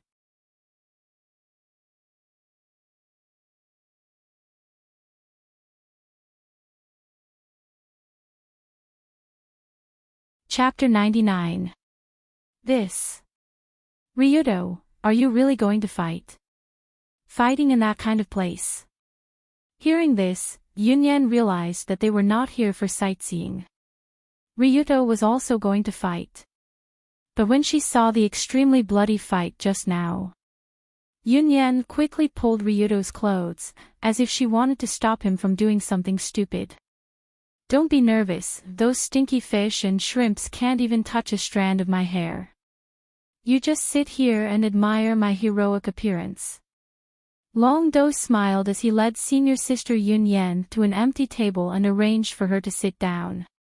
He then called for some maids to prepare some wine and food. In the end, Long Do invited old Master Gu Mu to sit here and watch over senior sister Yunyan. Then, he walked towards the contestant passage alone. When he entered the contestant passage, a woman in a professional uniform bowed and asked, "Hello, what can I do for you?" "I want to register as a contestant of the battle arena, and I want to fight immediately." "No problem, please come here to register your personal information." It seemed that she had seen this kind of unexpected situation many times. The waiter also quickly led Ryuto to register the contestant. But when she saw the name that Ryuto filled in the registration form, the waiter couldn't help but widen her eyes. "Your name is Ryuto Kiryu." "Yes. I see, I understand, please wait in the lounge over there." When Ryuto walked toward the lounge, the information he just filled in was quickly sent to the owner of the battle arena. "So that's the case, Ryuto Kiryu, the son of that guy actually wants to register as a contestant, hee. Looking at the registration form in his hand, the fat middle-aged man couldn't help but show a nostalgic expression. As everyone knew, the area of Sai River Plain was established by a homeless king named Sai Hana Merchant. At first, he just hired homeless people to collect and sell information, but later, he developed into the king of information in Tokyo. It was said that there was nothing in Tokyo that he didn't know. Of course, if one wanted to buy some kind of information, the price one had to pay was quite shocking. However, from the outside, the florist looked like an ordinary middle-aged gambler. He was wearing a jacket with the word "Sparrow" printed on it and 2 large gold chains hanging in front of his chest. At first glance, one could tell that he was not a decent person. "Boss, is he the real deal?" At this time, a strong black man who handed over the registration form stuttered. This burly black man looked like a tiger with a tiger head and a tiger brain. However, the sturdy muscles on his body and the countless scars on his face warned others that this guy was not an easy opponent to deal with. "Of course it's the real deal. Not long ago, when I got the news that he came in, I thought that this kid was here to have some fun. Who knew that he would give me such a big surprise?" For the flower merchant who had the lifeline of intelligence, he already knew that Ryuto, Yunyan, and Sotaro had come here together. But the flower merchant didn't think that a mere 16 years old high school student would have the guts to sign up for this battle arena competition. "The younger generation will surpass us in time. As expected of your son, Kazuma." The flower merchant turned his head and looked at the photo on the wall. The man in the photo was holding up a golden belt that represented the king. This was the highest honor that the king of the underground battle arena received after defeating 100 opponents. So the flower merchant quickly picked up the microphone and said to the staff, "Immediately arrange for him to participate in the C-class promotion competition, the sooner the better." "Yes, boss." Following the response from the other side of the microphone, Ryuto's first match, or Group 1, was in the midst of preparations. "What? My match is 3 consecutive matches. I have to defeat 3 opponents in a row." When he heard the staff's explanation, Ryuto seemed a little surprised. "Yes, because this is the C-class promotion competition, you only need to win these 3 matches to advance to the B-class. Then if I win these 3 matches, will there be a bonus?" "Of course there will be, a total of 30 million yen. But the premise is that you have to win until the end." "Very good, I'm ready to go at any time." Although it was a bit strange that he could participate in the promotion competition as soon as he came to the battle arena, Ryuto could understand the reason. After all, he was the son of the king of the battle arena, Kazuma Tong. From the perspective of the owner, it was understandable that he was given some preferential treatment. Of course, the promotion competition as soon as he came in could be considered as preferential treatment, or it could be considered as another kind of test. But since the owner here thinks so highly of me, then I won't be polite with the 30 million reward. In this fierce atmosphere, 5 minutes later, Ryuto was invited to the contestant channel, and he walked alone to the center of the ring. As his figure gradually appeared in the ring, the host on top of the stage excitedly shouted, "Ladies and gentlemen. Now there is a fighter who signed up at the last minute. And his identity is absolutely unimaginable. 10 years ago, an undefeated king of the battle arena returned triumphantly with a golden belt. 10 years later, his son came to inherit his father's position. Let us use the warmest cheers to welcome tonight's promotion competition challenger. The legendary son, Kazuma Tong Ryuto." When this name was shouted by the host, there was a burst of fierce cheers around the ring like a landslide and a tsunami. The heat wave was 100 times more intense than before, as if it was going to lift the round ceiling. Almost everyone at the same time focused their eyes on the young figure who was stepping on the ring, and stood up crazily and shouted. Really? Is it really him? The legendary second generation of the Rulon group, Ryuto Kiryu. Seeing the yellow hair on the signboard and the steps that didn't recognize anyone. Many people who obviously knew Ryuto immediately cheered while quickly calling their relatives and friends to come and watch this game that might be recorded in history. After all, this was a big news for the entire Sai River Plain, and it might also mean that a new legend was about to start tonight. However, when Ryuto came to the ring, his opponent had already been waiting there for a long time. Seeing the two contestants on the ring, the host also shouted passionately, and the first contestant who is responsible for facing the legendary son in this 3 consecutive matches is the Brazilian wrestler who just won a competition, nicknamed Devil Muscle Man, Ivan Bourne. At the other end of the ring, the wrestler Devil Muscle Man, whose face was still a little swollen but looked good, and who had just crippled an opponent's leg, showed a fierce expression to Ryuto.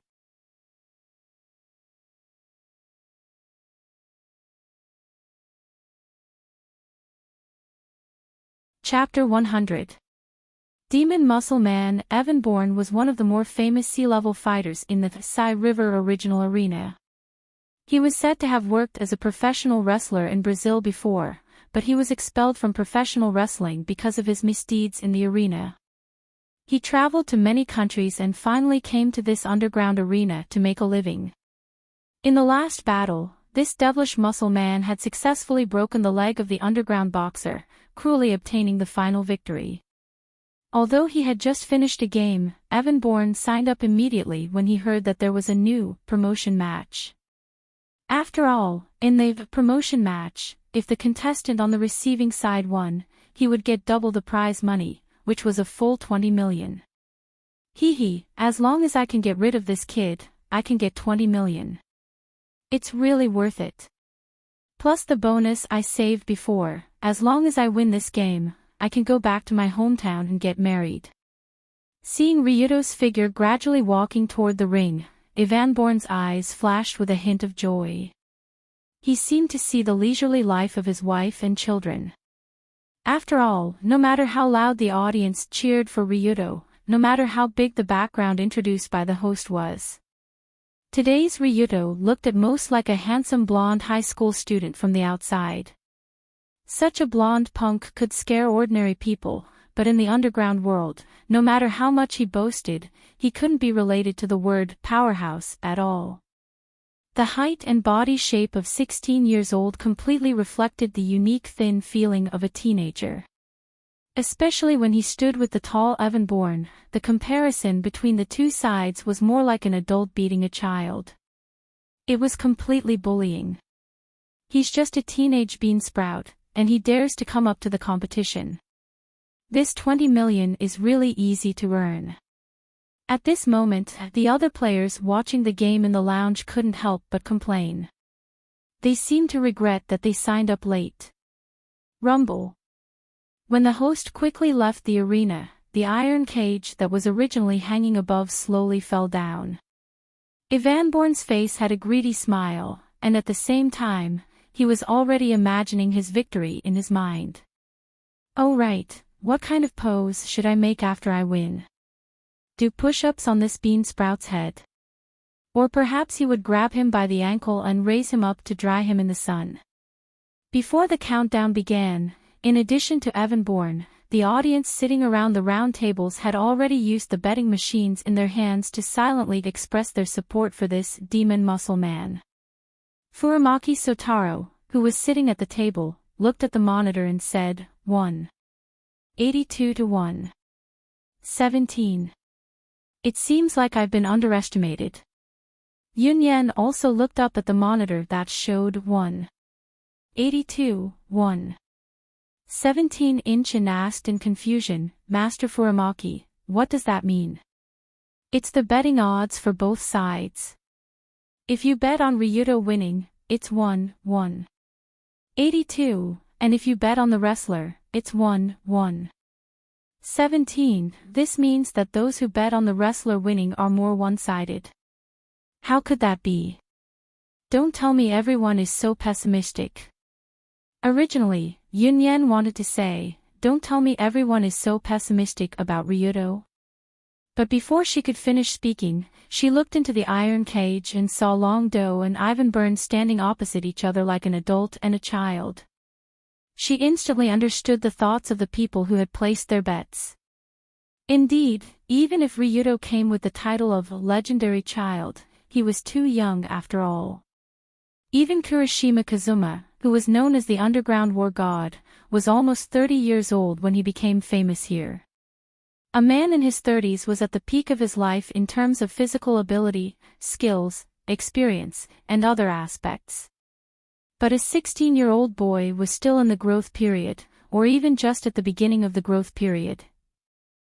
How could such a boy beat those experienced underground fighters? Therefore, although the surrounding audience was very excited about Ryuto's participation, there were very few people who really dared to bet on him winning. It could be said that he was a dark horse. Just when Yunyan thought of this, the host who left the iron cage had already shouted with the microphone, countdown begins. 3. 2. Is it starting?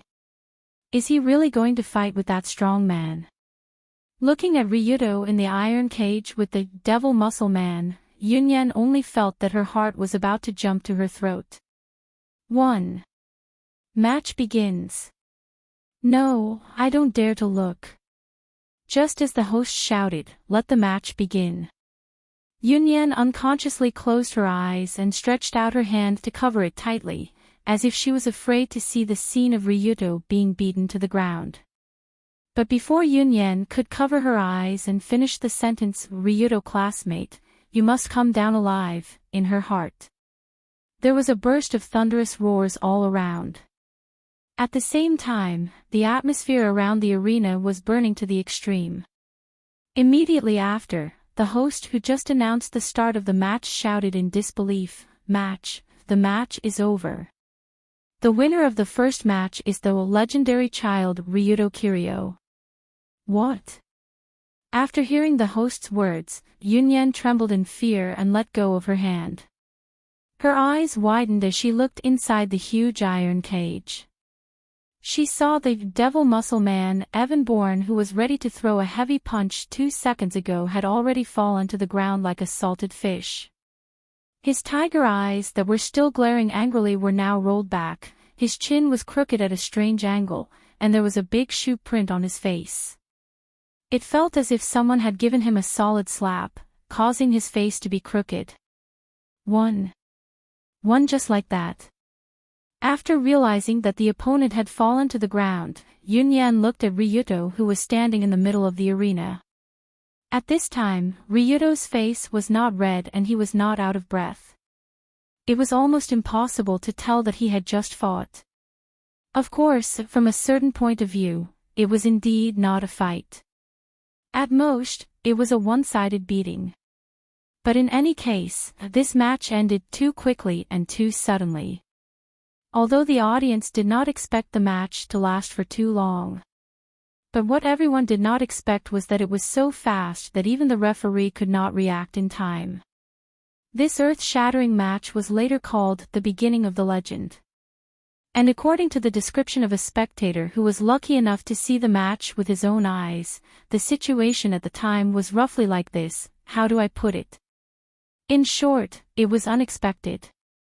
Although Evan Bourne is not too strong, as a professional wrestler, his ability to take hits is undeniable. It is not easy to KO him.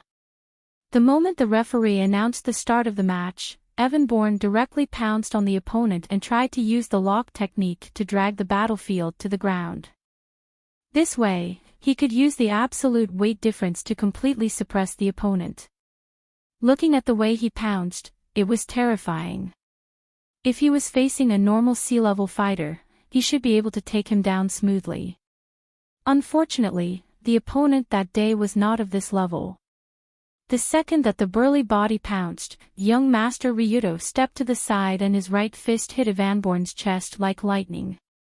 This punch seemed to be magical. After the punch landed, from our perspective, we could clearly see that Evan Bourne suddenly stopped. Although it was only a short second or so, it was enough. Young Master Long Do swung his left elbow and hit Ivan Bourne's chin at an extremely close distance. After Ivan Bourne lost his balance, young Master Long Do's left foot caught Ivan Bourne's heel and charged forward, knocking Ivan Bourne's entire body backwards and onto the ground. The back of the burly man's head hit the ground without any protection and made a loud bang. It was as if I could feel the vibration from the seat I was sitting in. I was worried that his brain matter would spurt out from his nose. Young Master Ryuto seemed to be worried about this, so he directly jumped up and used his full body weight to stomp on Evan Bourne's face. He helped Evan Bourne to step on the brain matter back. It was a joke, just to liven up the atmosphere. Of course, Evan Bourne was not seriously injured. He only stayed in the hospital for 3 years before he was released. The only small problem was that he suffered from a psychological illness of peeing his pants when he saw a high school student. At this point, the narration of the spectator who had watched the match ended here. This also showed how easy Ryuto's first victory was.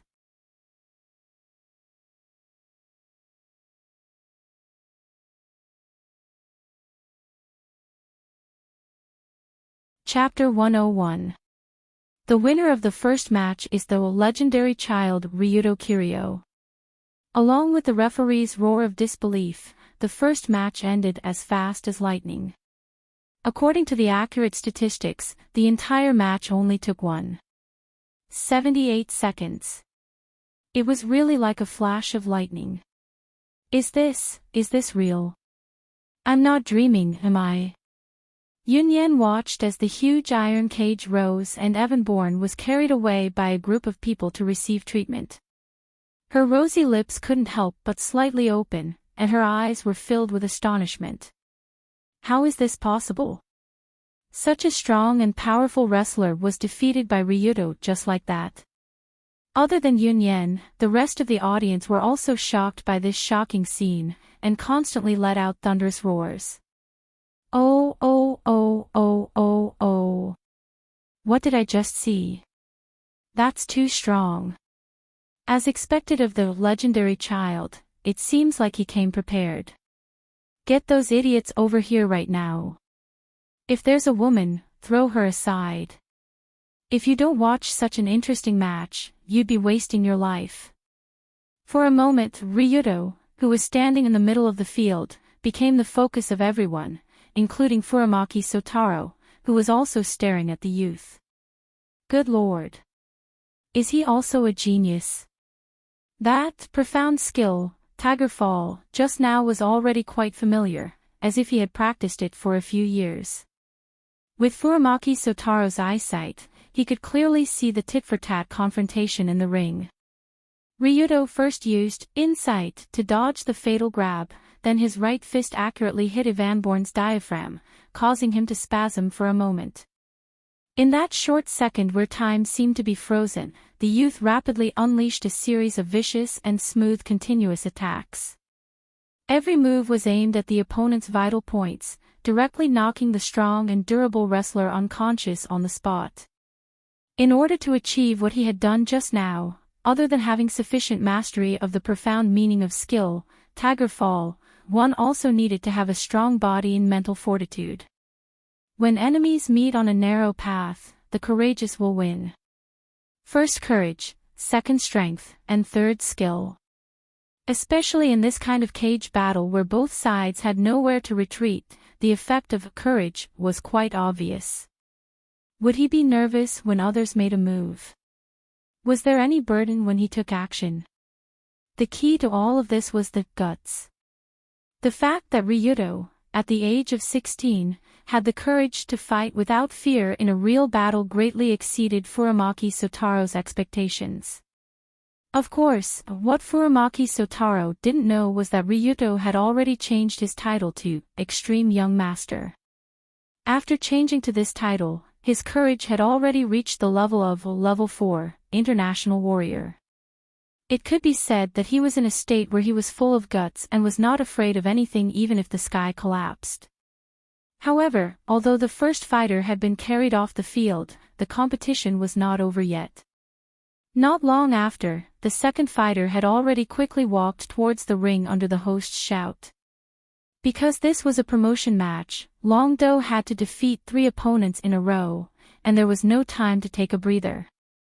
Therefore, when the middle-aged man wearing a taekwondo uniform with a fierce face and the word "Fierce Tiger" printed in Korean on his back walked towards the ring, the audience suddenly became excited again. The host also took the opportunity to introduce in full swing, ladies and gentlemen. The second fighter in this promotion match was the ferocious Tigers of Bangzi, who had already won 4 matches. Park In-young. Let us welcome him with a warm round of applause. In the cheers of the surrounding audience, Park In-young walked steadily into the cage ring that was being opened. While he was on the stage, the fighter had been looking straight ahead, as if he was not affected by the surrounding noise at all. When she saw the straight figure, Yunyen asked in confusion, "What's going on?" This fighter seems to give off a different feeling than the previous wrestlers. Sotaro next to her explained, because this guy belongs to the type of Tao Seeker, his aura is more serious, without the stench of money. Tao Seeker. What does that mean? Although most of the people who come to this underground fighting arena are here for money, there are also a small number of people who want to become stronger. These fighters who don't covet fame and fortune and only pursue strength are called Tao Seekers. So that's how it is, then Ryuto is also a Tao Seeker. Of course he is, as the successor of the Furamaki-style martial arts. How can he fight for money? That's too vulgar. In front of Yunyen, Furamaki straightened his back and said confidently. If he knew that Ryuto was counting money in his heart, who knows if he would vomit blood on the spot. However, even at this time, Furamaki was already quite optimistic about Ryuto. But when the man who was said to be a Special Forces fighting skills coach stood in front of Ryuto, the iron cage above slowly fell down. Furamaki still couldn't help but secretly break out in a cold sweat for his disciple. As far as he knew, although Pu Ren-yong was a C-rank fighter, Pu Ren-yong's skills were undoubtedly at the top of the C-rank group. Different from the Devil's Muscle man Evanborn, who only had a strong physique but extremely rough skills, Park In-young had good attainments in skills and extremely rich combat experience. Before coming to the Sai River fighting arena, Park In-young had won 3 consecutive championships in the Korean national taekwondo competition and was one of the top masters in the surface world. After he mastered the kicking taekwondo to the point of perfection, because he couldn't find an opponent in the surface world, he transferred to the inner world to compete in underground fighting skills. Of course, the purpose of this man coming here to compete was purely to better train himself, not to get paid. Therefore, fighting with this type of fighter was much more difficult than fighting the Devil's Muscle Man. Countdown begins. 3, 2, 1. Match begins. Just as Furamaki Sotaro was thinking about the confrontation between Ryuto and Park In-young, the host had already announced the start of the match. Different from Evan-born, Park In-young didn't have any intention of underestimating Ryuto, but chose to go all out from the start. This young man's strength is not ordinary, but he is not my opponent. The moment the battle began, Park In-young's body crouched slightly, and his legs jumped forward as if they had hit a spring. He used a swift and fierce, mid-air twisting side kick to kill his opponent. When this kick was out, Park In-young's waist and right leg twisted greatly with his hip joint as the axis, perfectly transmitting the strength to his foot, and accurately kicked Ryuto's neck. What a beautiful flying kick, especially from the perspective of a third party, it was as perfect as a textbook. Moreover, this kind of mid-air kick that accumulated the strength of the whole body and even added weight couldn't be blocked, it could only be dodged. This was basically the consensus of everyone present. After all, the strength of the leg was 3 times stronger than the hand, especially this kind of kick that a kicking master used all the strength in his body. The strength was enough to break an arm like a twig. However, in the next moment, Ryuto didn't care and stretched out his hand, blocking the side of his body with his forearm. What the hell? Is this guy crazy? Seeing Ryuto stretch out his arm to block Park In-young's kick, the audience wondered if some strange liquid had suddenly entered his brain. If it was a muscular man with arms thicker than his thighs blocking, it would be fine, but how could a teenager like you block it? Your arm is not even as thick as a baseball bat, won't this kick break your bones? Bang! In the next moment, that fierce side kick directly swept Ryuto's left arm. At the same time, Ryuto's right fist also landed on Park In-young's crotch. Poochie! The moment the fist landed, everyone seemed to hear the sound of something breaking. Of course, it was definitely not the heart breaking, but the balls breaking.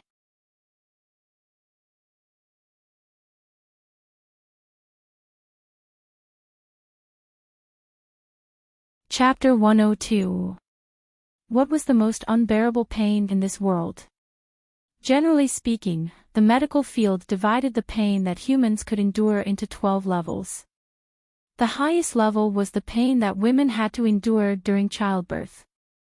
However, most men would silently shake their heads in disagreement with this conclusion, because in their opinion, there were more painful experiences than childbirth. And this kind of encounter was egg-crushing. At this moment, in this very arena, Park In-young was fortunate enough to experience the ultimate pain of a human, the pain of having one's balls crushed. For this Taekwondo expert from South Korea, his psychological changes in an instant were quite complicated. When his right foot kicked Ryuto's arm as he wished, Park In-young was secretly delighted. This idiot actually used his arm to block my kick. Wouldn't that cripple his arm? But as the kick hit its target, and there was a clear feedback coming from there, Park In-young felt that something wasn't right. What's going on? Why was his arm as hard as steel? Instead, it was my leg that was almost broken. Before Park In-young could feel the pain of his right leg hitting the target, the pain from the recoil hit his nerves. Long Do's fist had already landed on his crotch with all his strength without any hesitation. The moment his lower body was hit, Park In-young knew that he was done for. He could no longer fight. From the moment he was hit to the moment he felt the pain, there was a short period of time. It was like a period of time for humans to repent. In the blink of an eye, an indescribable pain spread from his lower body to Park In-young's brain. Pain. Pain. Ouch.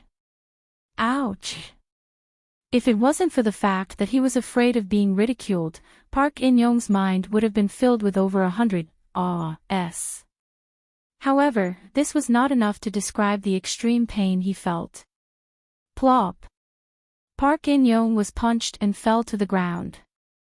He abruptly covered his crotch with both hands, and his sturdy body quickly twisted like a cooked shrimp.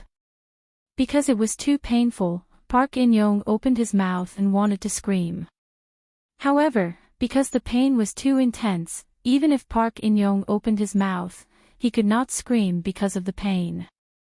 He could only open and close his mouth like a fish out of water.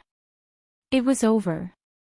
Although Park In-young was still conscious, as long as he was a man, he would know that the match was over. His vitals had been hit, and it seemed to have been split open. No man would be able to continue fighting under such circumstances. Of course, from Ryudo's point of view, Park In-young was asking for trouble and seeking his own death. If you want to kick, then just kick. Why did you have to jump up? Moreover, this idiot jumped so high and still spread his legs so casually, as if he was afraid that others wouldn't be able to hit his vital parts. If Park In-young really wanted to play like that, he would at least need to use some kind of secret technique like Golden Bell Shield, Iron Crotch, or something. However, Park In-young didn't put any effort into this aspect, so he ended up with nothing. But this move of his was really strong. I almost couldn't block it. He then walked up and gave Park In-young a kick, knocking him out. Ryudo casually swung his left arm that he had used to block the kick. He felt that his arm was still somewhat numb and painful. From an ordinary person's point of view, Ryudo had used such a weak arm to block the kick that was filled with all his strength. The result would definitely be a cracking sound, and his bones would be broken as if he had been hit by a car. Unfortunately, Ryudo had Copper Skin Mastery and Iron Bone Mastery, these two pay-to-win passive skills, which provided him with strong resistance. Although the proficiency of these two skills was not enough for him to take all the damage, it was not a problem for him to withstand this kick. The match has ended. The winner of the second match is the legendary child, Ryudo Kiryu. Seeing that Park In-young had fainted, the host decisively signaled the end of the match. While announcing the end of the match, the host also secretly covered his lower body, as if he could empathize with Park In-young's experience. Looking closely, other than the host, the surrounding audience members who were all male, all of them simultaneously covered their lower body or clamped their legs together. This kind of collective action that happened at the same time was called the egg-shattering consensus phenomenon by the dragon fighters. The so-called egg-shattering symbology. It meant that when someone's balls were shattered, all the males who saw the scene or heard the sound could not help but react. They either clamped their legs together or covered their lower body with their hands, without exception. Of course, for a female audience member like Yun-yen, such a scene was more or less awkward. Seeing Park In-young being carried off like a salted fish, Yun-yen could not help but mumble, "This. Is this considered a battle?" In Yun-yen's mind, a battle should be a fist-to-fist fight, a passionate collision of body, technique, and soul, a competition where one's strongest side was displayed through sweat and blood. But Ryudo's fighting style just now, to be honest, was a little despicable. However, Furamaki Sotaro smiled and nodded. Battles have always been despicable. As long as you can win, anything is fine. Even if you attack there. What do you think? A real battle is like this. In the past, samurai fights sounded grand, but in reality, they would throw away their swords, bite each other's teeth, gouge each other's eyeballs, and dig out each other's balls. It's just that the later generations have beautified the profession of samurai. To put it bluntly, they are no different from hooligans. Bite each other's teeth, gouge each other's eyeballs. When she heard such impactful words, Yun-yen was stunned for a moment, as if she did not expect such a terrifying scene to exist in this world. But whether a fighter was despicable or not was not important to them. The most important thing was whether they walked off the stage standing or lay down on the ground. With the end of the second match, the third match was even more in line with Furamaki Sotaro's words. When Ryuto continued to kill his second opponent, the third match did not immediately begin.